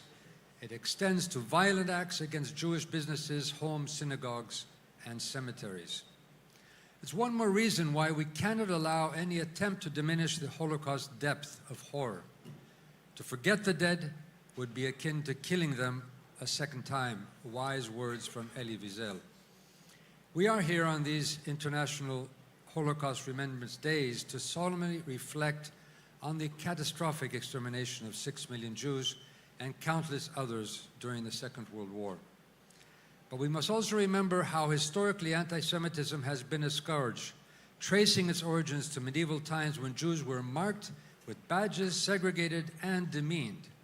It took a revolution, the French Revolution, to begin a liberation from these practices, granting Jews equal rights and citizenship if only in some and not all countries. Were the horrors of the Holocaust under the Nazi regime simply an aberration or the culmination of centuries of bigotry and hatred? Either way, the Holocaust was not just another episode of violence. It was a meticulously organized genocide unparalleled in its systematic cruelty and precision. Primo Levi, a Holocaust survivor, once cautioned, "It happened and it can happen again." A sobering warning to us all that our duty as politicians and leaders goes beyond mere commemoration. We are obligated to implement tangible strategies to shift perspectives, fight against bias, dismantle the mechanisms of false information. This is crucial regardless of whether these stem from racist groups or extremist religious regimes. Education, particularly holistic education, stands as our strongest tool in this battle. Our focus shouldn't be limited to the content of history books, but should include the training of educators and the incorporation of social media literacy into our educational programs. In our era of demagoguery dominated by authoritarianism, nationalism, and misinformation, fueling hatred and violence, our commitment to civic education, genuine dialogue, and truthfulness is more important than ever. The suffering of the Jewish people is more than a mere historical account. This horrendous episode, the haunting questions as to why and how this happened, became fundaments of a new Europe. The Holocaust, the ongoing issue of anti-Semitism, are deeply interwoven with our democratic consciousness, a crucial part of the principles that guide institutions like the Council of Europe, the European Union, and the European Court of Human Rights to prevent such atrocities from ever again recurring. Recently, I have been elected as the General Rapporteur for Democracy at the Council of Europe. In this role, I am committed to developing and gathering effective strategies to combat anti-Semitism and racism vigorously. This effort is vital in upholding human rights, the rule of law, and democracy, which are the cornerstones of peace across our continent. That is why it deeply saddens us to witness the current conflict.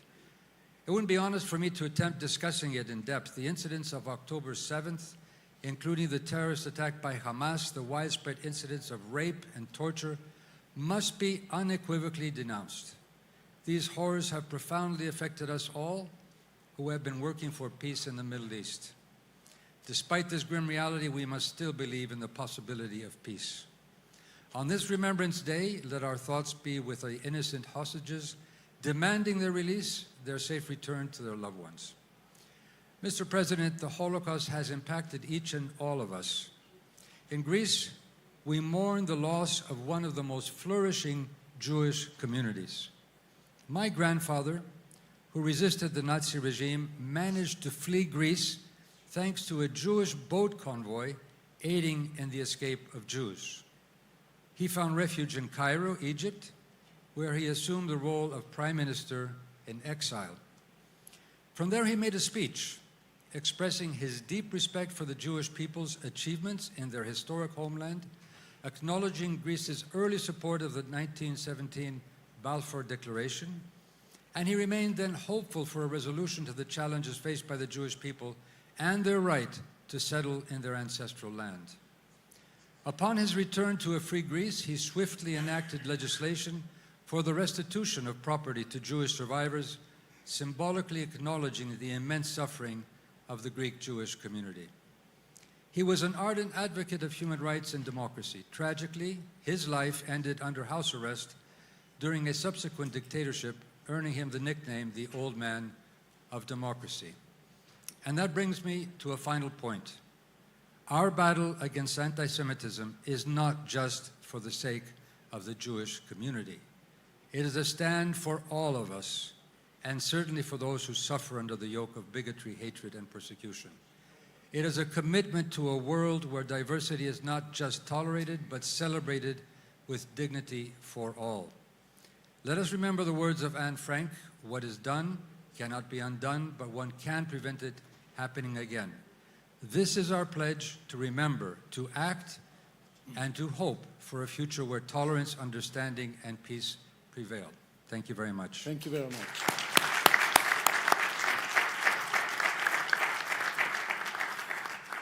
Thank you very much, Prime Minister Papandreou.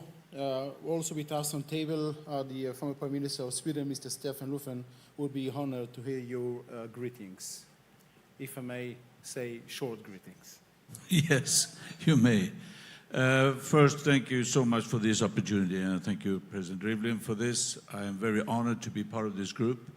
I will do my utmost, of course. Last time before this, today, I met President was at Yad Vashem when we commemorated the 75th year of liberation of Auschwitz-Birkenau. That was a very strong moment, a very strong, powerful reminder of how wrong mankind can be, how wrong mankind can act, how evil mankind can actually be. Now, the fact that it is 75 years ago is also some kind of trap. One perspective is that 75 years ago it happened, it won't happen again. Or 75 years we forgot. What happened during the Holocaust was evil forces, evil ideology that made this horror happen. That was then.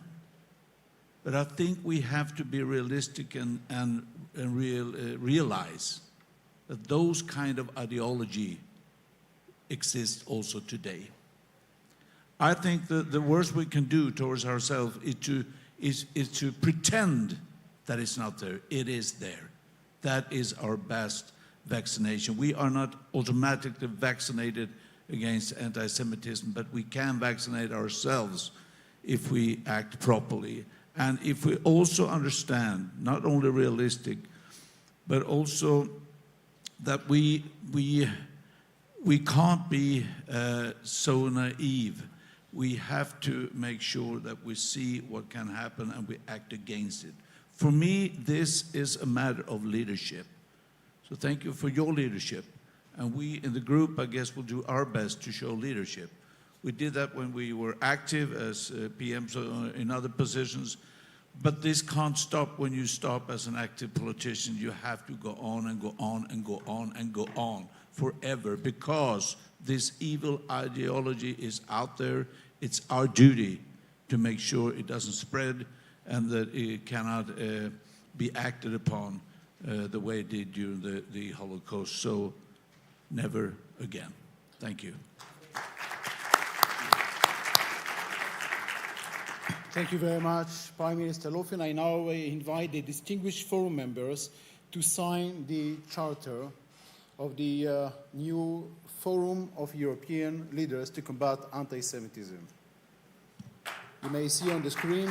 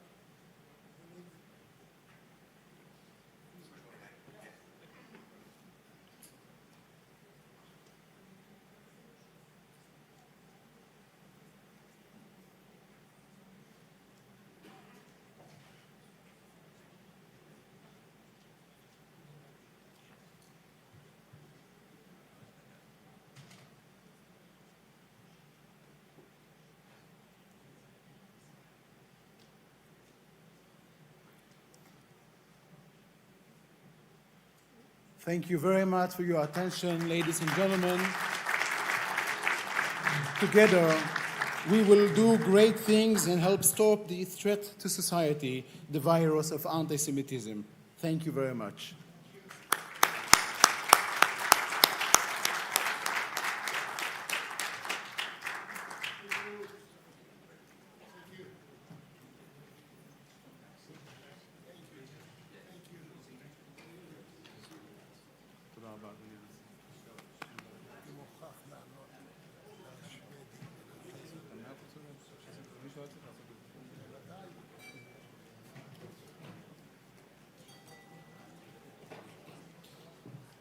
I will short video now. What do we have?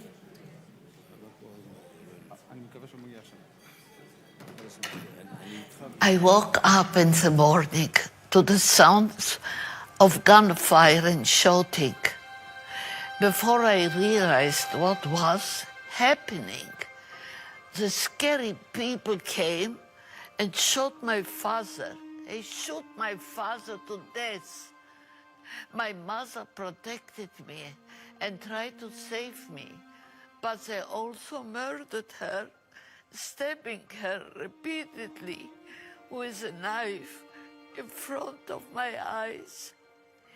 I ran to the neighbor's house to hide, but found them all dead on the floor.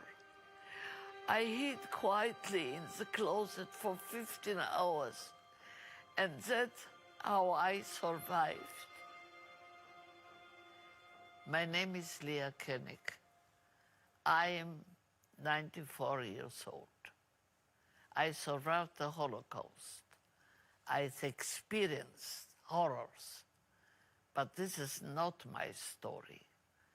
This is the story of hundreds of children and families from Israel who were massacred and murdered by Hamas in the terrorist attack of October 7th.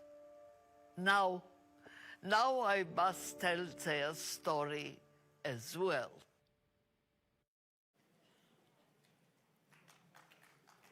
Ladies and gentlemen, anti-Semitism is a real world problem. It is also a virtual world problem, online and on social media. It is now my greatest honor to welcome on stage Mr. Elon Musk and Mr. Ben Shapiro.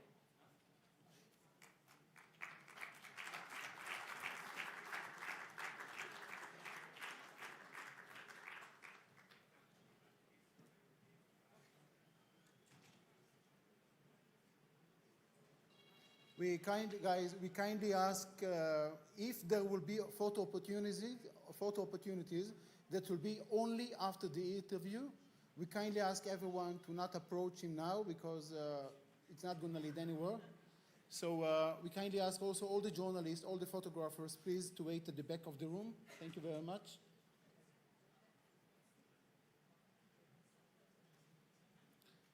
So the interview will be moderated by Ben Shapiro. If any of the journalists have any questions to ask, it might be an opportunity at the end of the interview, or you can go to one of our press team and hand over the questions to them.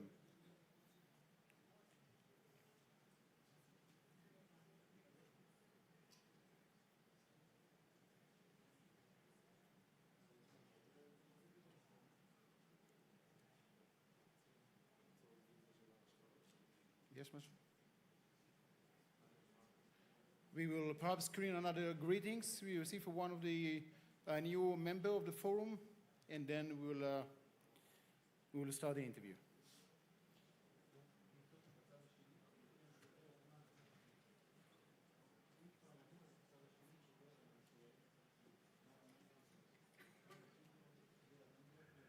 Dear Chair and dear friend, dear President Rivlin, despite some unforeseen circumstances, it is with great honor and emotion that I will remotely participate from Athens in the emblematic Leaders Forum in Auschwitz on the uncompromising fight against anti-Semitism and racism.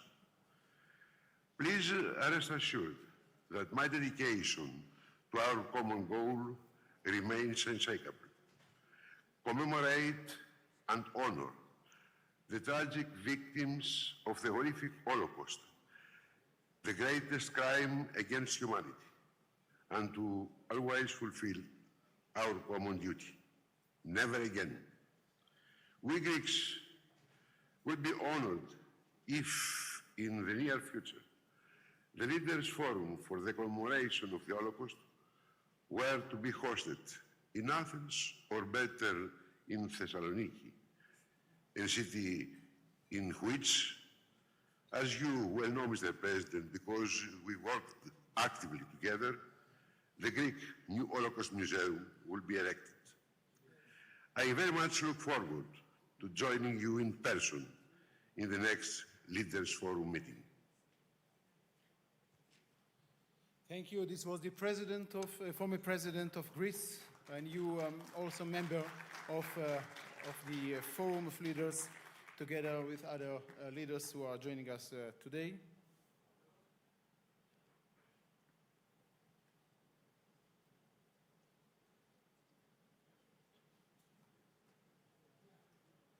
Ladies and gentlemen, please let's welcome on stage Mr. Elon Musk and Mr. Ben Shapiro.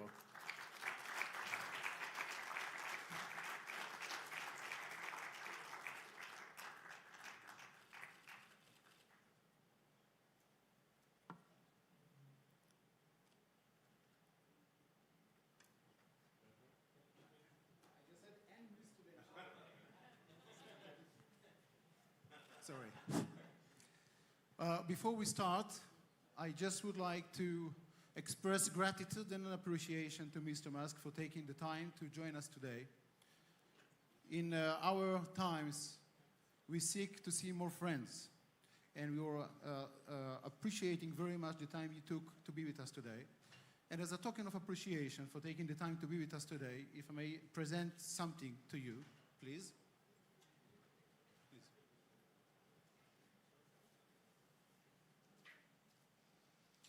This was made out of a rocket. A rocket that fell on a kindergarten in Be'eri in Israel, and it was a miracle that kids were not killed doing this when the rocket fell. It's an artist, Israeli artist by name Yoron Bob, who take this artist and use it in order to show a message, how even rockets could become a symbol for never again. Thank you very much. It's quite heavy. If I may just, it's written here, presented to Mr. Elon Musk in January 2024, in recognition and appreciation of your fight against anti-Semitism, and to mark your visit to Auschwitz from the European Jewish Association. Thank you very much. Thank you.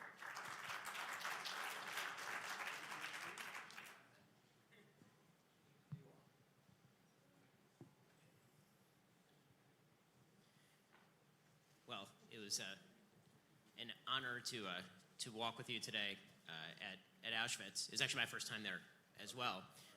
Sorry, Ben, we just have a very short video to present first, and then we sure, start. I apologize.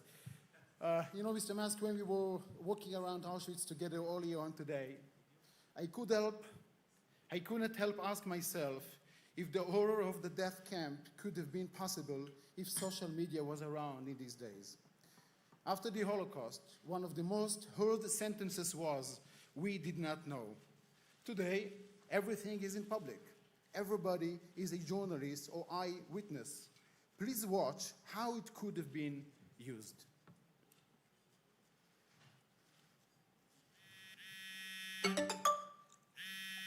You have it in front of you, sir.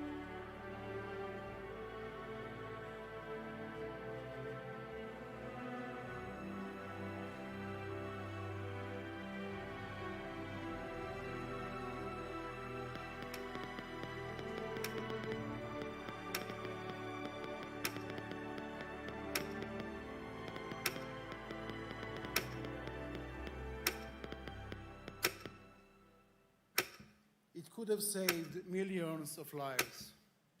I remember you saying AI is potentially the most pressing risk to humans. I must tell you that there is a clear and present danger of a different AI. This is anti-Semitic incitement. This is why I really wanted you to be here with us, Elon, because this AI ended up fueling the ovens at Auschwitz, empowering the trains and took the cattle trucks of Jews to be murdered. Ben, thank you very much for coming too. Your work needs little introduction. A passionate conservative, an important media provider, a devoted father and husband, an advocate of family values, a staunch defender of Israel, and above all, a proud Jew. Millions follow you, watch you, listen to you, and learn from you. Kol hakavod to you. And with that said, I now hand over to you, Ben, for your discussion. Thank you very much.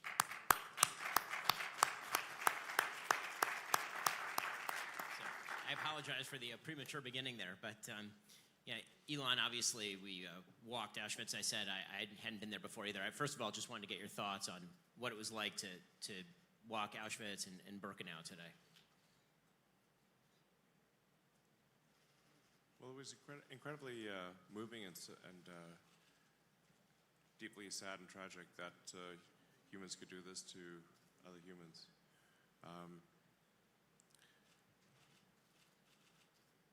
It's good to have the memorial, as the plaque says, so that it never happens again.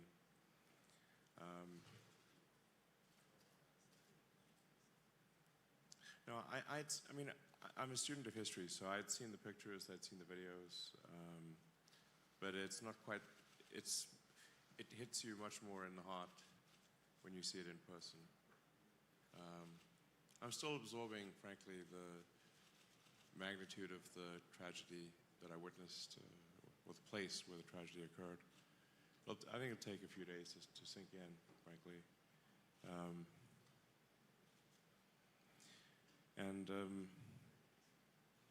As was mentioned, if there'd been social media, I think it would have been impossible to hide. If there'd been freedom of speech as well, you know. So, you know, one of the first things the Nazis did when they came in is they shut down all the press and any means of conveying information. So, and it's worth noting in the United States, the First Amendment in the United States was freedom of speech, because the people that came to the United States from other countries did not have freedom of speech. That if they had said something, they could be imprisoned or killed. And that's why the first correction to the Constitution was the ability to say what you want to say and not be thrown in prison or killed. Yeah, Elon is obviously the CEO of X, which is the largest news service on the internet, the place where a huge number of people, including me, get the news. You know, you've been committed since you took over to a much broader perception of free speech on the outlet. And that's led to a lot of criticisms about suggestions of rising anti-Semitism on the outlet as well. I can say for my own part that the broadening of speech on Twitter, I think, has been, and on X, has been an excellent thing. One of the things that I was able to do, for example, in the aftermath of October 7th, was actually put out full footage and pictures of what exactly was happening. You can see what's really happening, so and the true horror. The true horror is something people need to be able to see if they want to see it. And the community notes feature has allowed for people to, even when things that are false are put up that used to maybe pass in real time, now you can correct all of that. How do you balance the necessity for free speech with all these critiques about, you know, what is hate speech, what is anti-Semitism, and how do you balance that? Well, the general bias of the platform is in favor of free speech, and I think at the end of the day, free speech wins in that if somebody says something that's false, especially on our platform, you can then reply to it with the correction. And then I'm a huge fan of community notes. We've put maximum resources and attention behind community notes. So if somebody tries to push a falsehood, like Holocaust denial or something like that, they can immediately be corrected. and you can't get rid of the tag. It's like stuck on you. So I think it's, and the overarching goal for the X platform is to be the best source of truth in the world. So now one can, it's difficult to get to perfect truth, and sometimes people have different interpretations of truth, but one can always aspire to be as accurate as possible and to minimize the error between what is being said and reality. Relentless pursuit of the truth is the goal with X, and allowing people to say what they want to say, even if it's controversial, provided that it does not break the law. I think that's the right thing to do. And setting the new standard for the town square, as I say, has allowed for more speech and more availability of information than ever before, certainly on the platform. You recently didn't just go here. Obviously, after October 7th, you went to Israel and you saw the wages of horrific anti-Semitism in the various kibbutzim and moshavim. I saw all the videos. I saw a lot of video. Yeah. Yeah. It was shocking to see. I think maybe the most shocking thing was to see the delight in killing innocent people, like the delight in killing kids and defenseless women and men, and there was no remorse, quite the opposite. I mean, that requires a level of indoctrination that is extremely intense. So I think that to solve that, you have to address the source of the indoctrination, because no one should ever be glad about killing some child. I know enormous number of Jews, myself included, are very moved that you continue to wear the necklace in remembrance of the hostages. So I want to thank you for that, obviously, because raising the profile of the fact there's still dozens of men, women, and children. So many. I checked before I came. So many hostages. I hope they're alive. I hope they come back. So let's talk about the uptick in anti-Semitism more broadly. One of the things that's been hard to watch as a Jew, but also just as an American and a Westerner, has been the radical upsurge in anti-Semitic activity, just generally, anti-Semitic sentiment, appallingly, after October 7th. It's been astonishing, actually. Yes, and I must admit to being somewhat, frankly, naive about this. In the circles that I move, I see almost no anti-Semitism. And there's this old joke, I've got like this one Jewish friend. No, I have like 2/3 of my friends are Jewish, okay? I have twice as many Jewish friends as non-Jewish friends. I'm like Jewish by association. I'm aspirationally Jewish. So I don't, I was like, what are people talking about with this anti-Semitism? Because I never hear it when at dinner conversations. It's like an absurdity, at least in my friend circles. But when, looking at the pro-Hamas rallies in vast numbers that took place in almost every major city in the West, blew my mind. And including on the elite college campuses that are supposed to be, if you're an elite college campus, you're supposed to be enlightened. You're not supposed to be fostering hate. And yet you had these pro-Hamas demonstrations at Harvard, Yale, including at Penn. I went to UPenn, at Penn, and I was like, this is unbelievable. I mean, there's a poll recently from Harvard-Harris showing that some 67% of people aged 18 to 24 said that the Jews were an oppressor class, which, in America, Jews represent approximately 7 million Jews in the United States, out of 330 million Americans, tiny percentage of the population.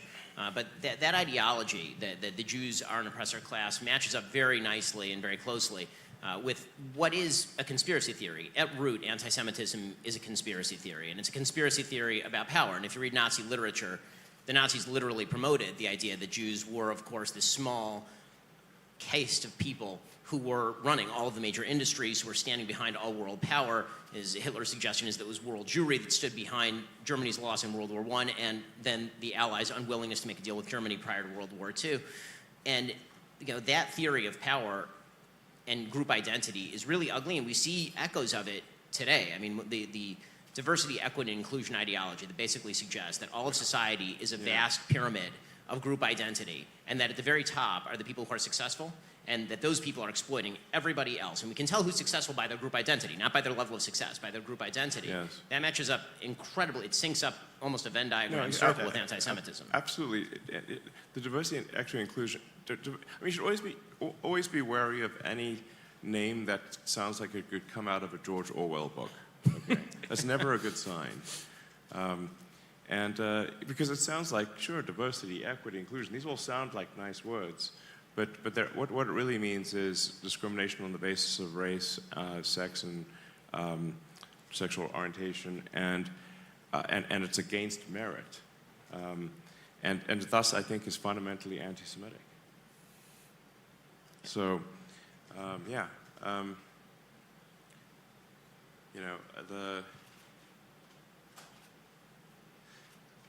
I think the whole, all of the sort of all of the riots that were in the major cities and college campuses, I think, was a shocking wake-up call to, I think, any sort of civilization or civil-minded person, really.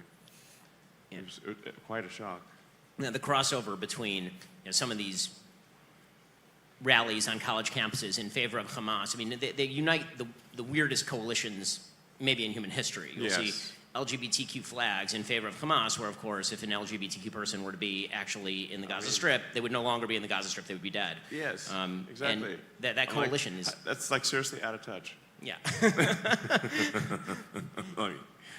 But it isn't. But it only isn't out of touch in the sense that there is a coalitional idea here that basically power structures must be torn down at all costs, and if that means allying with people who hate me, then I'll ally with people who hate me. And the fact that that's grown in fervor since October 7th really is, as I said to me on a personal level, quite shocking. What do you make of the future of a West if the West continues to embrace that idea? Well, I think we really need to stop this principle that the weaker, nominally weaker party is always right. This is simply not true. If you are, in quotes, oppressed or the weaker party, it doesn't mean you're right. Because if some of those, weaker groups want to annihilate you, that does not make them good. We have to get rid of the rule that if you're weaker, you're automatically good. That's obviously makes no sense. It often makes sense, where it's like, okay, you don't want to beat up on someone smaller and weaker than you. But if that smaller group wants to kill you, they're bad. Okay. I mean, I'm a big believer in moral absolutism, not moral relativism. There's good and bad in the absolute, and you judge any group or individual against absolute moral standards, not whether they're the so-called oppressed or oppressor, just on absolute moral terms. Are they doing good things? Do they want to murder innocent people? That's bad. It doesn't matter who they are. You would think, but the pseudo-sophisticates on college campus seem to think differently. And so I wanted to get your take on why you think this is so prevalent on college campuses. What do you think the future of the universities in the United States looks like, given the fact that entire universities appear to have been corrupted by moral relativism and this sort of perverse ideology? Do you think that a wave of change is coming to the universities? Do you think that there's going to be direct hiring out of high school? What is the solution for universities in the United States as well as abroad? I think we need to return to where things were, or mostly were, which is a focus on merit, and it doesn't matter whether you're a man, woman, what race you are, what beliefs you have. What matters is you know, how good are you at your job, or what are your skills? You know, you could be a three-legged green Martian, you know, wears a kimono and drinks yak's milk. Who cares? It doesn't matter, you know. What matters is, like, how good is your work? That's it. That's the least sort of racist, sexist you can be. Is just care about the work that somebody does and not anything else. That's what the focus needs to be, to return to. Yeah. Yeah, it seems as though you mentioned earlier the sort of problems of attacks on the meritocracy, and you know, one of the claims is that there's no real meritocracy. There's a pseudo meritocracy, that basically all these institutions are run for the benefit of those who run the institutions, and it feels like there is some truth to the idea that institutions have lost credibility with the people, particularly in the West. And in the backlash to that, I think that there's now, you know, sort of an idea that if we do away with all institutions and all limits on moral behavior, then that somehow is better. But there needs to be a recapturing of the institutions, or at least a rebuilding in place of those institutions, new things. And that's something, obviously, that you're very focused on, not only with X, but your other companies, is building new things, innovation, trying to create our way out of the problems that we've created for ourselves. Yeah, I think generally people should always be wary that they may have either consciously or perhaps mostly subconsciously internalized the notion of a zero-sum game or a fixed pie. And if you internalize that everything's zero-sum, meaning, like, in order for me to get ahead, someone else has to not get ahead, or for me to have stuff, someone else must not have stuff. If you have that axiomatic flaw, then what it needs to be done is to fix that axiomatic flaw, because it is false. It's not a zero-sum game. We can absolutely grow and have grown, and the evidence is overwhelming that we have grown the output of goods and services. We have many things today that we did not have in the past. We are far more prosperous. All of humanity is far more prosperous today than it was at times in the past. I mean, it wasn't that long ago where, you know, we'd count a good year as one where, well, the bubonic plague wasn't that bad, only killed 10%. You know, not that many people starved through the winter. We only lost, 5% of our population due to raids from other tribes. You know, basically life used to be very rough in the old days. If they could see us now, they'd be like, what are you guys complaining about? This is amazing. Not having to worry about food for, we were food constrained for probably the last 100,000 years until recently. So, really the present day future is amazing compared to the past. And anyone who doesn't think it's amazing is not a good student of history. So I think we live in the most interesting of times and probably the best of times. One of the things that I would hope that, and I think you're part of this, is a coalition of meritocrats standing up for the meritocracy is going to be deeply necessary in a future where trust has been fragmented with so many institutions. We're going to have to stand up and loudly say that merit still exists and that merit is individually based, not based on innate characteristics of some sort. So you mentioned earlier that you're aspirationally Jewish, that you surround yourself with, that you're surrounded by so many Jews. So are you part of the Jewish conspiracy? What exactly is the... Maybe. That'll please the haters online. Yeah. I'm sure. No, I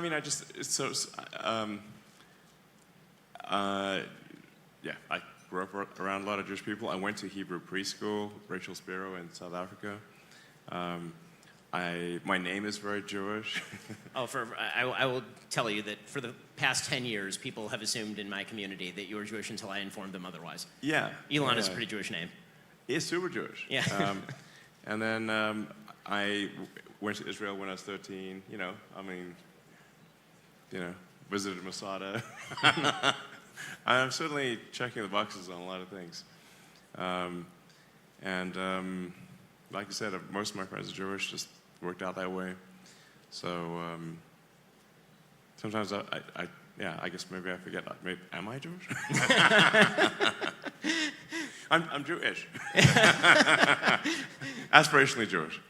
So, you know, when you hear critiques about X, right, about the amount of anti-Semitism on X, what are the metrics that you're seeing from the inside about the amount of anti-Semitism or quote-unquote hate speech, because it's always a vaguely defined term, hate speech, on your platform? Yeah, I mean, the outside audits that we've had done, at least the ones that we've had done, show that there was the least amount of anti-Semitism on X. If you look at all the other social, it's never going to be zero. If you've got 600 million people on a platform, expecting it to be anything to be zero is extremely unlikely because you've got 600 million people on a platform. But when they compare us to Instagram, TikTok, TikTok's actually got a lot of anti-Semitism. TikTok is pretty terrifying.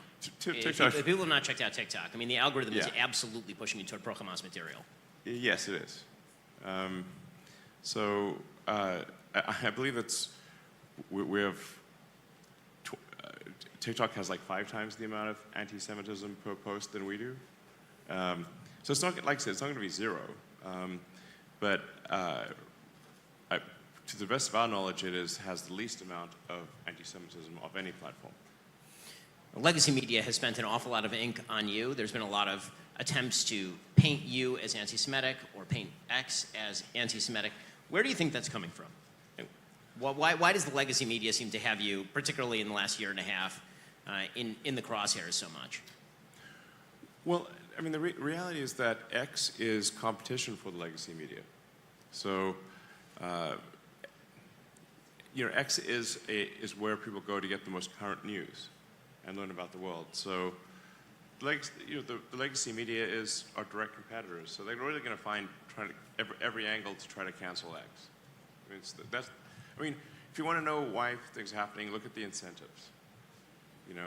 So, and legacy media has had a tough time with respect to usage.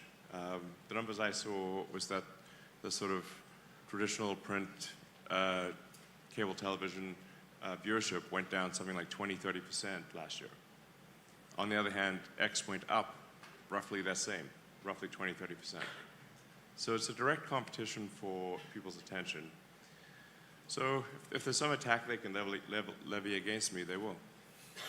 It seems as though one of the other matters is not just direct competition between the media and X, but also that the legacy media for most of my life up until the past 15 years performed what they saw as a gatekeeping function.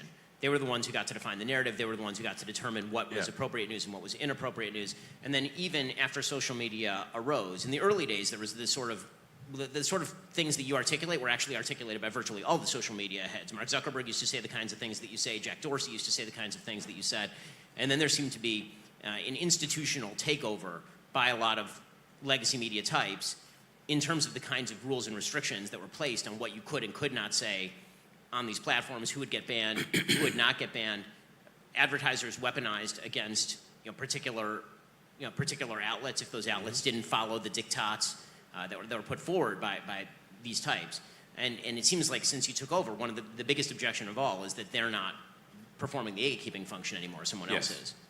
Well, yes, I mean, I don't think that there should be a gatekeeping function by a small number of individuals. I mean, if you say like for newspapers in America, there are about 5 editors that decide what gets put on the front page, or what to focus on or what not to focus on, and most of the other papers just copy them essentially. So, but is that really what we want? Do we want just a handful of people deciding what they think is important, or should it be that the people decide what's important? And I think it should be sort of an organic thing where the people decide what's important and what to focus on, not just a handful of editors. Yeah, they don't like the fact that this power has been taken away from them, but I think it should be. I want to go back to something that you said a little bit earlier, talking about the idea that on a moral level, there's nothing that suggests that simple weakness is itself virtue. That a weak person can be virtuous, but doesn't necessarily mean that they are. A powerful person can be, the victimizer, but it doesn't necessarily mean that they are. That logic carried forward, particularly to what's going on in Israel right now, has been, in my opinion, entirely pernicious and wrong. There's this idea that because Israel is a powerful, militarily sophisticated country that is doing its best to limit civilian casualties in one of the most population-dense areas of the world, in which you have terrorists who are honeycombed throughout every aspect of society, building literally hundreds of miles of tunnels, the entire London subway system worth of tunnels underneath the ground, that somehow, Israel targeting those systems and killing a lot of people, because when you kill terrorists, unfortunately, and they're embedded among civilians, it's terrible and it's horrifying, but every one of those deaths is on the terrorist group that embeds itself with civilians. There's been this logic has been mapped onto that conflict, that smaller and weaker means morally virtuous because victimized. Yeah, it really has come completely full circle from, or 180 degrees from what has historically been the case. So through most of history, the operating principle has been might makes right. So yeah, for really up until modern times, might makes right was the, if you were stronger, you were right. Now we've sort of flipped it to if you're weaker, you're right. But neither is true. There is rightness independent of strength or weakness. Just because somebody's strong doesn't mean they're right, and because somebody's weak doesn't mean they're right. You have to look at morals in the absolute. So on a broader level, Elon, you talk a lot about your hope for humanity. I'd say that you're somebody who really loves humanity, which is why you talk about expanding humanity's reach out to the stars. When you go to a place like Auschwitz, or when you walk the villages like Kibbutz Be'eri after October 7th, does that change your opinion of humanity, or does it reinforce what you think humanity can be on both the positive side and on the negative side? I think it is actually human nature to love humanity unless you are indoctrinated otherwise. So I think the actual default for most people is to love humanity and to love being around their fellow humans. You can take, for example, like what's one of the worst punishments in prison is solitary confinement. And all solitary confinement means is that you don't get to hang out with the other prisoners, which might not be the best group of people to hang out with. But even that is considered a terrible punishment, to not be able to hang out with other prisoners. So in truth, I think in our nature, we all love humanity unless we are indoctrinated otherwise. And so we have to stop that indoctrination.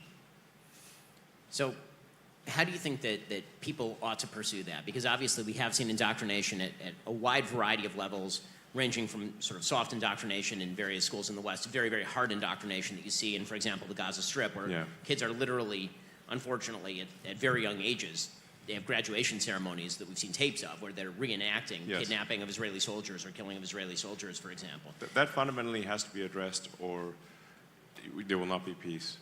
The education of kids in Gaza, the indoctrination of hate into kids in Gaza has to stop. So when I was in Israel, I was like, that was my top recommendation, is like, you've got to make sure, I understand the need for this to invade Gaza, and unfortunately some innocent people will die. There's no way around it. But the most important thing is to ensure that afterwards that the indoctrination, where kids are taught from as soon as they can understand language, that their goal is to kill Israelis. And if you're told that from when you're a toddler, well, you're going to believe it. And that needs to stop. Yeah. On a technological side, what do you think can be done there? Because actually this is one of the areas where the Gaza Strip isn't famous for its internet access. There are a lot of places around the world where the government puts an extraordinarily heavy hand on the flow of information. You were mentioning that the Nazis, first thing they did was take over the entire press mechanism inside Germany and then inside the occupied areas of Europe. But that obviously happens all over the world right now. And one of the things you've used Starlink for is to try and open up some of those avenues of information. But What can you do? What should we be aiming at? It's worth noting also that the Nazis engaged in extreme censorship within Germany for anything that was pro-Semitic. I'm not sure I don't know how many people are aware of that, but they censored any pro-Semitic, anyone who tried to defend the Jews in Germany. Anything pro-Semitic was censored. So, I think freedom of speech and rigorous pursuit of the truth is one way to get to defeat hatred. You know, when I look at the United States, maybe the way.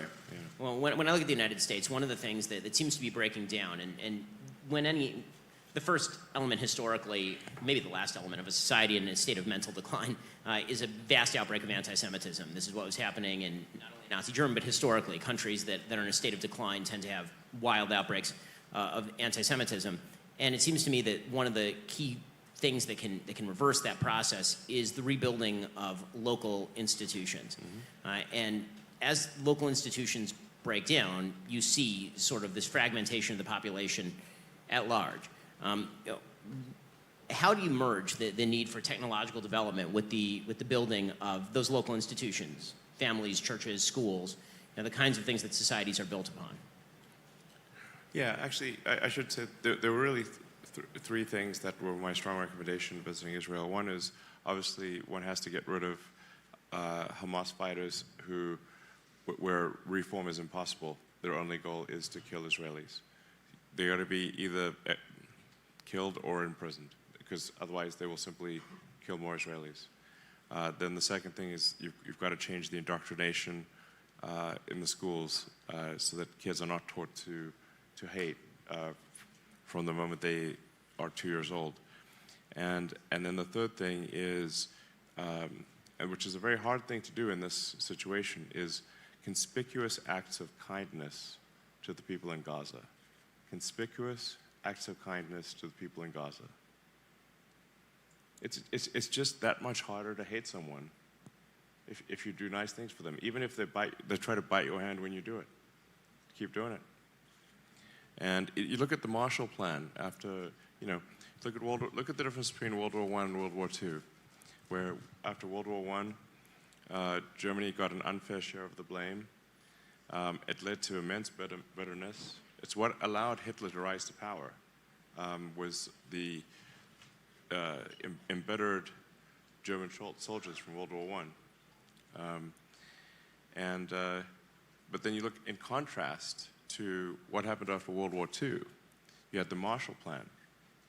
So you had, you had the United States coming in and actually funding the rebuilding of Germany and the rebuilding of Japan.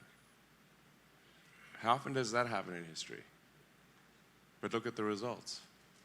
No war with Germany, peace with Japan and Germany for now. Soon it'll be almost a century. So when you look at the state of the West right now, as somebody, maybe it's all the doom scrolling, but when you look at the state of the West right now, you're very optimistic, it sounds like. I find it hard to be optimistic in this moment. It's been a very ugly couple of years, from Ukraine to the current conflict in Israel and Hamas, to domestic politics in the United States and everywhere else. It seems like there's a lot of polarization, a lot of fragmentation. What do you think is the future of the West? Can we come together around any sense of shared common values, especially given the fact that everybody is kind of drinking from the fire hose of information? One of the downsides about the upside of information is the availability. The downside is, choice paralysis and overload. I mean, you can definitely get information overload. There's so much information coming at you these days because you can get all the world's information in real time. And it's impossible for one human to digest all that.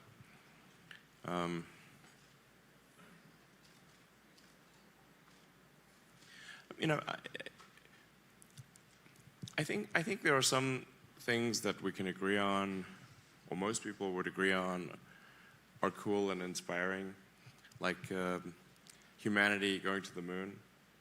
If you ask probably kids almost anywhere in the world, what's the coolest thing humans have ever done? I think a lot of kids would say, we went to the moon, you know? So I think we want to continue that spirit of exploration. You know, speaking of kind of growing the pie, and is that we want to, I think, have a dream that we can be a spacefaring civilization, a multi-planet species, a multi-stellar species, and go out there among the stars and discover the nature of the universe. That we can collectively seek greater enlightenment to better understand this incredible universe we live in. I find that very compelling. I think most people would find that very compelling. I think embedded in that is also, as you say, that core value of meritocracy. Because it's one thing to say man can go to the moon. It's another thing to say I can be part of man going to the moon. And a meritocracy suggests that you can be part of that. It's not just that human beings are capable of doing the thing. It's that you can be a part of that thing if you work hard enough, if you innovate enough, if you try hard enough. And so societies that seem to have given up on that also seem to have given up on going to the moon. Societies that are so reflective about their own supposed flaws, the United States has this problem right now, that they are unwilling to simply say freedom is pretty phenomenal and meritocracy is the greatest thing that's ever been invented, and we should hold on to that, and that's what's going to allow us to get to the moon. That stops us from going to the moon or to Mars or to anywhere else. Yeah, I mean, there's many wonderful, interesting things that are happening besides space exploration. Obviously, as time goes by, we improve our ability to cure cancer, to cure many diseases. There's increased access to information. And people talk a lot about inequality, but what about the equality of access to information? That's incredible. You know, right now, if you've got you know, a very cheap electronic device at an internet cafe, you can access all of the lectures of MIT for free. You can access almost any book. You can learn anything. This is an equality of access to information that was unthinkable even 20, 30 years ago. You can teach yourself how to do anything for free. That's amazing. Maybe there's like too much focus on the things that are unequal, but we forget about the things that are equal and that have improved inequality so much, like access to information. You know, that's one of the things that we're trying to help out with Starlink is provide access, internet access to people who don't have internet access or where it's too expensive for them to afford. Because once you have internet access, you can learn anything and you can sell your products and services. So I think that's pretty amazing. I mean, you know, that's sort of like, if we're going to count our flaws, we should also count our blessings. Yeah. One of the things that I think is amazing about what you've been doing, Elon, is that it's not just, you know, the business side of you that's important, obviously. You've become this unbelievably, you know, large figure looming in the public imagination, and that means that when you tweet, it has, you know, impact that is very large. How do you decide when to tweet? Sometimes it's memory, sometimes it's joking, sometimes it's these long thought out posts. How do you decide when to tweet? How do you inform yourself on the topics that you're tweeting about? Well, I do post a lot on the X platform. You know, sometimes 100 times a day. So, you know, once in a while I'll do something dumb, for sure. But I really, you know, I try to say things that I think are interesting or funny. I mean, there must be some reason why 169 million people follow me. I guess, I don't know. I must be keeping them amused in some way. So amuse, entertain, you know, have opinions on something. Sometimes they're wrong, sometimes they're right.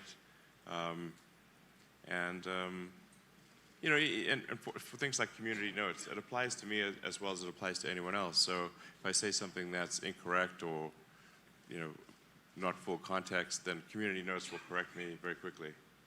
So, but it's only me doing these posts ever. I don't have a team or anything. In fact, I generally would recommend for leaders of the world to just literally post your own stuff. And once in a while, you'll make a mistake. Don't worry about it. So, yeah. Can't win them all. Nobody bats 1,000. So, obviously, where we visited today, you know, the big takeaway always is never again. I think that the question that a lot of Jews worldwide asked after October 7th and after that wild upsurge of anti-Semitism, which we've seen, the Jew hatred that continues now, is whether never again really for a lot of people meant never again between the years 1939 and 1945, or whether it actually means never again, like right now. As in, if there is a genocidal group that wishes to kill lots of Jews, is that something that you wish to stand up against right now? And when you look out at the world and the state of the world, you know, the video that EJ put up a moment ago suggesting that the Holocaust would have been somewhat mitigated, or people may have had more information. Or been able to, certainly been able to escape earlier. I mean, one of the things that's astonishing, obviously, about the history of the Holocaust is how many Jews, because they were only getting partial information, it was slow and it was gradual, and by the time they wanted to get out, it was just too late for them to get out. You know, what are your hopes that never again is a real thing? I mean, I certainly hope there's not another Holocaust. That's for How sure. realistically is it? I think it's unlikely, frankly. So at least if you say like, I mean, I could be naive, but I think the probability of a Holocaust in the West is extremely tiny. You know, I think if you look at, say, the Nazis, I think Hitler got like a third of the vote or something like that when he was he was sort of semi-elected and then did basically a coup. But think of all the people that fought to destroy Nazism. The millions and millions of people that fought and who died to destroy Nazism. That's the vast majority of the West opposed, even in those days, opposed Nazism and fought and died. And my grandfather was in World War II for almost 6 years. All his friends got killed. He was the only one of his friends to survive. And he was severely traumatized. Like, he really just couldn't even talk afterwards. Most of that time was in East Africa, North Africa, Italy.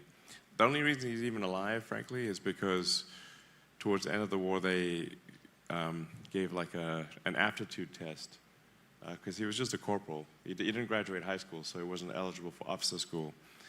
And they plucked him out probably right before he died and sent him to work for British intelligence in London, which is where he met my grandmother. You know, so he was one of the people fighting to stop the Nazis, and many, along with millions of others. You know, so let's not forget that the vast majority of the West fought and died to stop Nazism. So I had the chance to briefly meet your 3-year-old today. Oh yeah, he's a fun guy.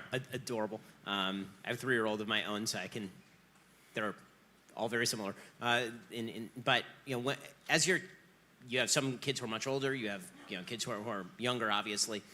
When it comes to teaching them about things like the Holocaust and anti-Semitism, how do you address those topics? Well, my kids are pretty well read, so they read a lot of history. They're not ignorant on the subject. I mean, maybe the 3-year-old is, sure. But, I would hope, yes. You know, can't read, so. No, my kids are very well read, so.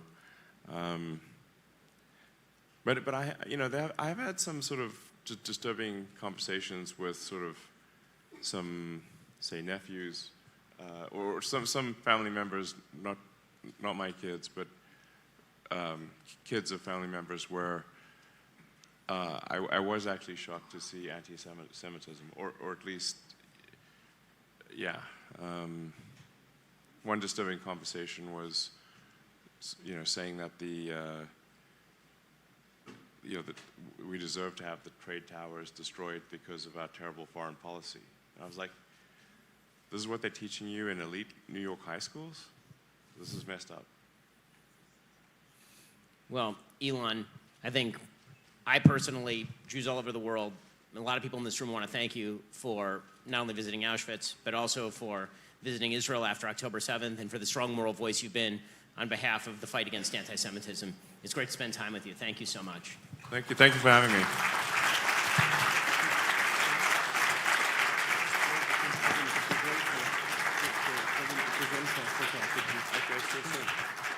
Thank you very much, Elon. Thank you, Ben, for a very, very interesting interview.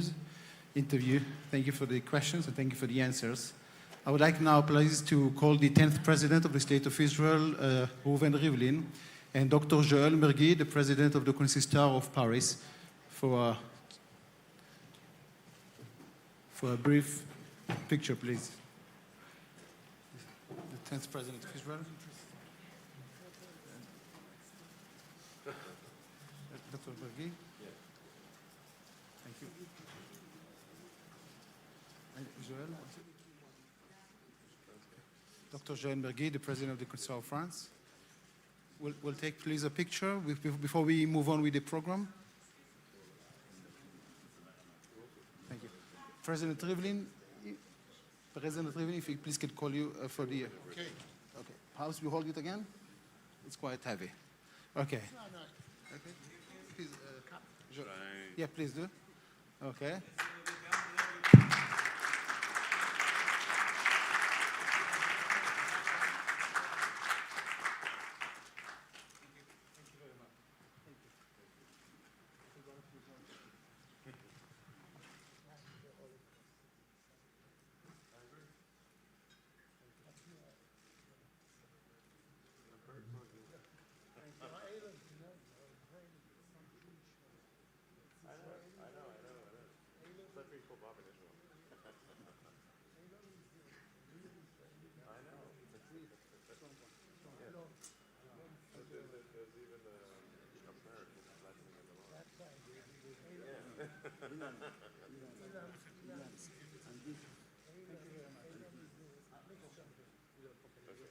Thank you very much. Thank you. Thank you very much. Thank you for all.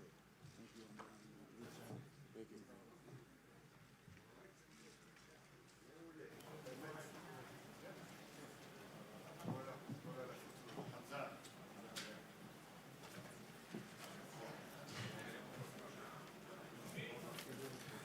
Okay. We'll let things settle for a minute.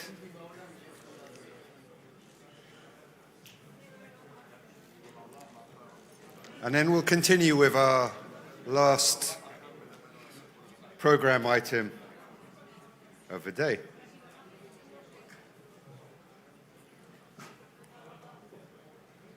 Okay.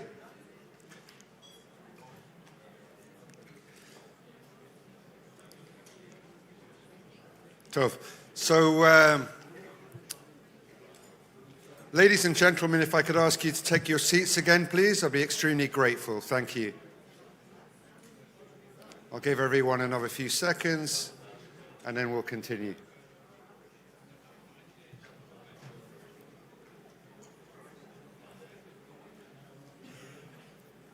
Okay. So, ladies and gentlemen, we covered a lot of ground since this morning, but there's one item that I really wanted to close today with. And this issue is an issue which we at the EGA find is incredible that it still exists. That is the trade of what I call Nazi memorabilia. These are various knickknacks that are found in an attic somewhere, such as Eva Braun's dog collars or Wehrmacht toilet paper or any number of random items that have no intrinsic historical value.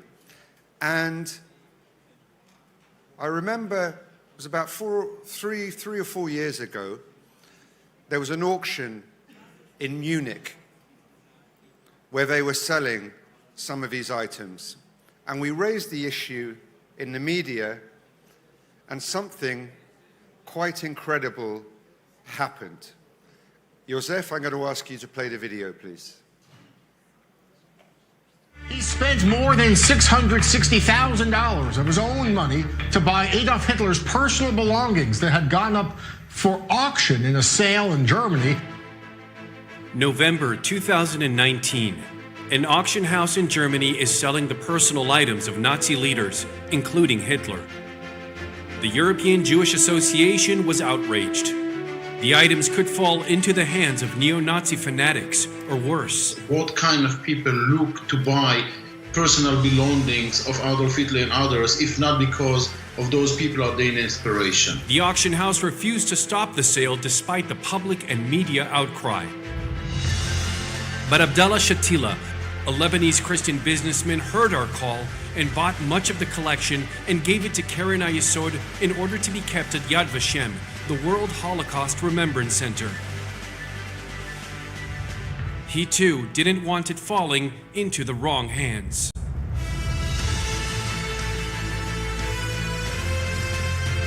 Excellencies, ladies and gentlemen, please join me and welcome Mr. Abdallah Shatila to the stage.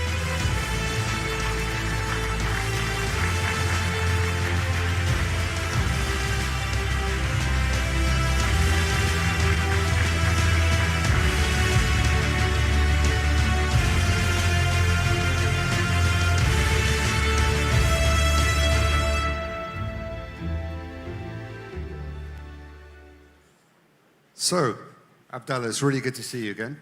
Good to see you too. From one entrepreneur. More than 660,000. There we go. So we finished with one entrepreneur, and we close with another. Abdallah, I should say from the outset, we found it quite incredible. First of all, that you've been so engaged since then. Secondly, that you did something quite amazing before you came here. And I hope you don't mind me mentioning it, but Abdallah tattooed his arm. Perhaps you'd like to show everyone as a tribute to those murdered in Auschwitz and in other camps. Mr. Shatila had a number tattooed. Now, I was talking about Nazi memorabilia. Can you tell us how you came to be involved in this? I mean, we just saw the video, but take us from the beginning as to how it happened. First of all, I think the beginning is who I am. I think I'm Lebanese, I'm born Christian Lebanese. I'm an atheist, I don't believe in God. I look like Buddha. I have a Muslim name, I have a Jewish soul. But before anything, I'm human. And I kept repeating it, and I'm looking just in front of me, my dear friend, President Revlin, who hosted us in the palace, in the President House. And for me, what I did wasn't really something that was very special. It was felt special because I wasn't Jewish, because I'm not Jewish, because I'm Lebanese mostly. But I believe that every one of us has to think about the others as a human. And today I asked to talk because I believe that what has happened after October 7, what is happening now, and the rise of anti-Semitism is just, unfortunately, shows the importance of us human behaving like humans and us understanding the pain of others. That's why the symbolism of that purchase today is even more important than it was 3-4 years ago because of the events. And what happened was very simple. I was reading the news, and then I heard my dear friend Margolin, Rav Margolin, mention the fact that legally he couldn't stop the auction. And I just said, he's right, legally he can, but we can stop it by just buying some of the most important items and give them away to make sure that those items don't end up in the wrong hands. Right, so I mean, that was, we saw 2019, right? And here we are in 2024. And regrettably, for now, these auctions are still taking place. Now, one of the reasons that you became involved with the EGA is we, starting as soon as this conference is over, working with my colleagues in Germany, we're going to pull together a big event in the Bundestag, because we find it incredible that Germany has some of the most stringent laws with regards to Nazi symbols and if you will, professions of National Socialism in public, but apparently you can still dress up as a Nazi if you want to, because the sale of uniforms and various knickknacks and Zyklon B canisters are still available. So, first of all, why do you feel that this trade is so dangerous? And secondly, in light of events on October the 7th, did you personally, Abdallah, receive any pushback for what you did? Just outlining, you know, your background, etc., and your Lebanese nationality. Presumably there were some people that weren't too happy about it. So already back then it was a disaster. Actually, I'm banned to go back to Lebanon. I was informed by the Lebanese embassy in Bern, I'm a Swiss resident as a Swiss citizen, that I should not go back to the embassy and not to ask for my passport being renewed. It's not like I want one, but in case I wanted one, they warned me. But lately, the most interesting event was my kids that were in school. My kids go to International School of Geneva, which is supposed to be a very open-minded school with a wide range of different type of students. And many of the students actually Middle Easterns and non-Middle Easterns, many few from the States that knew who I was and knew what I did, came to my kids and said, "How can your father support Israel? How can your father do or did what he did? Look what the Israelis are doing." So the act of being a non-Jewish supporting what people believe is a Jewish cause, when I believe is a human cause, is clearly being seen as being a problem, as clearly being seen as being part of what they call the Jewish conspiracy. So clearly today the job, that's why I love so much the EGA, because I feel that the job that you guys are doing is crucial, essential, and even more than that, because if you don't go and start thinking, how can we work through the law? How can we work through this democratically? We'll never achieve anything. And the fact that you're going through the democratic route, you're not going to the auction house and destroying pieces. You're going and asking the lawmakers to change the law. And the fact that you're following that footstep alone shows the strength, shows the willingness to do things the right way. And the fact that you're going and pushing forward, hopefully the lawmakers will understand the importance to stop selling those artifacts, because those artifacts, what are they?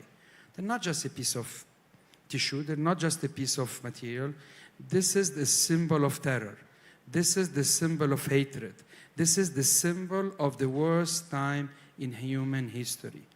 We cannot allow, not us, not our kids, no one, to use those items to show that human nature has still so much hatred in front of them. So that's why I'm a very strong believer of the job you guys do. I'm a very strong believer that hopefully one day the lawmakers will understand that those shrines should never be sold, that this should be thrown away in the garbage and should be valueless. The fact that they allow them to continue selling them, it's not only a disaster, it's shameful. Especially, as you said, a country like Germany, who's so cautious with the image after what has happened and has so many anti-Semitic laws, etc., etc. It's really not logical. Right. And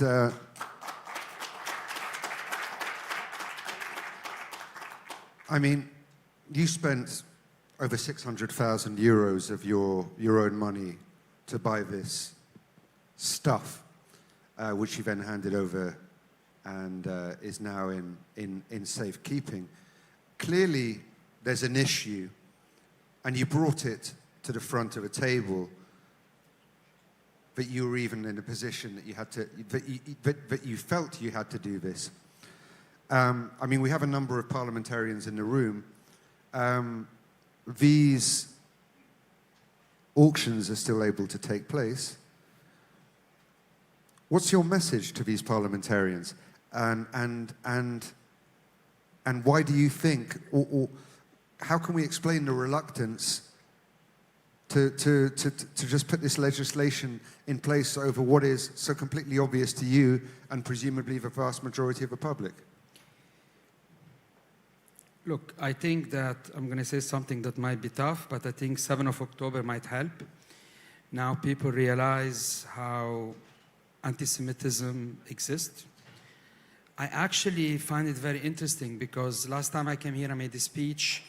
I remember that I used a number which was 34% of students above 18 years old knew what Holocaust was. At least now, because of 7th of October, maybe we doubled that. At least that came through. But using today the law is the only way to make things different. Not violence, not hatred, not killing, just using the law and common sense. And I think all the parliamentarians that are here, all the lawmakers that are here, all the people that can actually talk to someone that can make a difference should do that. Because anti-Semitism, racism, populism, anything that goes into the extreme, anything that goes against the right of someone, the fundamental right of someone to believe in a God or to be who he is, or to have a sexual orientation, or to be a woman, or to be anything, has the law, the humanity has to give them the right to feel that they are capable and that they can be who they want to be. And the fact that some lawmakers still don't understand that, I believe they should go to Israel, see what happened on 7th of October. I think they should come to Auschwitz to visit the camps. And I think there are, unfortunately, in the world, many, many more places where hatred has been spread, where people have died because of hatred and racism. So it's so easy to see what happened, and so easy to understand that a symbol is so much more than just a piece of tissue. It is something that actually pushes people to be used, to actually push others to understand and to go for hatred. Today, we've been seeing demonstrations in the world where people were raising their arms. This is a strong symbol. This is a symbol that should not exist. We see people going and tagging the Star of David. Those are things that should not happen. So why we have laws against specific anti-Semitic things, but we don't have enough laws to protect that the old items that represent the same symbolic are not actually protected. And I think it's so simplistic that we should really keep on convincing those people. That's why after our last trip, unfortunately, COVID was here, and I remember I sent to all my contacts, I had 8,000, 9,000 contacts that I had, and I asked them to come and organize a big meeting and to convey as many people as possible to come to Auschwitz, because myself coming here, myself seeing the camps, myself feeling that noiseless hatred, that noiseless, smellless persecution that those people lived in those walls, and feeling those screams inside me made me understand even more how important it is that we stop hating each other. And if we all understand the power of symbols, like we most do, most of us wear crosses, most of us wear stars, most of us wear kippah, those are symbols of our religion, those are symbols of our belief. Why can't we understand? Why can't a lawmaker understand that the symbol of Nazism or the hat of Hitler or whatever that is, it has the same power than the other symbol? Abdallah, I have a question which I've always wanted to ask you. You speak with such openness, with such clarity of purpose, and I know you care passionately about this. Have you ever considered running for office? Look, unfortunately, I told you I'm banned from Lebanon, so it's a little bit complicated to run for president. Switzerland? It's too democratic for me. But you see, I tattooed on my arm a very specific, special number. I tattooed the number of Simone Weil. Simone Weil used to be a very important French politician, a French philosopher. 40 years ago, in March, she was going down the train of shame, and she was tattooed with her sister and her mother. And she was saved because someone told her, go left, go right. The person who decided that she had to go left maybe could have decided for her to go right. And that's why she was saved. And one of the things I read that really marked me and really made me, because I had to choose who I wanted to have on my arm, because many people that deserves to be honored, not because it's my body, of course, but deserves to be talked about are many. Many people, that many survivors of the Holocaust deserve to, actually every single survivor of the Holocaust deserves to be talked about. But the choice of Simone Weil came, one, because she was a woman, and for me, anti-Semitism is also protecting women's rights, and two, is also because she was lucky. And I think in life, we all need luck, we all need a good star on top of our head, but we also need to realize the one that we got lucky, like us, like her. I'm a survivor from the Lebanese war. My parents had enough means to leave Lebanon in 75. Maybe if my parents didn't have means to leave Lebanon in 75, would have been killed like 400,000 or 500,000 other people were killed in the civil war. So I believe us that we are lucky to be here standing today and being able to talk and give a message. We should continue and pursue that fight. And Simone Weil didn't stop. She didn't stop relaying that message. She didn't stop reminding people that we are all human, that we are a man, a woman, a Jewish, a Christian, or whatever that is. We all deserve to live a good life the way we want to live it. Amen ve'amen. Abdallah, I really want to thank you from the bottom of my heart. We are incredibly proud and privileged to have you part of the EGA. And I want to make you a pledge that we at the EGA will not rest until we've succeeded in banning this trade in Nazi memorabilia. And I hope that relatively soon we'll have you back on the stage and we'll be talking about it. So Abdallah, thank you so much for everything you do. Thank you for what you did back then. Thank you for your involvement. Thank you, and thank you, the EGA, for all the very hard effort you do, and thank you for everyone to take the time to come to that event. I know everyone is busy, I know everyone has a schedule, but every single of you coming here to town today is a statement, and we need statement, and we need people like you to believe in the good and a greater good. Thank you.